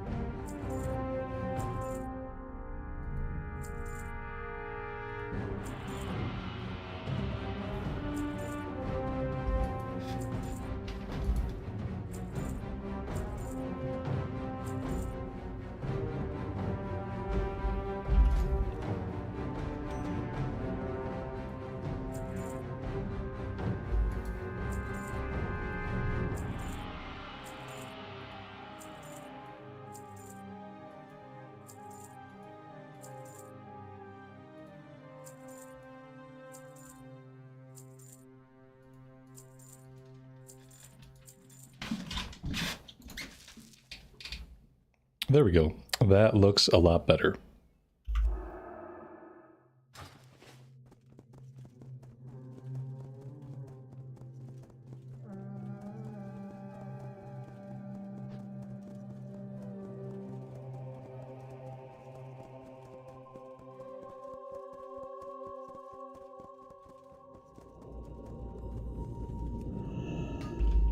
Oh, that's cool. This is the first true silver deposit that I've seen. Is true silver kind of a rare spawn the way that silver is a rare spawn? Because, yeah, we've seen a lot of mithril and just the one true silver.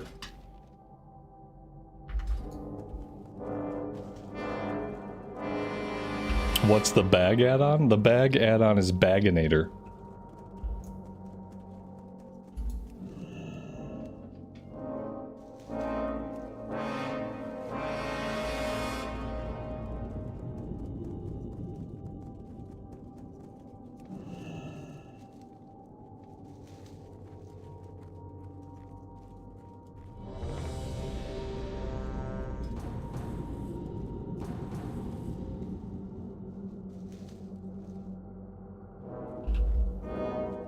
Amy, thanks for letting me know.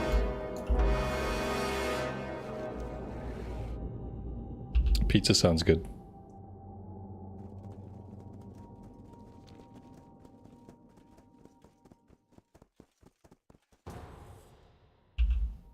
Oh my God, we finally pulled Blood Furnace. Amazing. We have to make sure that we loot the blood.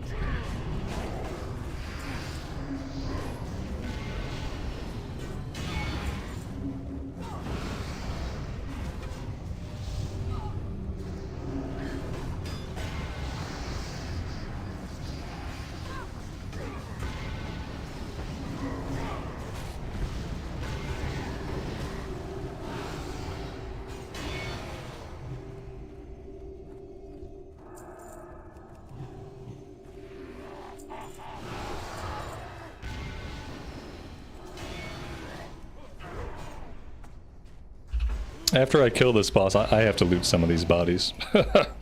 I made a comment about how I had to loot, and then I just didn't loot. I'm not going to do this whole run and be the only person that doesn't get the quest done. That would be really stupid of me. Let's just not be that stupid. Let's loot some of these guys.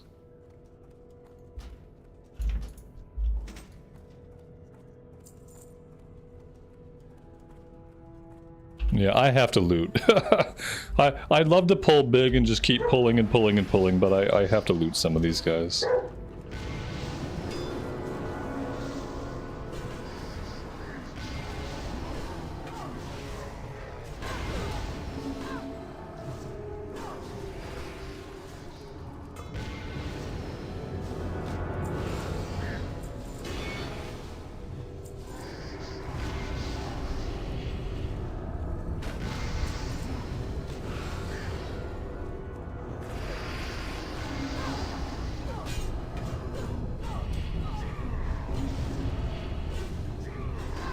They have a stun. A lot of these guys have a stun, and it takes me out of combat for a while.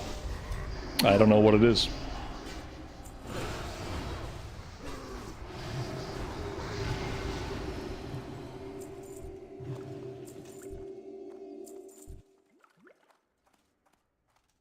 And now we run back and loot. 8,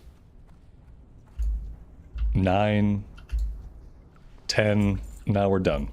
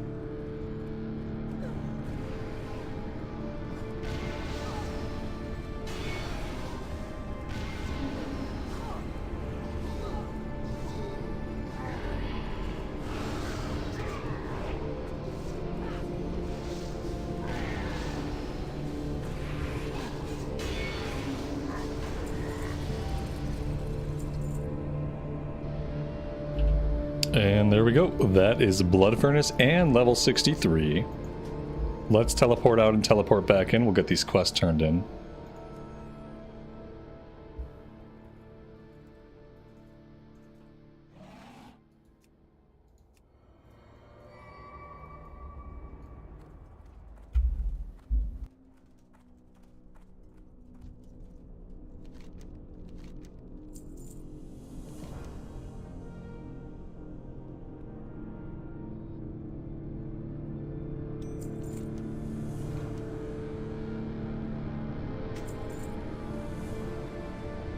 And that got us halfway through level 67.